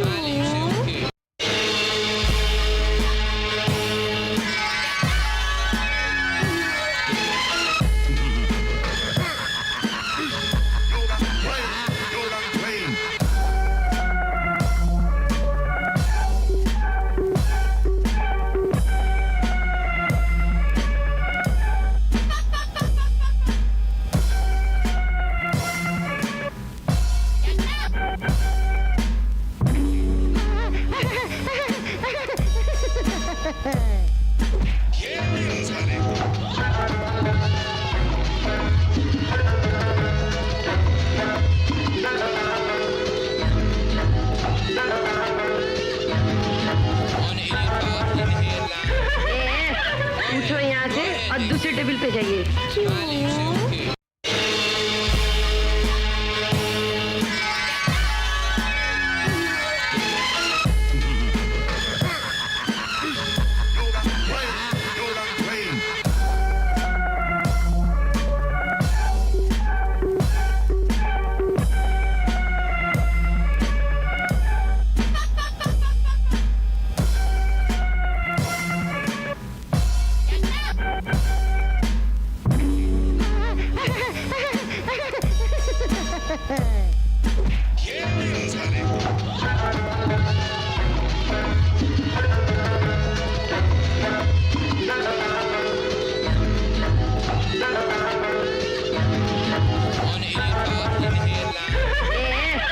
उठो यहाँ से और दूसरे टेबल पे जाइए क्यों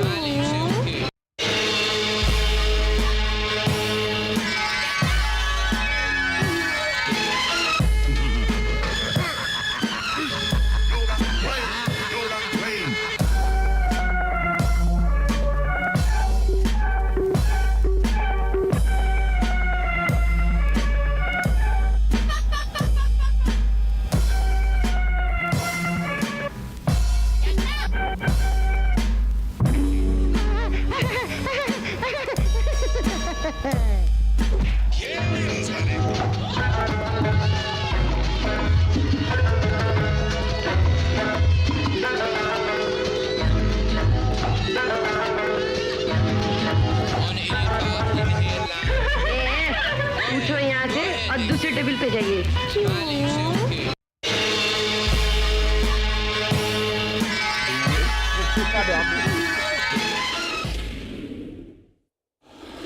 And we're back with the anime half of the podcast. Hey fam, so Oh wait, before we start, I do remember what I did have on the side bracket. This sound clip. If you ever heard of the song. You let him hit it raw. you let me hit the thoughts. You let single mom.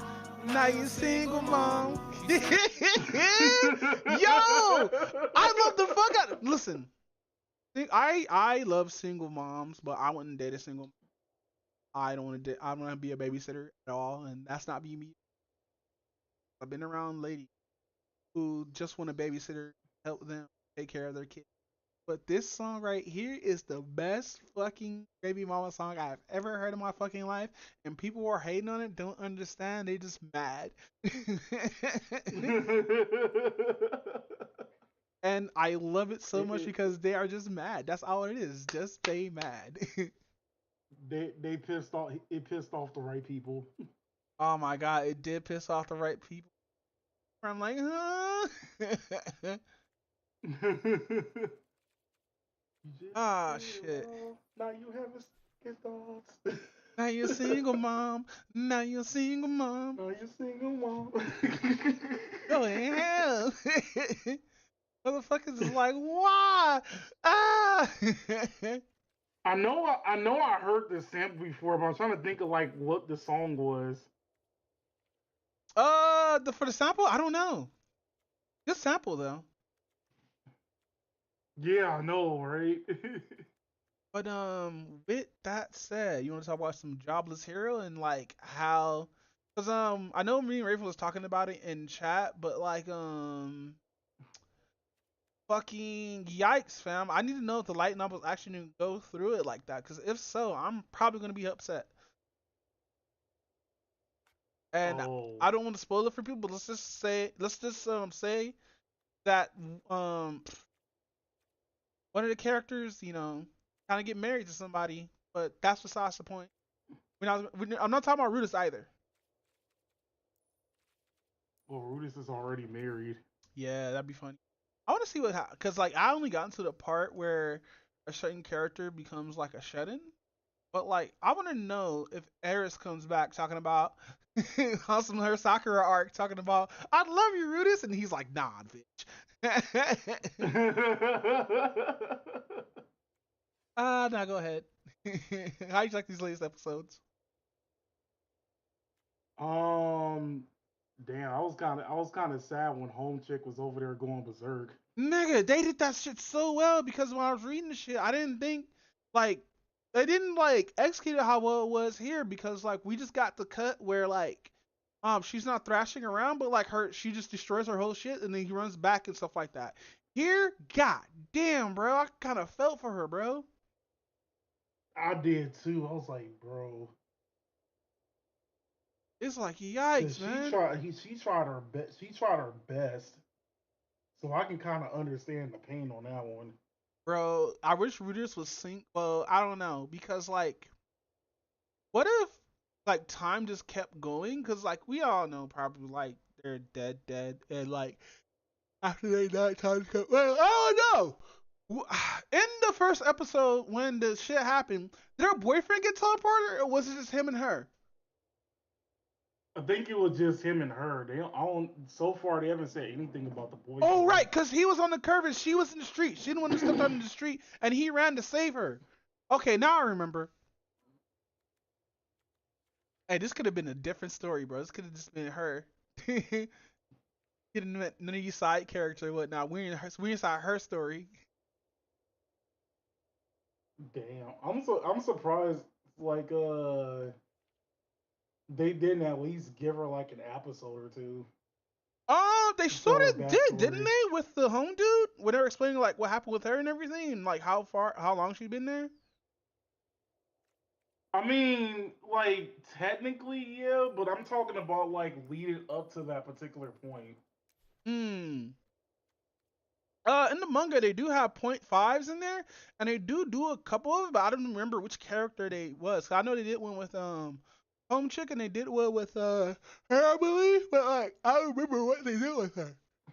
I think it was just a small story or whatnot. It's been so long since I fucking read the shit though. That's understandable. But man, I was happy as hell when like Ryuji came back. Hell yeah! Over here being a king.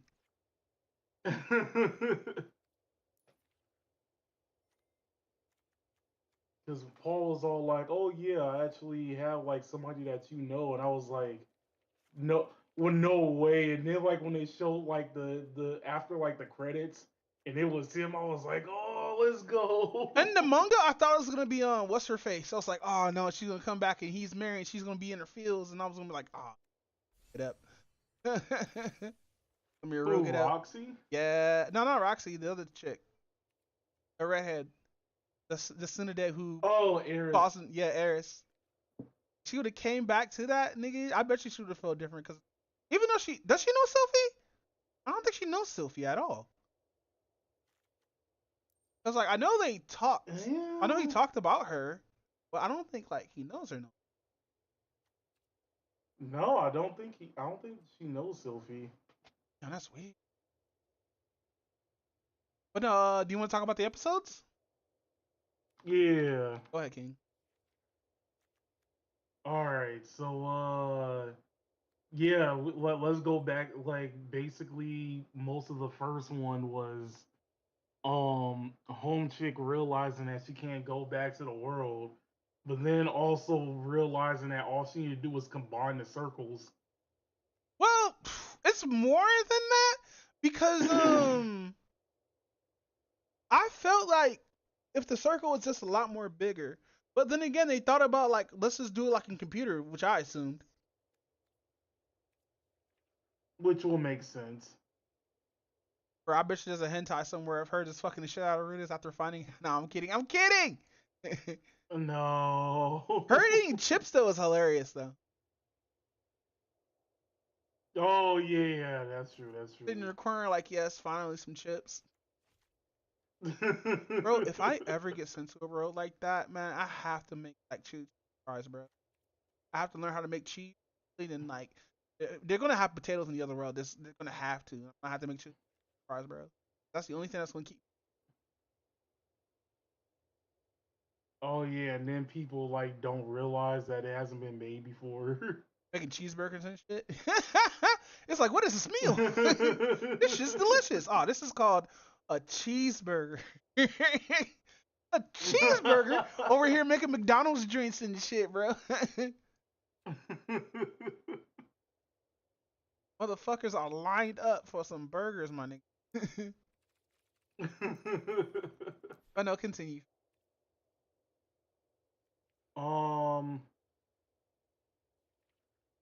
So basically, that's the way they had to cheer her up in a way, which was actually pretty. It was pretty cool that everybody was like trying to help her out and everything. Although, like, I was kind of yelling at the screen a little bit where Buddha said that he should take her to like his place and whatnot. I was like, no, what are you doing? Like, yo, you're married now. What are you doing? You know he's not gonna clap, bro. He's already simper for Sylphie. Which is true. Which is true. The first girl. The first girl. Yeah, always hook up the That first he girl. mistaken for a boy, not one. That he mistaken for a boy, not once but twice. Hey, imagine, nigga, a feminine boy, and you just have just your dick hard. And you're like sitting here, like, am I gay? No, there's no way. Then the sigh of relief when you found out that they have a vagina, like an actual vagina, you're like, oh my God, I'm not gay. Oh, just that wave of just like, damn man, she's just a tomboy. Like, oh. I wonder if that's what. I wonder if that's what what's his face was feeling like in Mulan. Damn, that's crazy. Imagine you're gay for a character and they're a woman, and you're like, damn, I'm just not gay, I guess.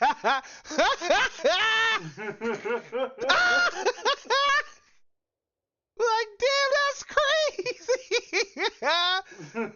Yo, so I know I watch a lot of hentai, and there's this hentai called Women at Work where they actually play with this. And there's this female character who looks just like a boy, and the MCs competes with her or whatnot, but she's bad tomboyish or whatnot. And so he's in the showers or whatnot and like on a massaging chair, and the female just rolls up and starts sucking his dick. Now the audience know that she's a female because she's voiced by a woman. And like he's sitting there and she's like go go go go. He's like, and he's sitting there like, oh fuck bro, I think I'm bisexual or something. There's no way I'm into this because like it's supposed to be like the whole first girl's best girl experience with this, and her doming you up like that was crazy, nigga, because he's in his thoughts, nigga. He don't know what to think. He getting pussy left and right, and this dude, I mean this tomboy just comes over and just guck guck guck guck, and he's like dude. I wish they continued this series, bro. I don't know what happened, but Women at Work needs to get a third episode where he just finds out that he's not bisexual and or gay, because that will fuck a nigga head up, bro. That definitely would. He about to pull down those pants, see a whole vagina, and be like, oh, Oh yes. Oh my god. But no, in the next episode or whatnot, we get the sisters getting there and Ryuji fucking there being a bald headed beast like he is or whatnot, meeting the father at it. I'm happy that he actually met their like dad for like and like he like have them like come back with them or whatnot because like mind you, who else would you trust or whatnot to like how these kids get to where they need to go. But it does kind of suck though we don't get to see the actual anime where Paul's saving his wife. Dude, I hope she's okay, bro. Same. Cause like if she died, I think her name was Zenith, right? Yeah, I hope she didn't like die, cause she doesn't deserve it at all if she died, bro. Yeah, I can agree with that. But no, go like, ahead. That would be a kick to the chest if that's the case. But no, that's why I was asking earlier, like, because we do find out that like she also gets that baby. What happened in there? And right. Yeah, dude, her mom's brutal, dude. Xena's mom, like, cause when we meet her, she's all like up on Roots and whatnot, but like, fucking, she really is brutal, nigga. She really did go after her like that, and that's fucked up. And mind you, fucking, I blame Paul for all this because no, not Paul, because like she did come at this nigga like hardcore though. It wasn't like she wasn't at fault, even though Rudis was like, nah, nigga, it was Dada. I mean, to be fair, like I still remember like how like the episode started and everything else like that, where you know the maid, I forgot what the name of the maid chick was over there saying that she was like pregnant and whatnot. And then like as they're doing like the credits and stuff like that, it's just Zenith crying. And I'm just like, this is so messed up. Nigga, Go ahead. I was about to say, I'll be petty too. I'm not even gonna lie. Dead ass. I'll probably do a Millie Rock in the corner. Like, I'll be Millie Rock. Bust a nut in her sock. I do Millie Rock. Dancing in my socks. Nah, nigga. This nigga holds his father's son and shit like that. Though those cat girls can get it though. That ass, they need to be like fucking disciplined. I think like only what was it? No, yeah, one of them is a cat girl, the other one's a dog chick. I thought they were both for cats. No, one of them is a dog. Oh yeah, cause the timid ones like has her ears down or what. And I hate that they're just bullies, nigga. Like I love how like nigga, I love how he's like, nigga, that's my sister. He's like, oh really? Be like, whoops. They backed up real quick. They're like sorry senpai, let me kiss your feet, senpai. I'm like, yeah, I hope they didn't bully her because I don't know if they bullied her or not. Because I from what I would assume is she just missed a certain character that I cannot say because it'd be spoilers, but I hope fucking it's just not that. I know it takes her a minute to get adjusted, but like and Earth or how you pronounce her name is, she a little bit too like fucking rough on the sister or whatnot. Cause it looks like she doesn't want to be here at all. Yeah, I can tell from the body language that's how it is. She probably want to be with her dad, but can't because like I know she missed her mom and stuff. But damn, dude. I mean, she already was like hating on Rudis for basically, you know, punching Paul and whatnot. Well, given the circumstances, he deserved that shit too. Nigga, you don't get mad at your son when, like, mind you, I'll be a little upset with my son, but like, mind you, given his consequences and how we saw that half, we didn't saw Paul's half or whatnot, because I don't think he was only holding his daughter or whatnot when they teleported or whatnot. Mind you, I totally understand that her and him grew up or whatnot. That's like your father and daughter type thing. Like he took care of her and stuff like that as they were growing up during this gas period. Totally understand why she feels that way. But nigga, you don't know how fucking rude it was. You don't know what the shit he been through. This nigga died. This nigga saw death for the second time, nigga. Luckily, fucking Cinnamon Girl was here talking about, no, bring him back, please. He's gonna be the father of my kids. Which I hope there's gonna be a harem with this dead ass. Like, not the consensual harem, but like a polyamorous relationship. Because I want her to get some too. I want her to have his kid. This is the only harem I would actually allow though, dead ass.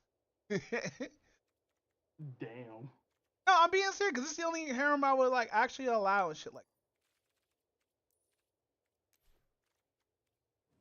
Which I don't blame you on that. I hope you hear it raw. Now you single mama. You sing. Oh. Yeah, fucking so damn funny. But nah, with that said, oh shit, got the docket. With that said, yeah, man, this season is looking kind of pretty lit or whatnot. I gotta watch Gigok's video on this because, like, even though I haven't watched anything at Gigok for about like 2 seasons, I'm gonna have to watch these videos or whatnot. Dead ass. But with that, wait, really? Yeah, cause I don't want Gigok, cause I don't watch Gigok video, and it influences my thoughts on certain things. Cause he actually be talking facts on a lot of shit, and we do have the same perspectives when it comes to like watching anime. This is not me kissing ass. We actually do have the same perspective on watching anime and on certain aspects or whatnot. And fucking what I was gonna say. Yeah, I just don't want I don't want to end up saying same shit he does and corrupting my thought process. I want to actually come up with my own shit and not bite off his style and everything. Oh, that makes sense. Yeah, but with that said, you want to talk about some archive? Yeah. All right, so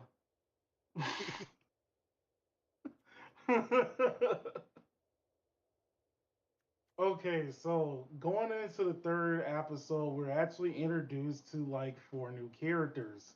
They're from a team called Problem Solver 68. What kind of name? Yes. What kind of name is? So they're basically upcoming mercenaries who are basically trying to do mercenary work from Gehenna. So you have about 4 characters.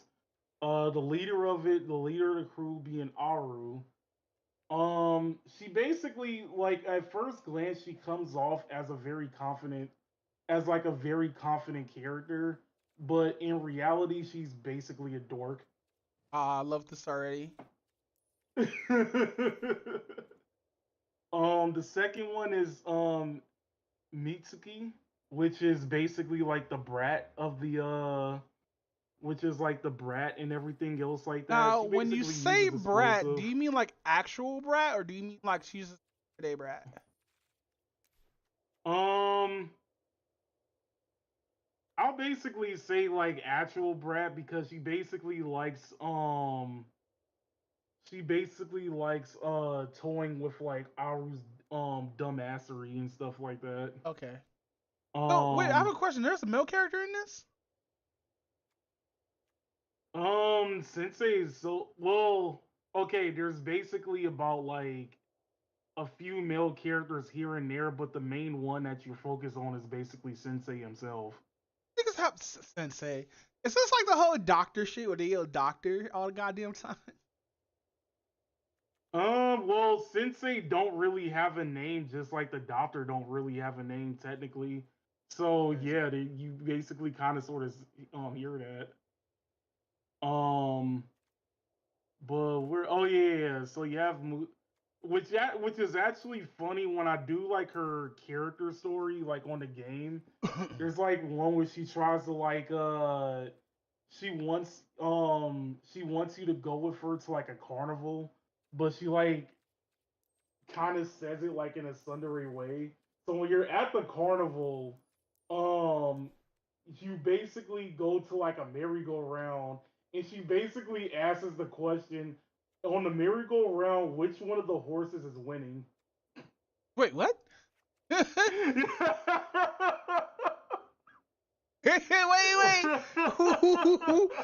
stationary. The only thing they move. Wait, what? Nigga, you think a merry-go-round's a ring? Okay, continue, my dude. I already know what kind of character this is. I never thought about it that way. Oh, fuck. Then you have Kayako, which is basically like she comes off as the goth chick, but not really. She's kind of like one of those characters who basically like has like a soft side to her, like soft interior, hard exterior. She's one of those type of characters. Plus, she's also, in technicality, one of the few legal ones, too. And then you have Haruka, which is the very timid killer, basically. Oh, cause she murders. She basically has that like she basically has like that season 1 Hinata type attitude where she's like saying sorry and everything else like that, but at the same time she kind of has like violent tendencies. So she's basically that type of character. So that's like Problem Solver 68. That's Problem Solver 68. They basically go on a mission, fail. It actually turns out that because they failed the mission and spent so much money trying to gather all the resources for said mission, now they're basically in the red.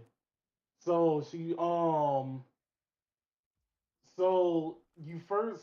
first time that the Abido students basically meet them is when they're getting ramen and stuff like that. Oh wait, actually before I get to that part, I have to actually tell you about the other funny part. So they basically have like a meeting on how they're going to pay all the debt for the school, right? So they basically ask each other for suggestions. The first one, which is on like the shit, what was her name? The first one, which was basically like the cat girl, she basically said that she wanted to sell like these like bracelets and everything else like that, but it actually turns out that like she's committing like fraud or something like that. Because you remember like you remember like those. Have you ever seen like those like rubber band bracelet things like a long time ago, where they were like those like weight bracelets that said that you like you can like you lose weight balance. by, like, Yeah. Yeah, it was basically like one of those in a way, and they were like, "Oh, you're basically committing fraud, so we're not going to do that." Damn. Then Hoshino basically said that we should basically rob other buses full of students and force them to, Why she's such a G? What is going on in here? What is this mentality? What the fuck? Talking about robbing niggas? Oh no, it gets worse. It gets worse. That's She basically said, "Let's go to the school buses, rob the hijack the school buses, and force all the students to sign papers to transfer to their school." Because she was like, "We obviously need more students." Shiroko basically says, "Let's rob a bank."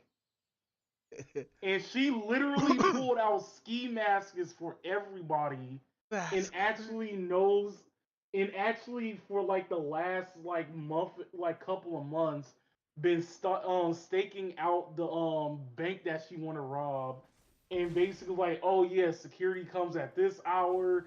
It's gonna be that much security on this day. She had that whole thing planned out. And then Nornami wants them to all become like singing idols and stuff like that. So of course like Ayane basically like gets all mad, and then they basically go ramen to calm her down. Cause Ayane is basically she's not only the voice of reason, she's one of those characters who gets so frustrated at like people's like dumb ideas that she'll be like literally the one banging her head against the wall. Nice. Like she's that type of person. So of course they were getting on her last nerves. So they all went to go get ramen to calm her down. And then that's when they're introduced to Problem Solver 68, which they're broke. So they're all like, "Oh yeah, let's try to get like one ramen where all four of us could like eat from the same bowl and stuff like that." The dog owner obviously knows that they're basically, broken stuff. So he decides to overload the ramen bowl and basically charging in the same price as like charging the same price as like the cheapest like bowl and whatnot. So then like Aru basically gets talking with like the Abido students, but then it actually turns out that prior to them coming to the place, they're supposed to be trying to take over Abydos and whatnot. And Aru didn't know until after they, ate and, basically made friends with them. Then Muski was all like, "Oh yeah, they're supposed to be the target, right?" But like prior to that, where like Aru's over there making friends with them, like she like Kayako basically is all like, "Well, wait, what are we supposed to tell Aru that that's actually the people we're supposed to be like taking the school from?" And Muski was like, "Wait, don't say nothing. Just wait until everything plays out." In what is it? Blue Archive, fucking like, what is all the overall world looks like? Is it just robbing niggas? Is like 50 Cent her favorite fucking character or whatnot or something? She's like actually spitting yards, getting robbed. So it kind of looks like futuristic. Well, not. It doesn't look super futuristic. It looks like the in between of like how the world currently looks, but then at the same time, like the technology is starting to slowly like gather up. But the overall setting is the whole country is basically ran by a student council. Okay. It ran by like schools instead. Yeah, the government is like the school district. That's what the whole government is. And everything kind of sort of depends on like the school because you have like the area Abydos where it's all full of like it's like a regular city, but it's also like full of sand and everything else like that. Um, but then you have like Trinity, which is basically supposed to be like one of like the two richest schools in like the whole thing. So it looks like a whole church and whatnot. But outside of that, as far as the people is also kind of weird because um you have like four different types of people. So outside of the characters that you normally have, you also have like a bunch of wait, what is it? What is like the furry version of like of Japan, like kimonos or something like that? Kikikomoris? Yeah, you kind of sort of have like Neko or Kiko. I don't know. Yeah. Basically, yeah, you have Kiko Komoris and stuff like that. We're probably saying it wrong. Apologize for butchering the Japanese language, but we don't know Japanese that well, so yeah. True. Or they're robots. So it's like one of the three. Um they're either regular girls, they're robots, or they're hikikomoris. So is Blue Archive a waifu game or no? Yeah, in a way it kind of is. Said it with a question mark. I mean, cause like because you're dealing with students, it's kind of hard to throw the quote unquote waifu game thing up. But outside of that, yeah, basically most of the people just carry a gun and they're basically just shooting each other. Oh shit, they got burners. They were here. Hey yo, I know this is a little off topic. Hey, did you hear the shootings that happened last night? Like Sunday and Monday. No, I didn't. What happened? Yeah, somebody got lit the fuck up. It was multiple shots fired. Damn. Go ahead. But where was I? Oh yeah. So the next day, Problem Solver 68 actually hires a bunch of mercenaries, and then they basically and they hire a bunch of mercenaries to take over Abydos. But because they had to cut the mercenaries' pay, they were like, "Oh yeah, we're not doing overtime. So once like our time is up, we're basically leaving." So yeah, basically that whole fight takes up like it starts from like in the afternoon, and then like the sun is about to set, so it goes to like the evening and whatnot. And then like you hear like the school bell, and and all of the mercenaries just like instantly leave right when they were like very close to taking over the school. No, that sucks. So of course So of course this forces Problem Solver 68 to like leave and everything. And that was basic. After all that, like the Abydos students obviously get hungry, so they go get something to eat. And then after the end credits, you were introduced to basically two new villains, which one of them, his name is Kaiser, which is like this gigantic robot dude who is basically like the owner of like the Kaiser Corporation, which is the ones that's been putting like the Abydos students like in debt and stuff like that. And then we're introduced to like a dude called Black Suit. That's cool. Which yeah, let me show you the design of Black Suit. He looks so cool.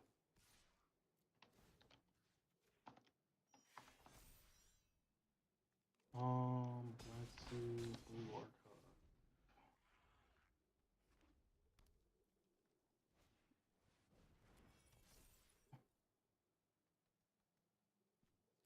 All right, there you go.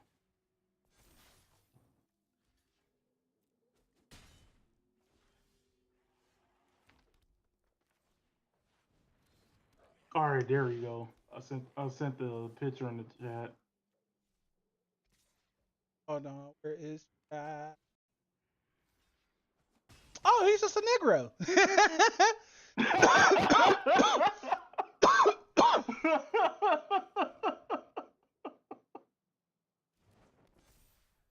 Like that's just a Negro. I love and hate designs at the same time that's like that, because like you can look at it and be like, oh, he's just black. He's literally just a black character.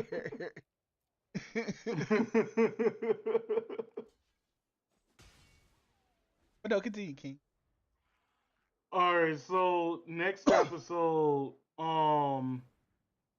they basically okay, so within the third episode, they basically wants to check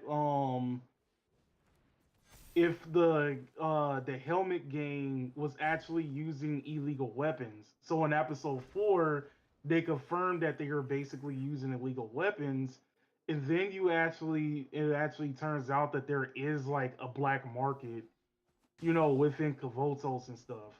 So they basically go to the black market to figure out like how's the helmet gang actually getting like all of this stuff and whatnot. And then they run into one of the Trinity students, which her name is Hifumi. Hifumi is basically like very innocent and everything else like that. And she has a addiction to a character named Pororo, which is basically like this like white chicken and stuff like that. Well, he is basically like a chicken character and stuff. I think it's supposed to be based on one of the Japanese children show characters, which is like a penguin, I think. but that's just my speculation. Yeah, there's like some kids show with like a penguin and stuff like that kind of has like a similar name, and I think that's what it's based off of. But I'm not too sure. But anyway, she runs into her and they're trying to figure out why she's in the black market and stuff like that. And it turns out she's not really there to like buy anything illegal, but she thinks that there's going to be like a limited edition like Peroro figure that was like only 100 of them were made and stuff. She thinks that she can get that through the black market. So prior to meeting Hifumi was getting chased around by a bunch of people from the black market that was going to kidnap her because she comes from Trinity. And they think that if they kidnap her, Trinity is basically they can hold her for ransom, and Trinity is going to pay all the money to release her and whatnot. Because again, this is like one of the very few schools who are like very high class and stuff. So the Abido students basically said, why don't you come like join us and everything else like that for the time being, because we saved you and whatnot. So she agrees. Then they see like a bank and figure out that like the same people who's been giving out the same people who's been collecting their debt also goes to that particular bank. And it also turns out that the bank is like part of the black market. So they're doing legal and illegal transactions. So remember earlier when I said that Shiroko wanted to rob a bank? Uh-huh. They finally found a reason to rob the bank. So she actually brought all of the mask and everything else. That's crazy. She's actually pulling off Set It Off, and dude, whoever did this like game in our animation watched Set It Off, and this is why they're doing this. It did because Hifumi's like a random, they decided to find like a paper bag and like cuts like some they put a paper bag on Hifumi's head and like basically cut out the places where they can actually so she can actually see from like her eye sockets and stuff like that. And then guess what they call her code name? What? False. False. Like oh, boo, boo. Called her false. Boo.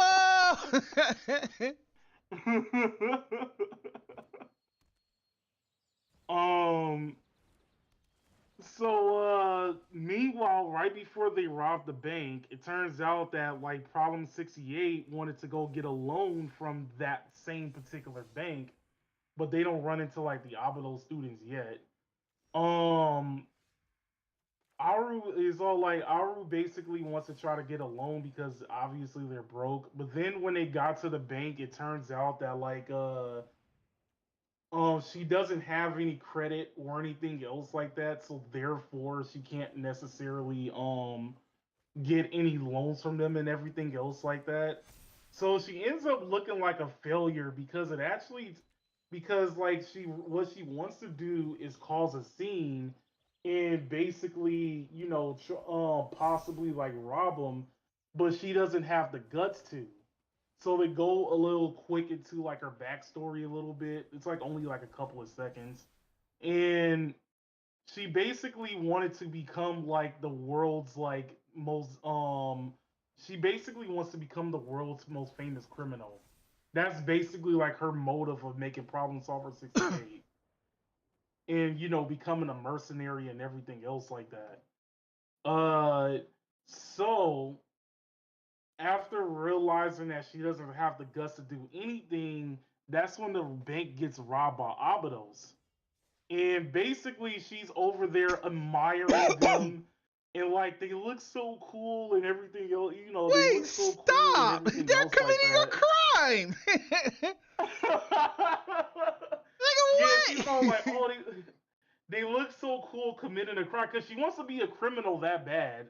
So so I have a like, question. oh, In Blue Archive, what is the mission in this? Because you do play this in the game, right? Yeah, this is actually part one of the story. So how does it go off in the video game, though? Kind of sort of the same way, but because like the story is like in a visual novel style, like it doesn't look as entertaining, but like legit a mass majority of players was waiting for this episode. Because this was like, because like after this particular incident, like Shiroko basically became, oh, the person who wants to rob the banks. Over here just robbing niggas. Go ahead. Everybody was all like, oh, what's Shiroko's favorite game? Payday 2. Oh, what's her favorite fucking movie? Beverly Hills Cop 2. Where they robbed the fucking bank, the treasury.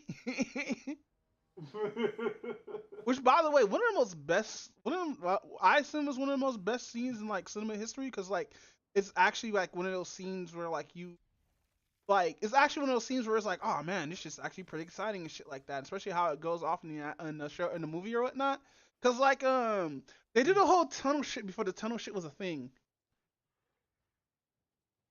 Oh, I didn't realize that. Yeah, so like it wasn't Bad Boys who did that shit first. But I could be wrong though. No, actually no, I take that back. They blow up a hole in the bottom of the treasury. And then they did like a no Russian by shooting home dude, which is crazy. But go ahead, continue. Bruh. So the thing is, when they wanted to rob the bank, and they realized that, oh yeah, this bank has been like illegally and legally like giving its stuff. Oh, so they give them morals, right? They're robbing the bank and they want to give them morals now. Wow. Well, the thing is, all they wanted to do was get the bank files to see if they were getting like scammed by the bank this whole time. But the teller was so scared that they actually gave them money as well. Wait, what? So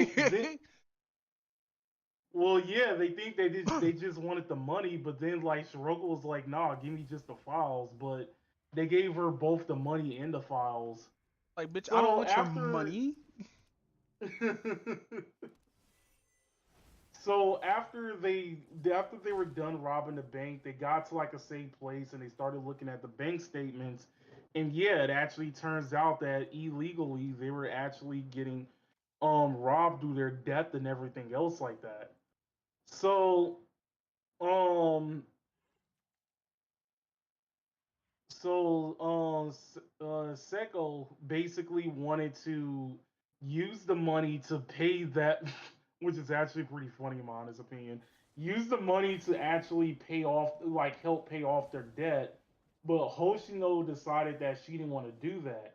And Siriko's argument was, well, they're basically doing all of this illegal anyway. Why not just take it and it'll solve most of our problems? Hoshino on the other hand was like, well, we can't basically like take this money or anything else like that, because if we start doing that, what are we going to do when we end up in debt again? We're just going to constantly rob a bank once again.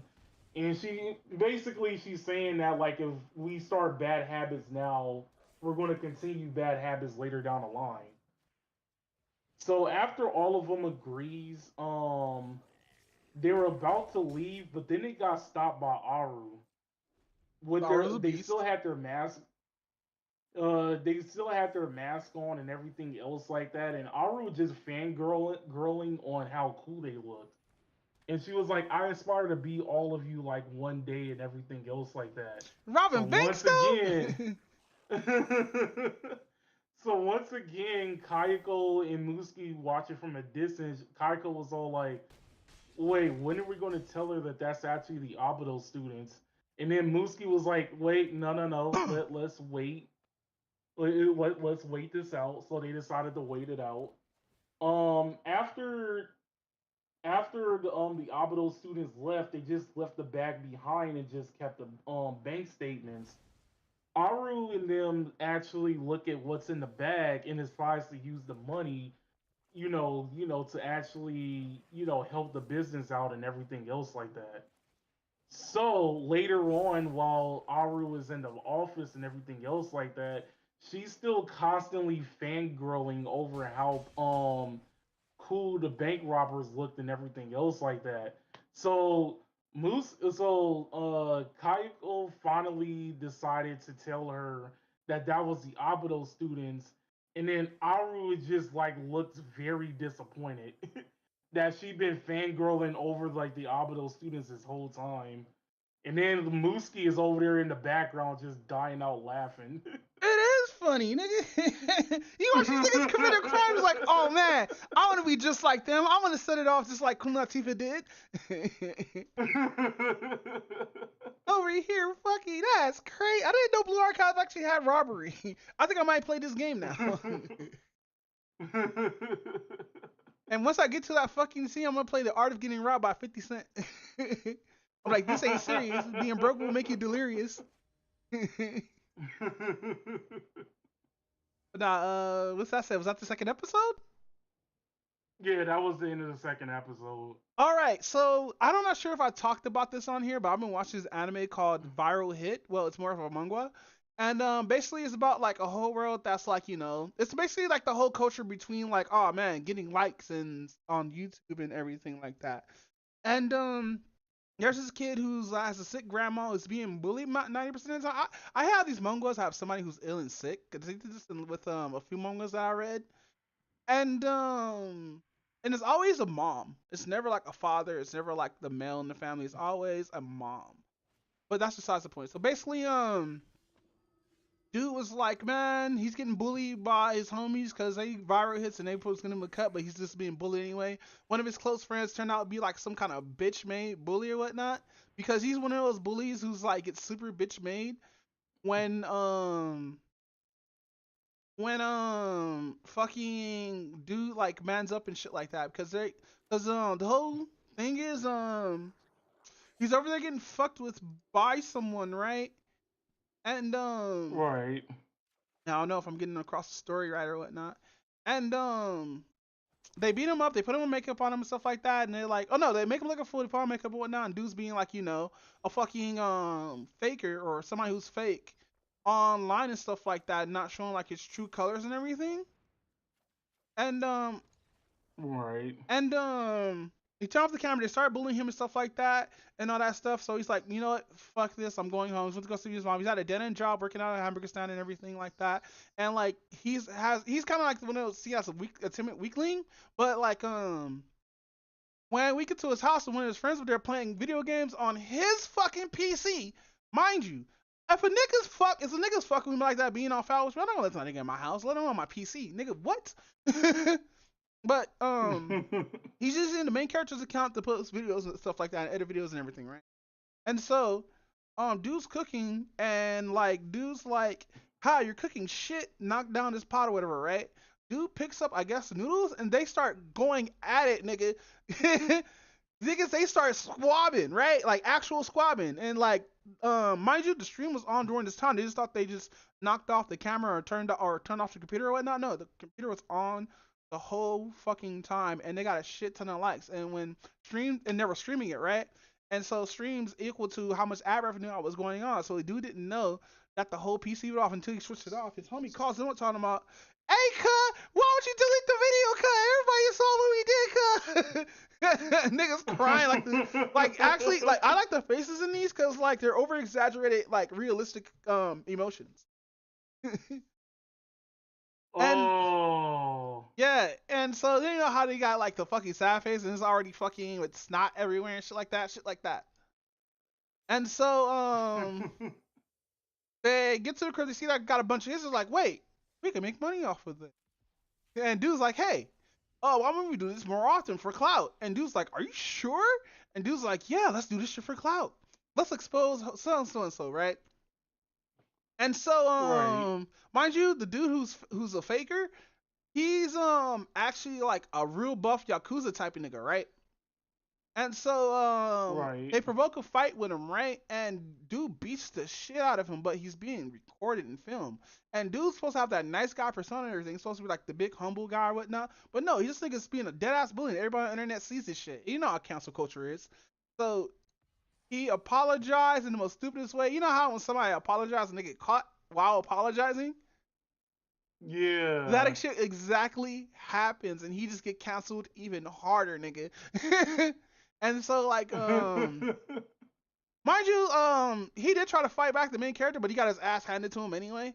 But that's besides the point, because round 2 was about to come around. Dude was like, "No, man, you fucked up my YouTube career, nigga. I'm about to fuck you up." Nigga takes off his fucking shirt. He got tattoos and shit. Like, how old is this nigga? This is high school.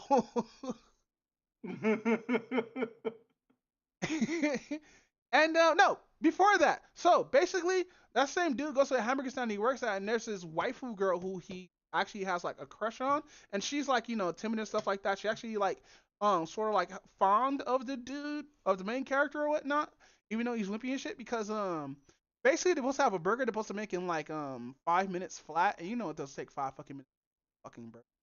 That's just gonna like undercooking it. But while he was taking that order, he heard it and started cooking, right? And like she's like, I don't think we could like do that or whatnot. And while he's gloating with his fucking camera and not talking about, you can't give me this burger and da da da da da. Dude's like, fuck that. Did you pay? Here, nigga.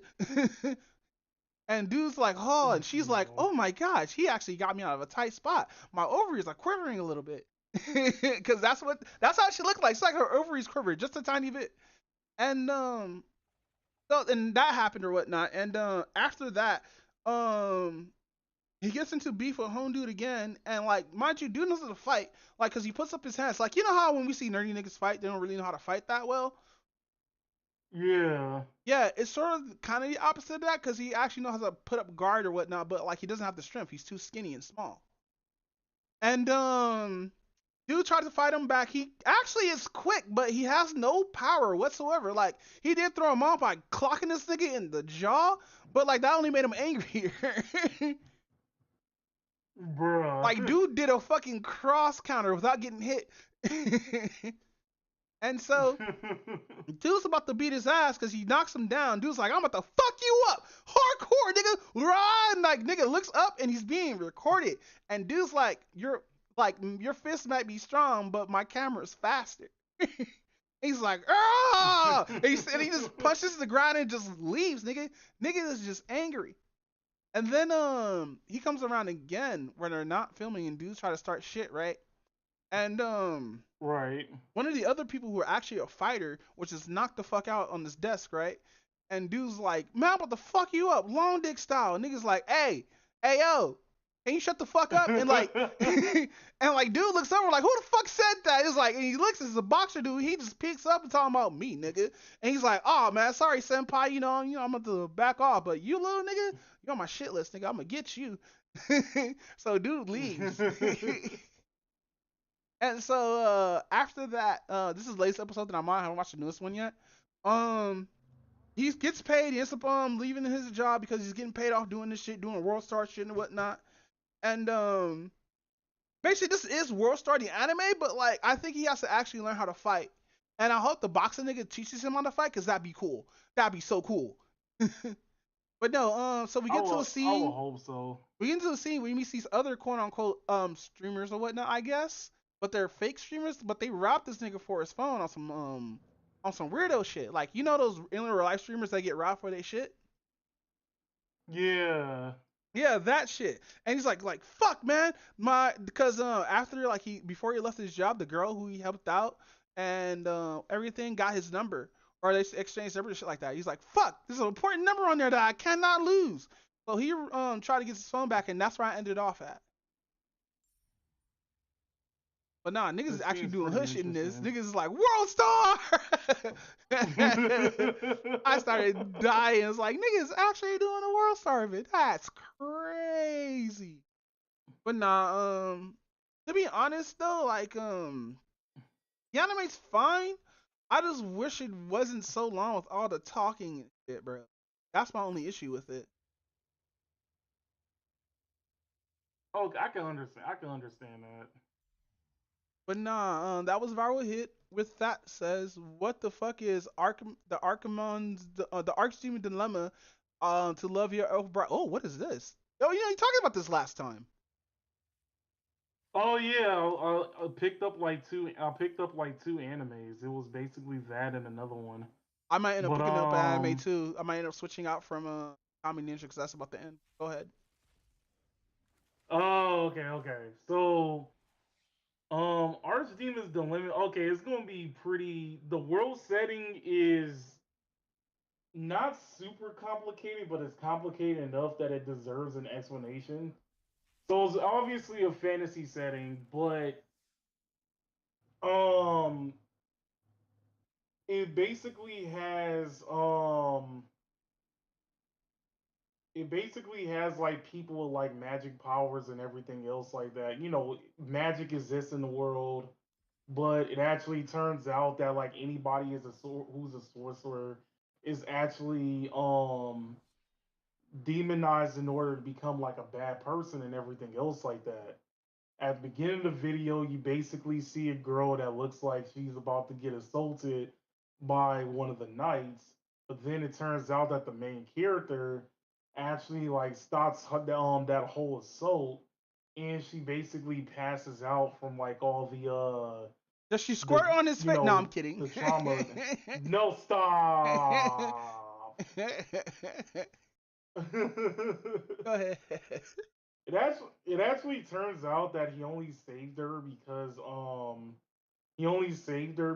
they were like that they basically activated like his quote unquote security system. So then so then you kind of figure out so then you're introduced to a character named Barbados, and you kind of figure out why sorcerers are kind of are basically like considered like bad people and everything else like that. So, the first thing is that there is basically like an Akatsuki based like group, or I should call them Shadow Wizard Money Gang, basically. What? No. But anyway, there's like a why do they group. call it Shadow Wizard Gang? What is going on here? No, they're not called that. I'm calling it that. Oh, okay. Shadow Wizard Money Gang. So we like casting spells.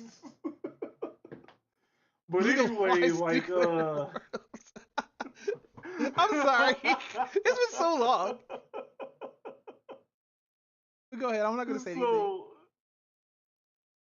So basically there's like a whole thing called like the 13 like archdemons, and they're basically like the most, powerful sorcerers.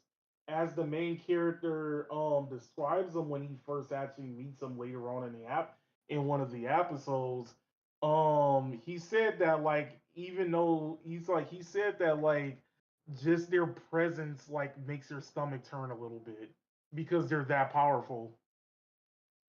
But it actually turns out that one of the archdemons recently died, and they're basically going to auction off his stuff.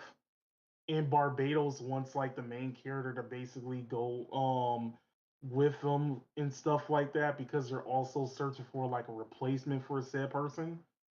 But anyway, the second reason why they're um why sorcerers are instantly bad people in the world is because some sorcerers basically test out their magic by kidnapping people and basically torturing them and stuff like that. That's fucked up.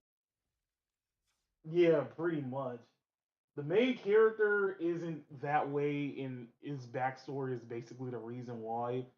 But anyway, so he decides to go with Barbados to basically go to this particular place where they're doing the auction and stuff like that.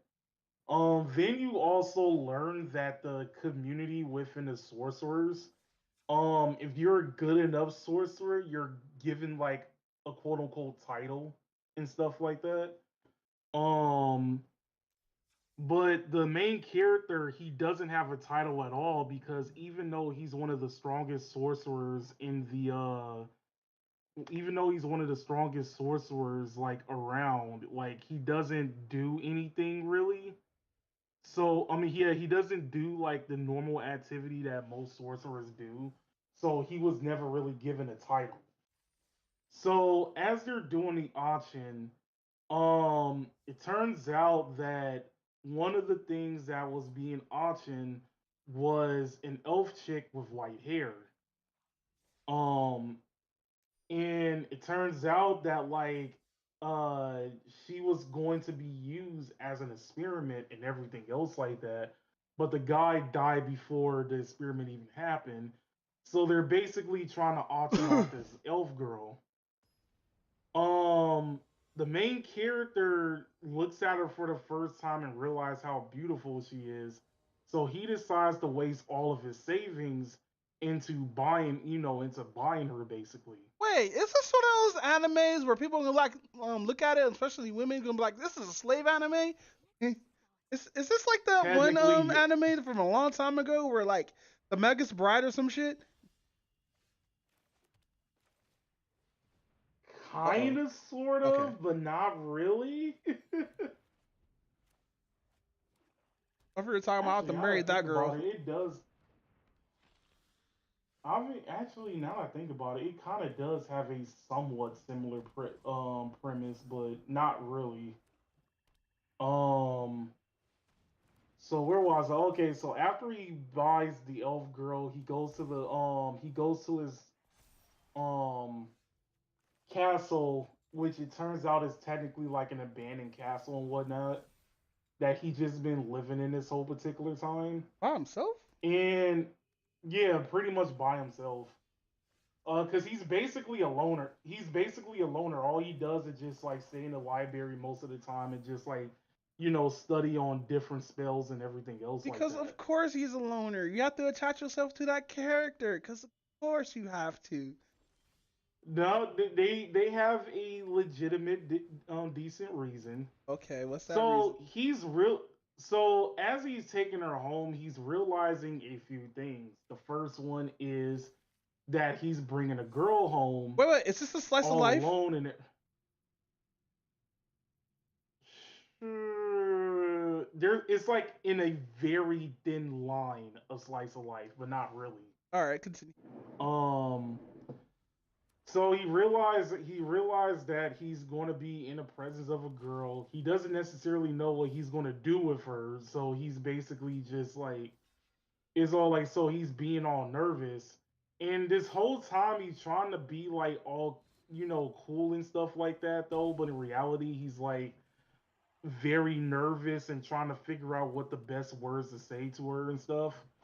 The elf chick thinks that she's going to get sacrificed by him, so she keeps thinking Oh that no. she keeps telling him that like, hey, I know you're gonna sacrifice me, but tell me when you're gonna do it so I can at least prepare for it.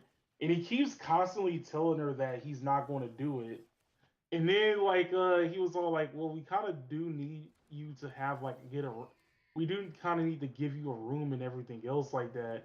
So they go up, try to find one of like the abandoned rooms that you don't really go into, and it actually has a guillotine in it. So she thinks that she's going to get Oh her head chopped no. off. And then he decides to like blow up everything in the room and stuff. Oh no. Um, That's crazy. Yeah, it's actually pretty cute in a way. Cute So my then ass. like as so then so then as time goes on, it turns out that the chick that he saved is part of like a church and whatnot, and then they basically have like holy warriors who was like their whole mission was to kill the archdemons and stuff like that. And they actually have like holy swords to do so, but they want to go after the main character or anything else like that because they think that he's like kidnapping people and stuff. So during the time be like before like they find him and stuff because she obviously knows that he's not a bad person.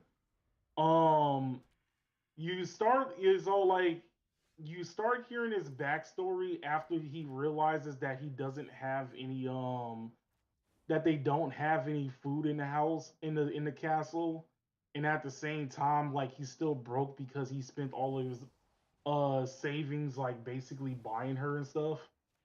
So it turns out that like this dude was like an orphan and everything else like that, and he basically had to survive on the streets, but he wasn't a sorcerer at first until one of the sorcerers basically like kidnapped him. And right before he was about to get killed by the sorcerer, he actually awakened like his magic. He actually awakened his magic powers, and he killed the sorcerer like on spot. But it actually turns out it was a very high rank sorcerer. So people were trying to figure out like, how does he have like so much power and stuff like that. So throughout his childhood, he basically and throughout his like whole childhood, he basically just had to survive and defend for himself. So he had to like eat moldy bread and eat like beef jerky and everything else like basically like stuff for him to survive and stuff. It actually turns out he has like one of the is like it actually turns out that like one of his techniques is like very busted. He figured out that if for let's say like a sorcerer basically throws out like a magic circle and he has more mana than that person does, he can hijack said circle. That's cool. So yeah, he saw that one of the carriages was getting robbed, and then like after beating like all the robbers and stuff like that, it turns out that the robbers had like a sorcerer, to back them up, and then that's when you figure out he can actually like hijack circles and stuff. So basically he's realizing that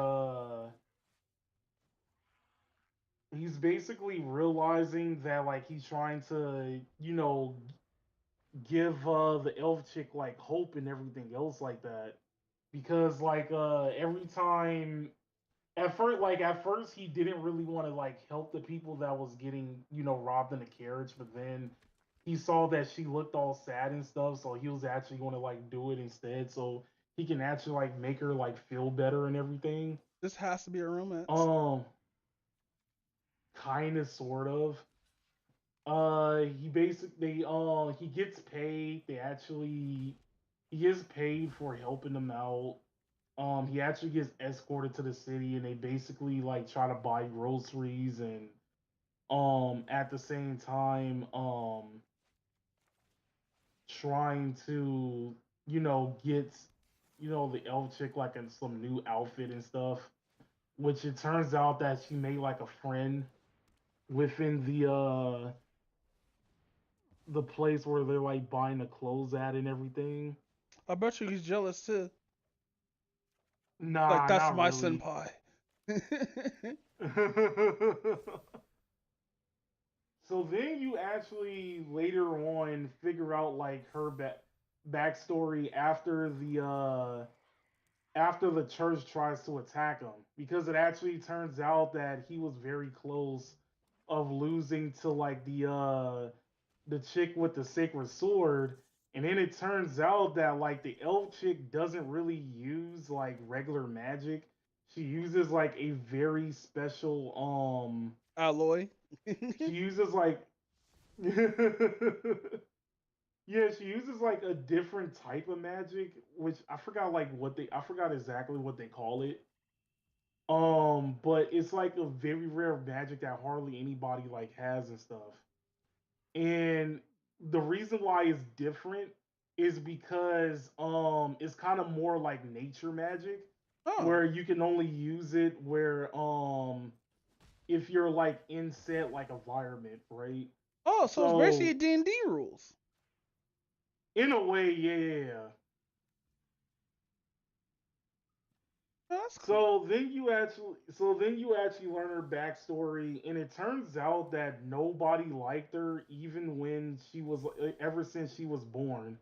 In the elf village that she was in, she was basically considered like a quote unquote cursed child That's because of not like cool. having said powers. And all the elves basically just like outcasted her and everything else like that. And So they she's like a believe half that elf if or they something, or is just her powers? Do we find out she's a half elf? um we're not too sure. We just know that she doesn't have like mana. She has like a different type of mana. That she built And different. they're all like, oh, yeah, she basically built different. And everybody just called her like a cursed child, and she was also an orphan and stuff. And then at one particular point, like her village got raided, and the elf people had the audacity to be like, "Oh, we let you live for this long. Now try to save us from this ambush." And Wow. she decided to get herself captured on purpose and let all of the elf people die, get killed from them. You know what? Let them die. Fuck, that's fucked up. Over here pulling off a Naruto. Pretty much. How lucky is everybody is Naruto's not a bad guy from all the shit that they did? Oh yeah, because I don't. Oh yeah, because of like Naruto teamed up with Madara. Oh yeah, best believe Madara was getting what he was wanting. Like fuck these niggas. Yeah, that'd be cold. But go ahead. So after she told him this, she also realized that like after getting captured by the humans, she realized that nobody liked her and she was just going to be used for a tool for the rest of her life.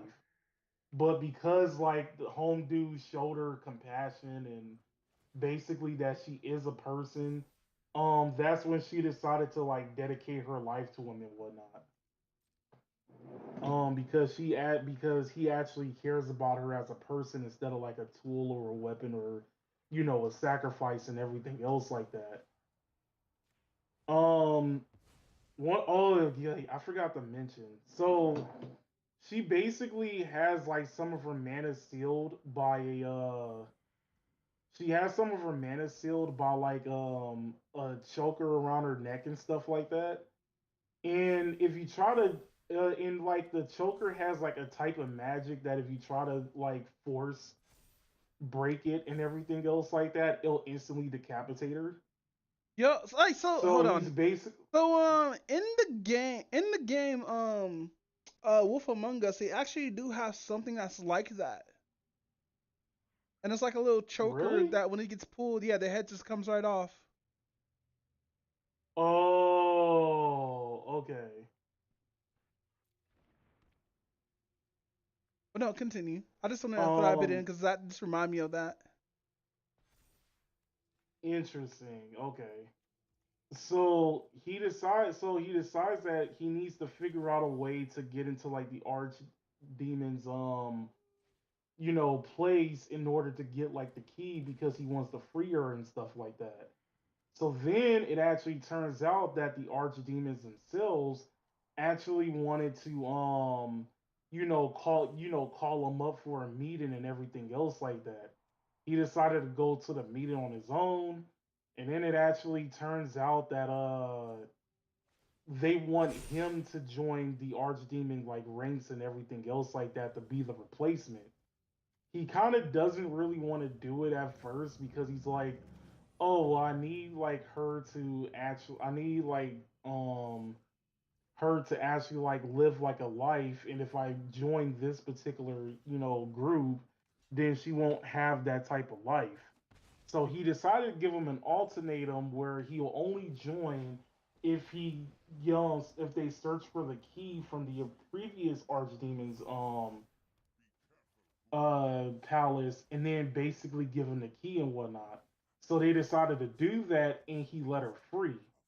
But he thinks that if she just goes on her, if he just like leaves and she doesn't have any chains attached to her, then she can live a normal life. But it actually turns out it's the complete opposite of that. She Cause basically they're want to not stay by his allowed. side this whole No. time. Ooh, no, let her lead herself. No. And it's interesting because like they have like a bunch of like cute moments together. Um so like for a prime example, they go out to dinner. She's over there trying to like pick up one of those like tomato ball things with like a Tomato fork, ball. but like she yeah, like those small tomatoes that look like grapes and stuff like that. Oh, yeah, I know what you're talking about. They look like the sides of grape. Yeah. Yeah, so there's She was cherry trying to like tomatoes, oh, that's what it is. Yeah, yeah. which I So hate she was because trying to eat. like they have the word cherry in front of it, and tomatoes is just making an oxymoron for me because I can't eat tomatoes like that That makes sense. I get because of my guts. you. Yeah, I hate my guts too. Yes, sad as King Reese. Oof. Over here missing out on the best chocolate in your life. But no, go I ahead. I'm mean, sorry. how you feel it? I want to say how you think I feel every time I tell people like, "Oh, I'm allergic to peanut butter." The first thing people say is like, "Oh, I'm sorry." Nigga, when I tell people that I can't have tomatoes or I can't have cilantro, they give me an evil look like I fucked up. But no, continue. Continue. You're on the cherry tomato bit on the anime. Oh yeah. So she tried to pick at it with a fork, but like of course like the fork is like the cherry tomatoes basically not getting picked up by the fork, so he's looking at it. And then she had the idea of using a spoon to scoop it up and basically like eat the cherry tomato. But then she scoops up another one and basically like feeds it to like to home dude, and he basically like eats it, and then he does the same thing with like her and stuff like that. That's So of adorable. course like it's adorable, but then when they realize that people are like looking at them, they decide to like leave the restaurant out of embarrassment. Oh And then no! Oh no! and then there was another time where she fixed him breakfast but didn't fix herself breakfast, and he wanted her to eat as well, but they only had like one chair, so he decides to put her on his lap, and then basically like they both eat from the same plate and stuff, Wait, how old is this girl? which is also I don't think they really ever gave age. Does she look young or is she like older? Wait, I'll take it back. Does she have titties?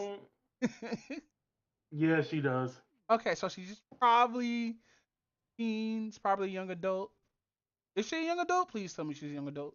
Just say yes. It looks like it. Wait, let me show a picture real quick.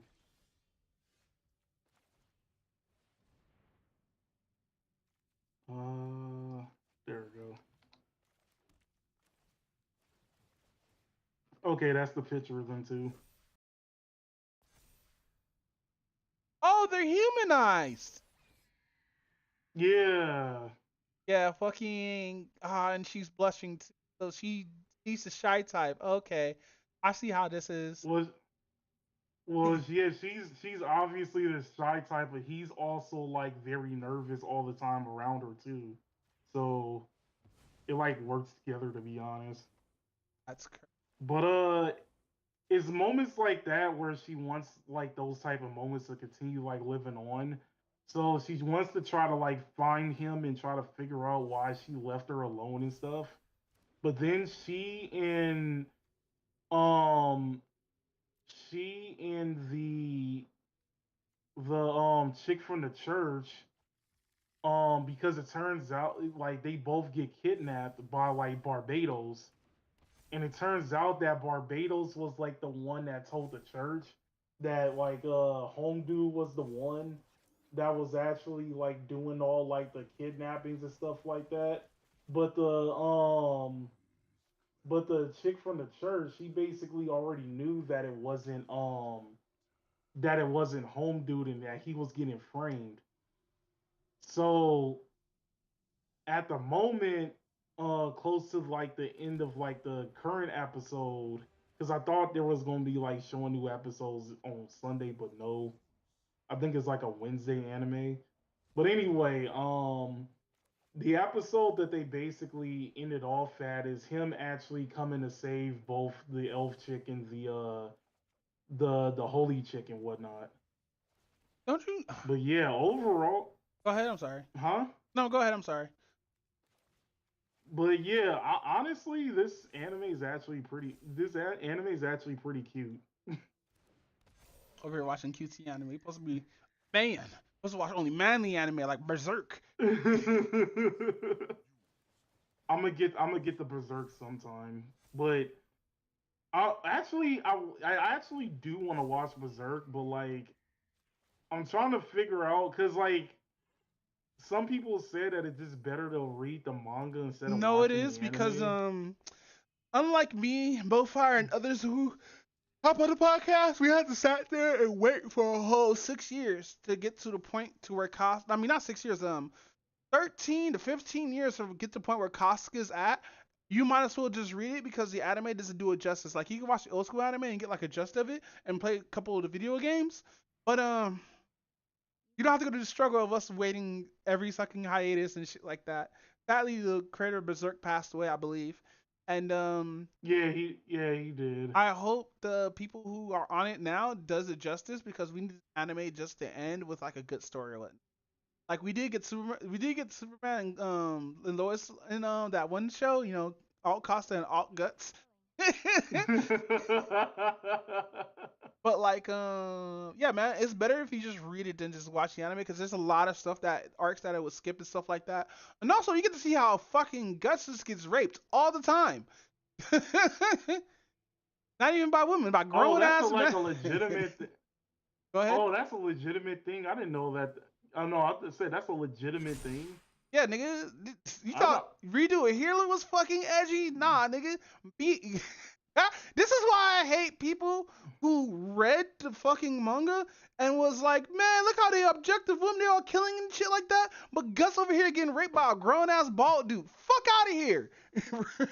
Like, motherfuckers don't know how our Guts had it, bro. This nigga was born on a tree where his mom was hanging from. Bruh. This nigga came to the world with death around him, bro. No wonder why this nigga became how he is, bro. And like Casca being the only person in his whole life, in his whole fucking life, who showed him fucking compassion and humanism. And actually having Griffith be a friend betray him like that. And bro, I totally understand, bro. You can't trust that pretty ass nigga anymore, bro, after he got his cheeks clapped like that. My nigga got his whole cheeks clapped for his kingdom.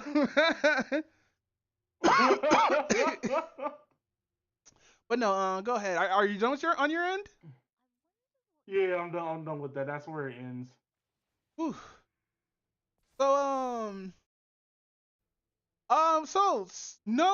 Go-Go Loser Rangers. Holy fucking shit. Go-Go Loser Rangers is actually getting pretty lit. I didn't think they were animated like that.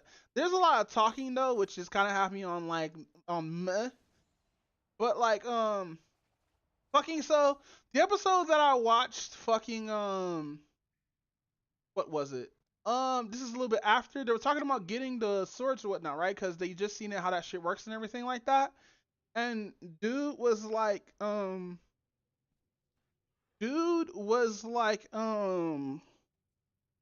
home chick was like, hey, if you really want work with me, if you really want to get back at these dudes, you know they don't keep those fucking legendary swords on them. They actually put them in storage, right?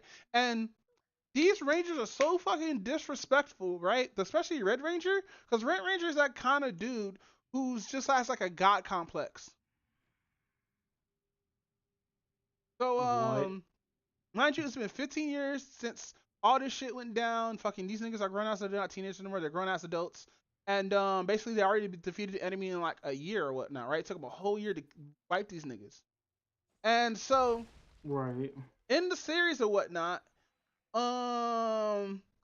D watches his comrade get destroyed and he want to get back at him, right? And one of the yellow trainees who's actually under the Yellow Ranger right now, was like, hey fam, they don't keep those weapons with them at all times because it will kind of be overpowered if they just kill you because those weapons can kill the actual monsters and everything. And they're like, all right, bet. So, he goes over there and remember, Fighter D has the ability to change into anybody who he wants because he's really good at it because he's been doing it for 15 years. And so, right. After like they have the little conversation, he cuts off his head right now. They get the whole deal going and whatnot. And so he goes up there to the red sanctum to take the item and whatnot, right? Dressed up as Red. And one of the other characters who rightfully needed to die because he found out way too quick. And because he went up there as Red and he started like talking like, hey fam, I'm Red and I'm acting all awkward, not like Red and da da da da da. And so dude's like, huh, that's not right. Maybe I should go investigate. So he after he went in there to go grab the item, this shit is put inside of a golf club case, nigga. This dude thought this shit was gonna be put on like a pedestal or something like that. And when I read that shit in the manga, I was like, this nigga is trifling. Hey yo. No, cause he is. He's dead ass trifling, bro. But like, nah, that's besides the point. So, he gets the sword and dude finds out, oh, you're not really Red, are you? Because you're not acting like Red. You're Fighter D. He's like, fuck. And dude's like, oh man, you know, I'm sick and tired of this, da da da da. I always want to kill y'all motherfuckers and murder y'all with this weapon, so I can finally feel, so I can finally feel how it feels to kill y'all one of y'all motherfuckers. 'Cause I hate y'all niggas. Fuck y'all niggas, cuz. I'm not saying cuz as in like I'm from gang affiliated and whatnot. That's like the energy he gave off. Like dead ass. Like he had that fucking I'm the angry dude type shit, right? Now I'm gonna destroy you because I'm a murderer and I'm just as sadistic as the main character. And so fucking they get into a little spat and while dude's talking, he's like, bro, I've been trying to tell you the whole time that I'm covered in dynamite. If you try to fight me, I will kill you, nigga. And you might not live. I will live though, but you won't be fine. So dude drops a weapon, they get into a little spat or whatnot. Dude kills him with the weapon, like instead of stabs him in his fucking heart, bro. And dude's like, yeah, fuck you. And he kicks him off the blade, covers inside like a fucking sheath or whatnot, and started while going about his day or whatnot. Now, Red's already here, nigga. The real Red's there, nigga. Because dude goes upstairs and Red's already there talking about, nigga, you thought you could take my shit? Now, Fighter D, I commend you for doing this shit because, you know, you're the only person that's, you know, actually have me actually put up a fucking some work and not be bored. So, you know, I commend you for that. But you got die today, nigga. And dude's like, nah, nigga, I got your sword. He's like, nigga, word. So, dude's like, you think I'm gonna waste my energy and time fighting you by myself where there are gonna be cameras here? So a helicopter rides up out of nowhere talking about, ah, shit, it's one of the monsters. And he's like, yeah, fam, you're about to be one of my new arc right now, bro. One of them who escaped from our little tournament or whatnot. And the homies come like, no. So like, dude's like, yeah, I know you're not strong by yourself. So like, let's fight. And dude's like, nigga, you think I'll come here alone? Then the whole gang rolls up like, ah, nah, fam, get this dude. Nigga, blue, yellow, and green rolled up talking about, nah, let's get this nigga now. These dudes like, oh, fuck. So, blue cuts off his, no, actually his arms already got cut off from fighting home dude. Now, mind you, these dudes have really good regeneration powers, right? Keep that in mind. So, dude fights, dude gets his sword. No, dude slams his sword into the ground, right? Talking about, let's go. I take all y'all niggas on. Like, catch the fade. And so dude's like, nah, legendary weapon time. And they're all talking like, hey, can we just like normally just beat this dude ass? He gets teleported back anyway, and we don't have to worry about it till then because we don't put that shit on lockdown. And he's like, nah, put this dude also as an example. And dude's like, all right, cool. So blue comes out with a fucking spear that when you get poked with it, you blow up into a big ass balloon and explodes because that's his power. He turns into a big ass bubble. And dude's like, fuck, I'm about to die anyway. So dude gets hit, gets pushed off the ledge, but he takes the weapon with him, right? And so he gets pushed off the ledge and He gets back up talking about I'm gonna fight you with the sword. They beat his ass. He slams the sword into the ground, and then he starts to fight. They beat him by having Blue stab him with the fucking spear. He blows up, right? And I'm like, wait, hold on, he's dead because you don't come back from legendary weapons. You just vaporize, nigga. And like it's kind of overkill when doing it because it's supposed to be for the main monsters and not for the small fry. But when we saw him kill that other small fry with like a fucking dragon flame sword slash, that shit was hyper overkill because like even he said himself like, man, this shit was a waste. And so cuts off from there. Next episode comes up this week on Sunday. And so we see how I survive because this dude, as long as there's a body part somewhere around or whatnot, he can live forever. And he realized this, right? While nobody else hasn't. And so, cause he's one of the most smart, he's one of the smarter goons. And I say goons as in not person who edges. I say goon as in a goon who works for like a villain or whatnot, or is the villain like myself. And oh, gotcha. And so what's up? And so the red goes walked up to the sword or whatnot, about to go pick it up. He grabs it. He holds it inside his hand for 2 seconds. Shit starts to vaporize. He's like, what the fuck? And he realizes that, oh, this nigga's still alive because they have powers to transform shit into items and stuff like that, right? And he's like, no, my sword. Where's my sword? Turns out Yellow already had it. Or not Yellow, but the yellow chick already has it or whatnot because when he got knocked off or whatnot, she picked it up and like put it inside her little whatchamacallit. And so once he finds out, he goes fucking ballistic, but not too hard because it cuts to these niggas eating. And so these dudes are eating with their like little representatives or little proteges next to him. And this is a scene I thought was gonna be fucked up because this is fucked up that what he did or whatnot.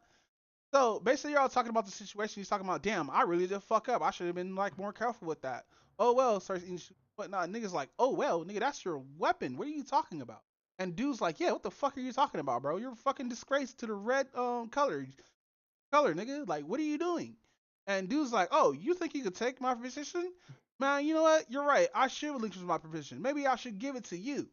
And dude's like, word? I've been thinking about being red for a long time, so I'm gonna show you how good I am, right? So dude's like, word? So he gets up, chokes this nigga, right? Slams this nigga into a wall that craters. Mind you, this nigga's in henshin form, so he's in his power suit form. So makes this shit crater, right? And dude's like, and Red's like, you think you could take over my job, do my work, nigga? You're trash. And he punches this nigga, and this nigga turns into fucking vapor. Like like Red Mist, nigga. These niggas dead. And in the manga, they showed that his head was indented into the wall. In the anime, they just show a blood splat.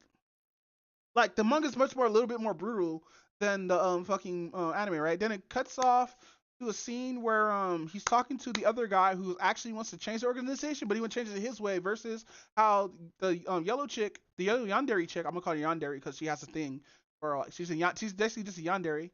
The yandere wants to destroy the organization from within because she know how corrupted everything is, and she's like, fuck these niggas, right? But the other guy's like, hey, why won't we live in peace and fucking harmony and stuff like that, right? And it turns out, while this was going on and everything, he was a kid when this happened, right? Him and his sister. So, basically what happens is his parents were like kind of Christian, but we don't get that idea that they're Christian or whatnot because they always talk about God, right? And so it turns out these guys was a part of a cult that the monsters has made, one of the most brutal monsters or whatnot, right? So, they're talking about morals and shit and all this other shit, and the sister's like, man, you know what?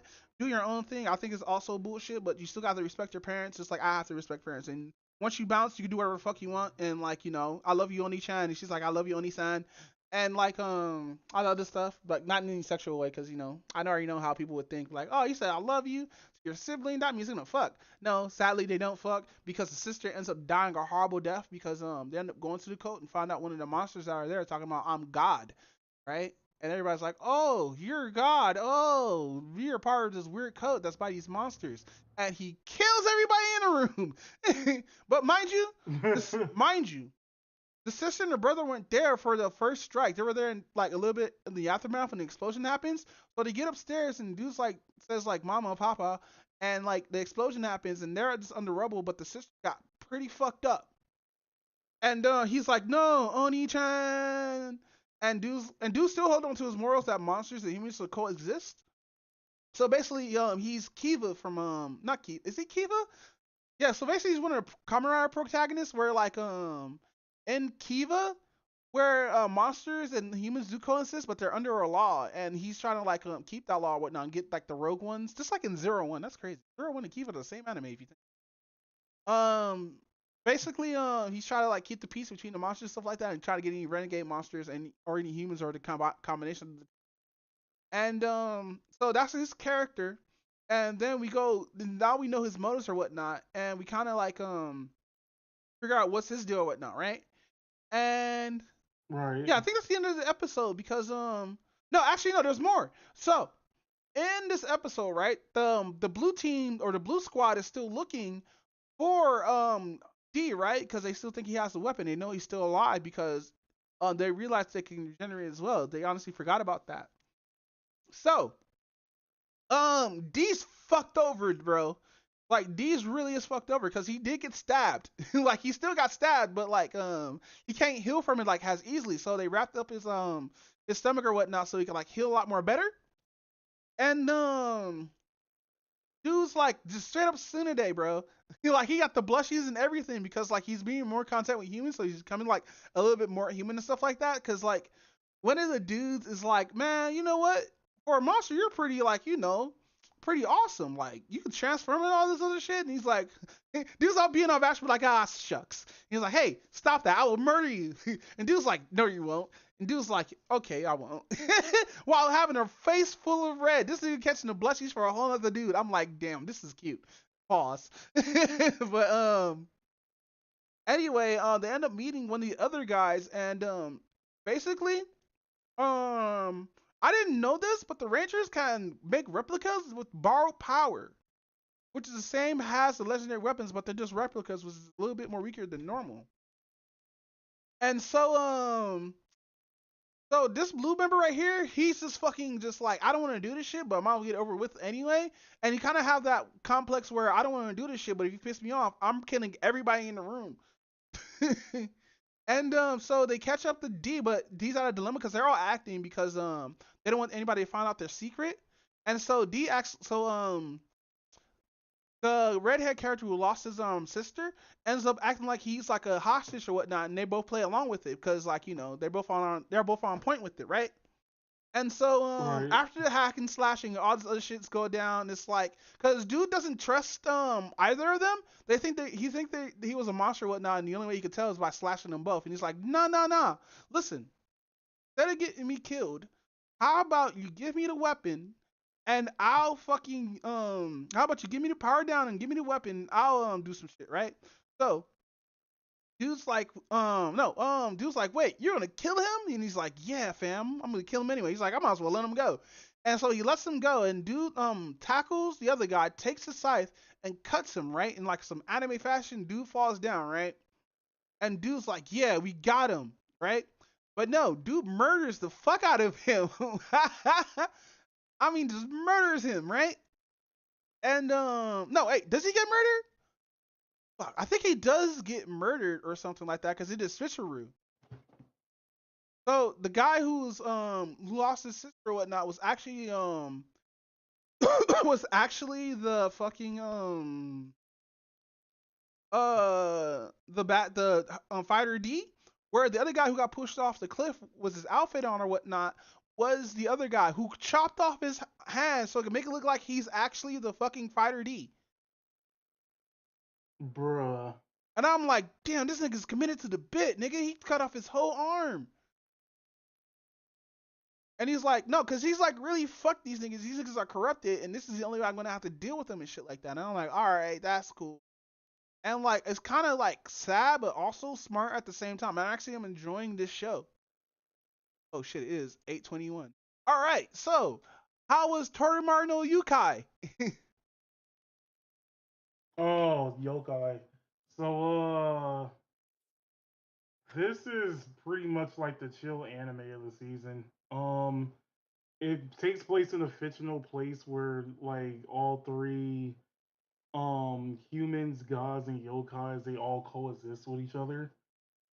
It was some event that happened where like a lot of the gods like came down, along with like all of the other spirits and everything else like that.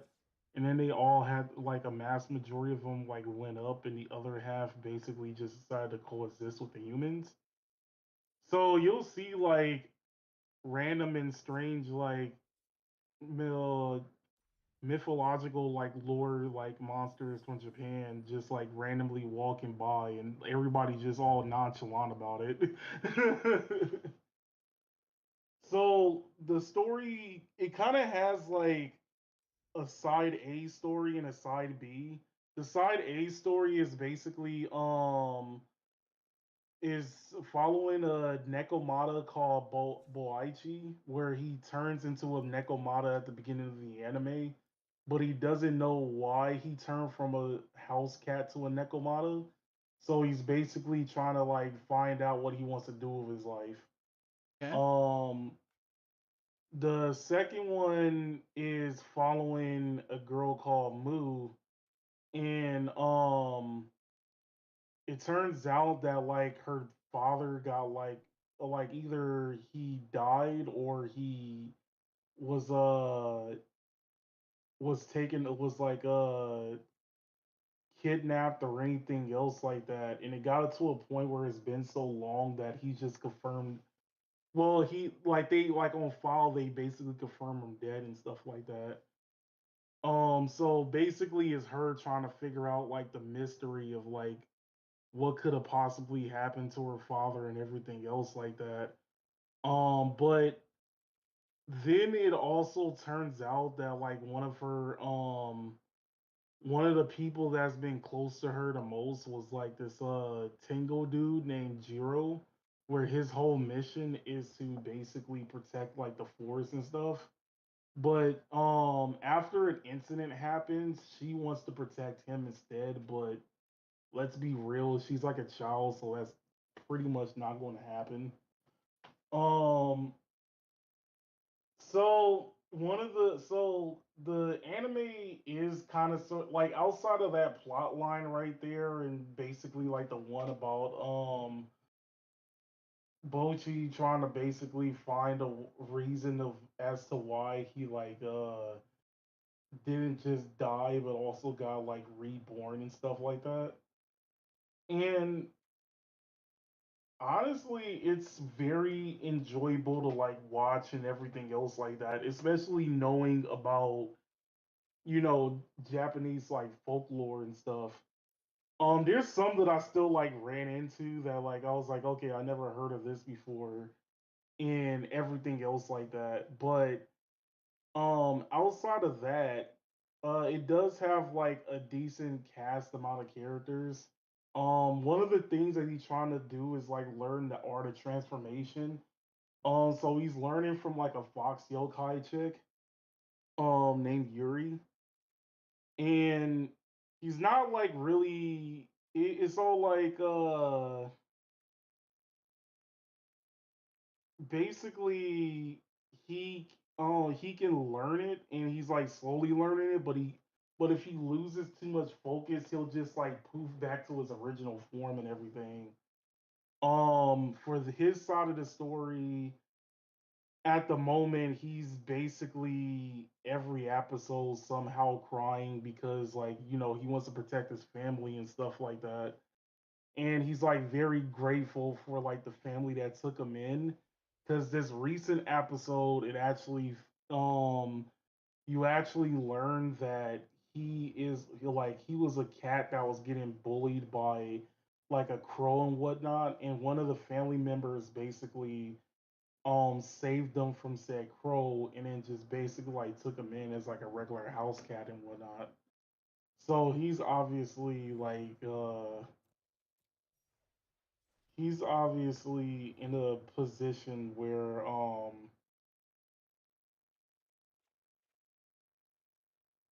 what was it that he can actually try to live like a normal life and at the same time try to figure out a way to navigate, as like a new like yokai and everything else like that.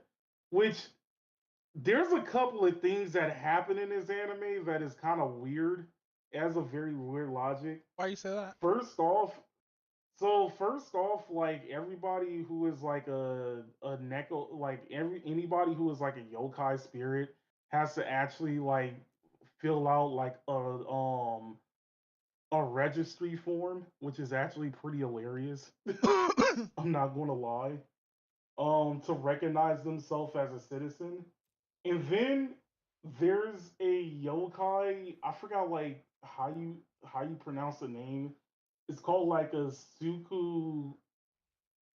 It's like a suku go got Matori or something like that, and it's basically just like it's basically like a spirit who basically takes over like home appliances and everything else like that.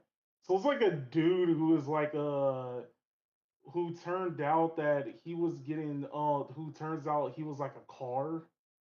So then it's funny because he has like it's like this car with a human form. So he just it was basically like a transformer in a way. That's cool. But the wildest part about it is that like he still has to get a driver's license.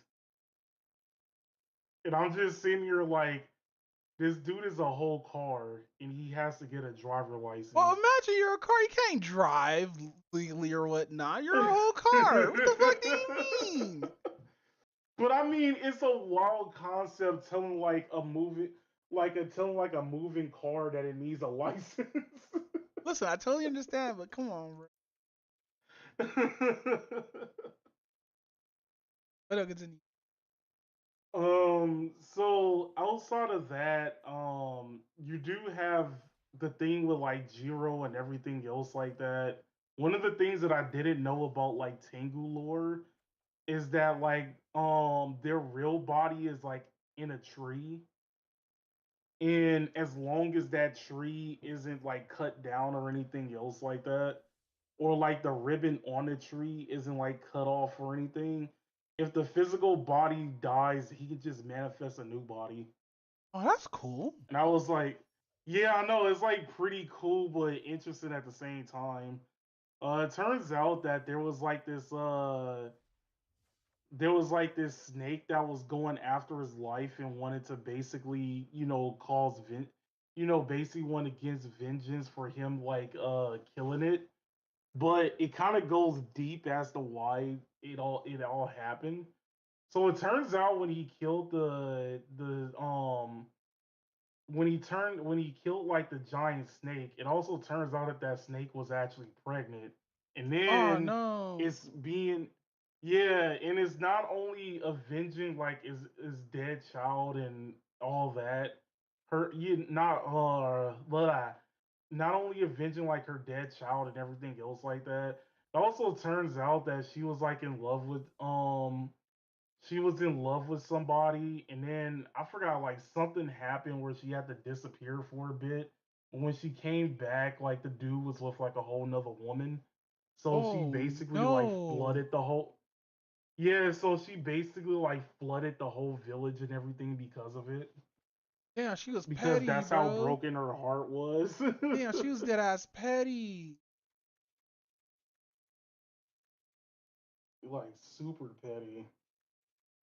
So she was going to take Jiro's like life. She wanted to take Jiro's life and he was ready for it. But that's when he basically got saved by everybody else. And that's where Miru actually wanted to, protect like Jiro and stuff like that. But outside of that, like it's pretty much an overall it's an overall interesting anime. Even the intro to like the anime sounds like one of the what would you consider that? Like the bubble era of like Japanese city music? City Pop. You know what yeah, city pop. Yeah, it sounds like a city pop song. It's interesting. But so far, like everybody's been kind of like 50-50 on the anime. Like some people's all like, yeah, it's actually a pretty like chill anime. Everybody else is kind of like, oh, there's not like enough action. You know how it is. So yeah, that's about it for right now. All right. So, Kami Ninja. I actually went back, or Ninja Kamu. I actually went back to go watch this shit or whatnot. And it's gotten to the point where I'm lost. I'm gonna admit, I'm super lost, but no, I got to the point where we found out where like the main head ninja's charge is like, hey fam. No, actually no. So the FBI guy gets caught, the black guy, after like his chick, after like his partner chick ends up dying a horrible death, and we go out to like a couple of backgrounds to them and shit like that. And turns out she's like just super dead. So I'm like sitting here all sad, like, no, they took away best girl, no. Got a ring. And so basically they end up splitting, parting ways or whatnot, and the main character dude ends up fighting his best friend in armor. Like, dude, it went from not fighting in armor to fighting in armor to out of fighting outside of armor, and Jesus Christ, nigga. You remember how Naruto was with their fights, how you can see every hit? Yeah. They did that with this anime, and I'm sitting here like, oh, because like the fights are done really fucking well, and I'm just sitting here just loving it, fam. Cause like I didn't think they would do shit like this, but they actually fucking did it, and I'm sitting here like, yes, more of this, because like it was actually pretty fucking good. And I'm sitting here like just enjoying the fucking fights or whatnot.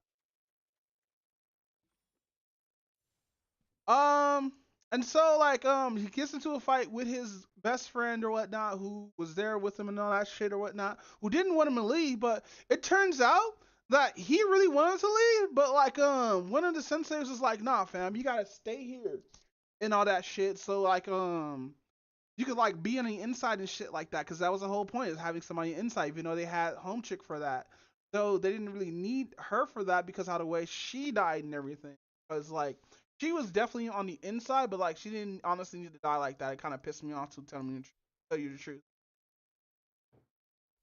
But no, that sounds about right. Bro, this fight goes fucking crazy. I didn't think they would do all this shit, but it was actually a well done and good fight and all that shit, fam. Like I didn't think they would do that. Cause I don't know. It's just Ninja Kamu has like that vibe where like you have to watch. If this was live action, this shit would be a lot more better. And I'm not saying that the anime is bad or anything. No, the anime is actually done pretty well, fam. It's just damn. I'm trying to think. I'm not trying to derp right now, because if I derp, I'm gonna lose my spot. This is why I wish I was smoking right now, just so I could be like fine and all that shit. You know what I mean? But no, we get into the fight. The fight's pretty good. They actually showed all the techniques and whatnot, and then they switched their war frames, which actually go even more ham. But they still haven't revealed their final power yet, and this is what I was waiting for, because they do that in the next episode. And oh my god, bruh, motherfuckers went ham. So the episode after that one, we go a little backstory. We catch up with finally with the homie or whatnot, talking about, hey man, I don't know what's going on here, but we gotta like reveal this shit. And dude's like, you don't know what's going on, so like, I know you want to go through this shit, but we should just squabble. So they end up throwing hands and shit like that, right? And he's still on the squad, by the way, which is cool, because they just end up squabbing, which is fine, because anything should end by doing squabbles, but that's not how this works. But anyway, fucking whatchamacallit, fucking whatchamacallit. So they end up squabbing, and they end up being on the same whatchamacallit whatnot, and the ninja city, or the city that was owned by Home Dude, ends up getting destroyed, because in the episode beforehand he said fuck this. The main bad guy was like, fuck this, it's time for a takeover because I'm tired of your shit, and we need to push off the ninja dumb. And we found out that a lot of the old practices that they had and everything was pushed aside, because it wasn't about being like shady ninjas and killing niggas and stuff like assassinations. It started being more about politics and bureaucracy and stuff like that.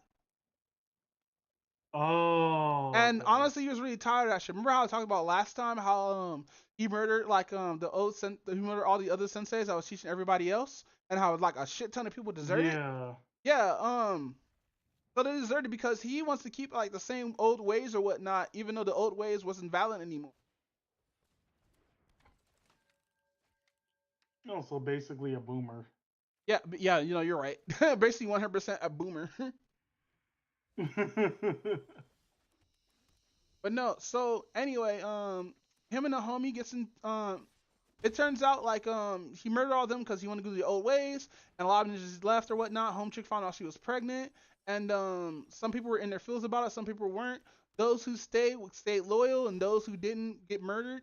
And pretty valid, because like you don't want other people like revealing your shit and stuff like that, and which is fine and all, but like yeah, man, a lot of people didn't deserve to die like that kid. That kid did not deserve to die like that. The way, it sounds brutal. Yeah, then he got stabbed in his neck, bro, just for being a child. And like the thing is, when home chick, when she was about to murder a child, she stopped herself. Cause like, you know, that's a child or whatnot, but she ended up getting shot and ended up stabbing her mom anyway. And they both ended up getting shot up, and that's how dude ended up getting hurt because fucking whatchamacallit. Trying to think. Because sorry, I'm totally derping in my head right now. I apologize. It's understandable.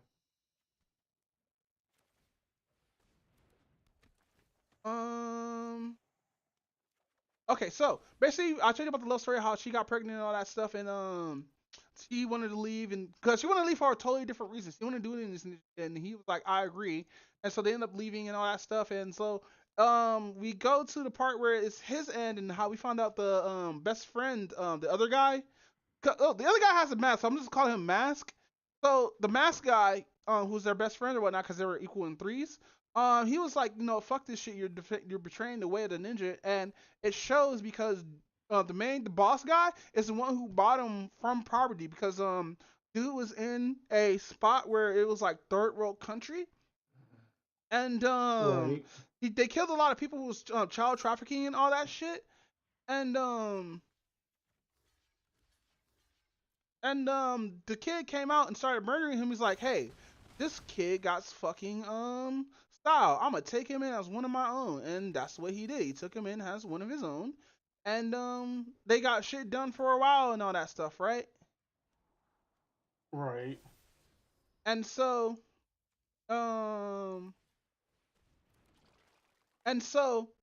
dude ends up fucking taking him in under his wing, and that's why he's so loyal to him. But he also hated the ways how these people were going about a lot of shit and everything. And um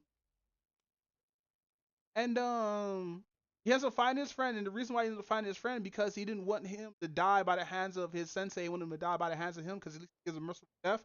And that's when they said, "Fuck it, we're taking off the armor," and we finally see the main character, the mask guy's powers, and it's just him going lightning fast. But Homdu also has his powers on with him countering the shit. It was wild, nigga.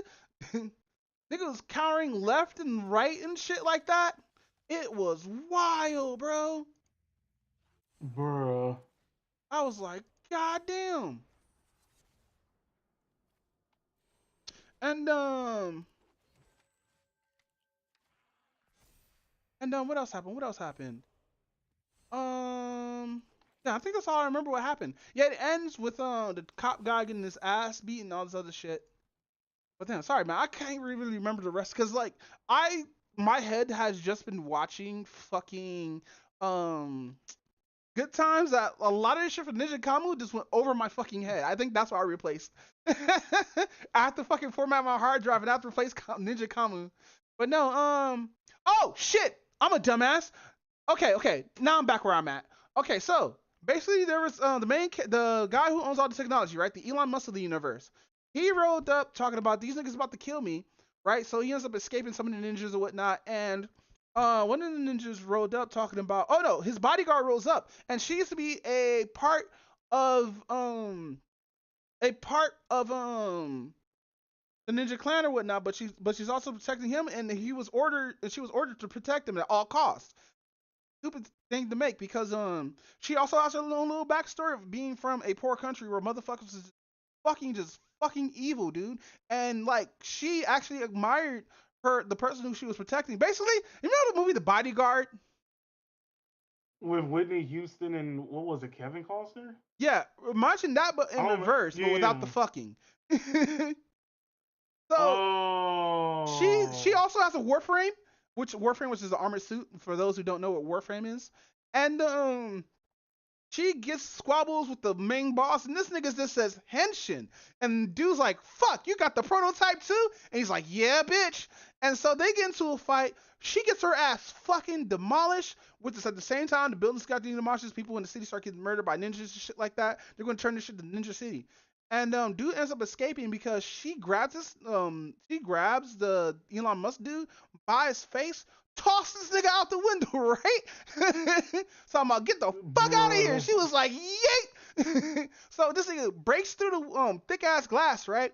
But she's smart enough and he's smart enough to catch I don't know how in the fuck anime and movies do this shit, but there's no way somebody's throwing me out a window and I get caught by a helicopter that was 12 feet under me. Nigga, I'm getting killed by propellers. The fuck you mean, bro?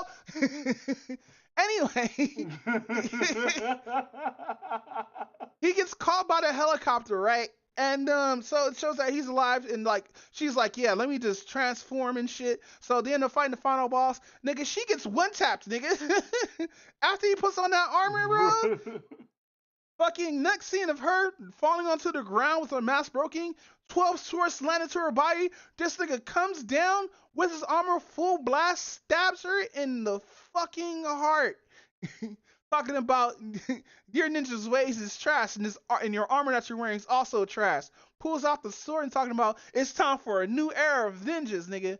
I'm like, damn, bro, this anime, I should rewatch this anime from full because I skipped a lot of episodes. I should have been on this shit. But no, that was Ninja Kamu. It is now almost 9 o'clock. How have we been streaming? We've been streaming for about 6 fucking hours, even though 2 of those hours is technically 5. Oh yeah, no, you're right, 5 hours. But no, yeah, dude, Ninja Kamu. How do you like this season of anime, bro? It just seems like a season with like a bunch of what would you call it? Who would you call? Oh, it just seems like a bunch of like new season anime.